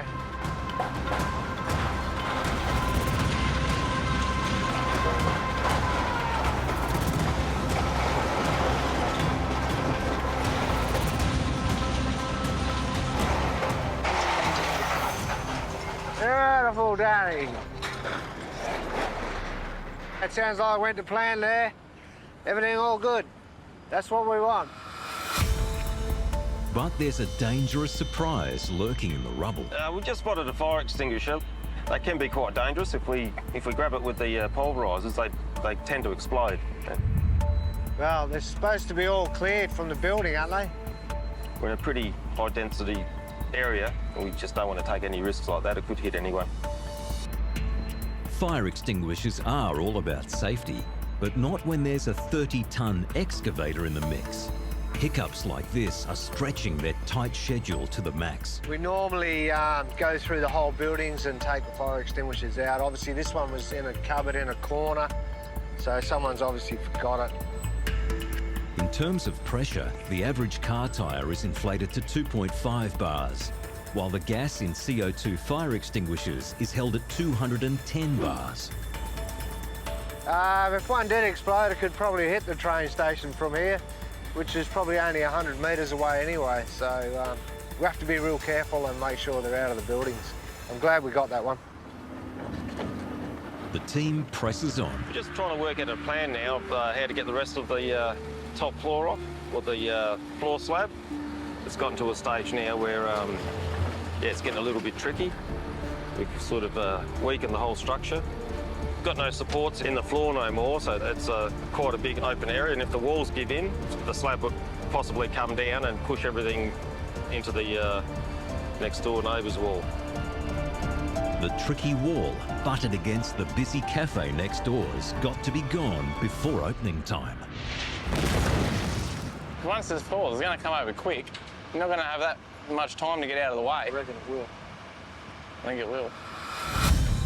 Wipeout Demolition's 2 excavator operators have different opinions on the best way to bring down a tall tower at a Gold Coast industrial estate. All right, you just pull it and I'll push. I don't give Warning. The plan is to topple the tower in 2 parts. A side section will be the first to go, but the structure is so unstable, Bo needs to prop it up while the crew do some final cuts to make sure it all comes down safely. The boys are just going to separate this part of the building from the one that's staying. I'm just going to pull the timber out, let the roof fall in, that way we can access the big tower next, and that way we pull it all over, nice and clean, nothing gets broken.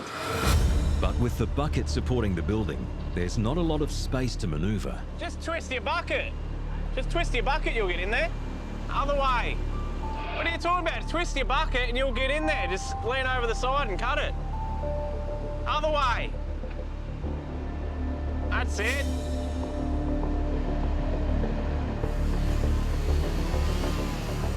The side section is now cut free, and it's up to Bo to bring it down.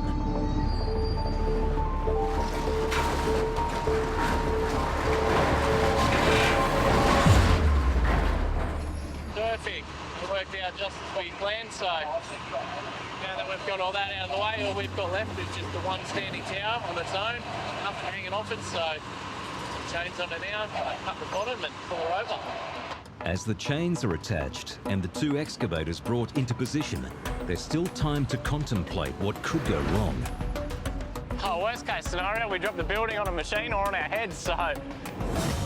But Bo's taking no chances when it comes to safety. Can you guys stand over in that corner and spot, make sure no one walks up there? Shane takes a stab at the base.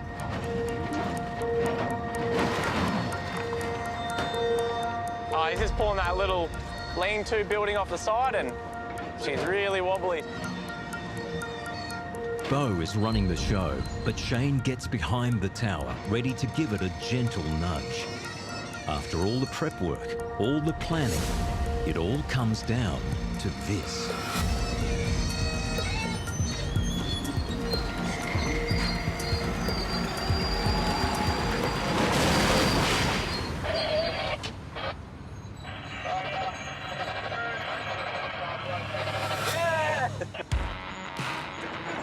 Perfect, worked well. The timbers are so rotten we didn't even need to cut them. Let's go. Yeah. An instant replay on his mobile phone confirms a job well done. Beautiful. This is why we do it, you know. At the end of the day, this is demolition and this is what we like to do.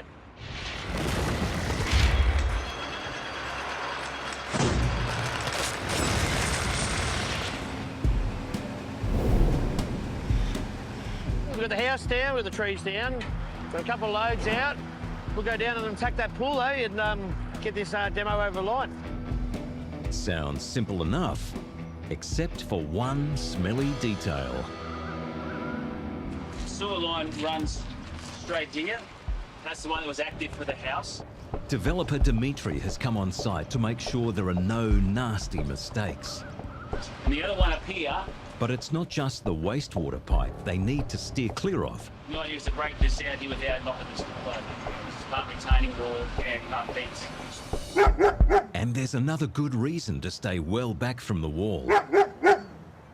Hello.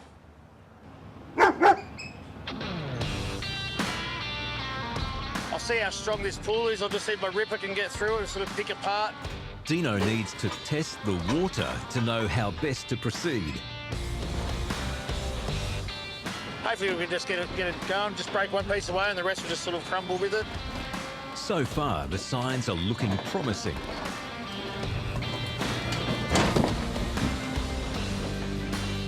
So all I want to do was just try and find a start in the pool, then I can work my way from that broken point. So that's awesome. I'm stoked with that because I don't need to get my rock breaker or anything to get through it at the moment. We'll just pick at it, try and put all the concrete in the pool, then load it straight out.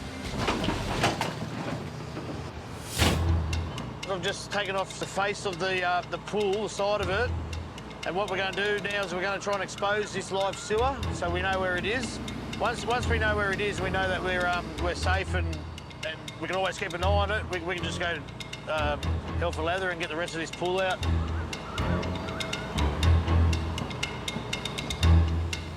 So now begins a very delicate process of exposing the active sewer main there. So he's going to come along really gently with the big girl until we think we get close, and then from there, trust the old shovel and go and find it the good old-fashioned way. Hopefully we don't hurt it in the process.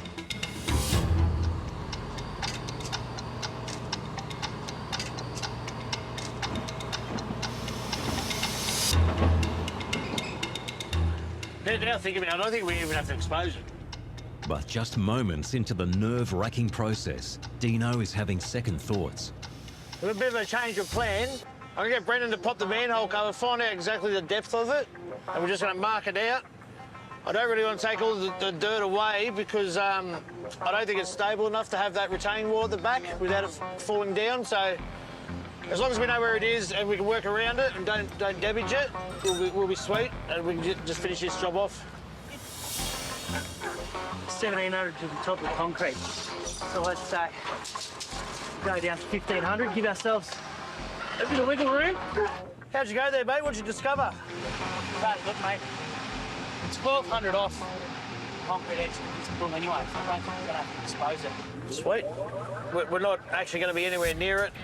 It's the first part of this demo that's proving easier than expected. With no fear of flooding the pool with feces, Dino can dig in deeper for one final push to the finish line. We're pretty much done and dusted, eh? We just dig the last bit of concrete out, pile it over there, rip up the slab and load it out with the pool, mate, and we're done. Easy.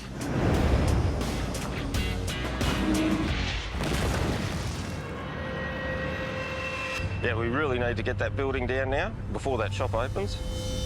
The crew from Capital Demolition are in a race against time. They need to bring down the remaining building before they can even reach the wall.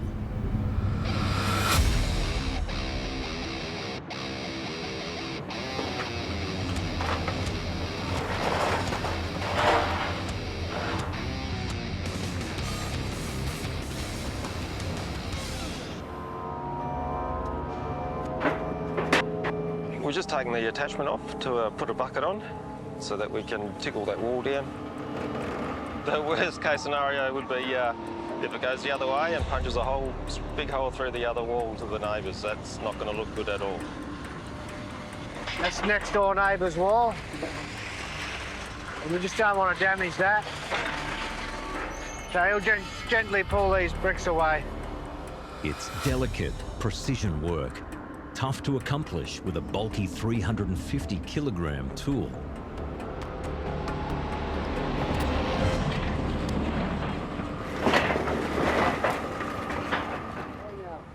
Yeah, it's going good. Just pulled the rest of these bricks away. And all good, no damage. We haven't touched the wall, so that's good news. I knew nothing was going to go wrong. Me and Danny are a pretty good team. Yeah, it's a really good demolition. Everything went to plan, which is really good. The boss will be happy and keeps everyone happy. What's left of this two-storey building will fill 16 trailers. The majority of the rubble being profit-bearing recyclables, such as valuable scrap metal, and bricks that'll be crushed and sold as road base. Good job, Danny. Yeah, she come down good, eh? Yep, a little bit hairy there for a minute, but all good, mate. We got it.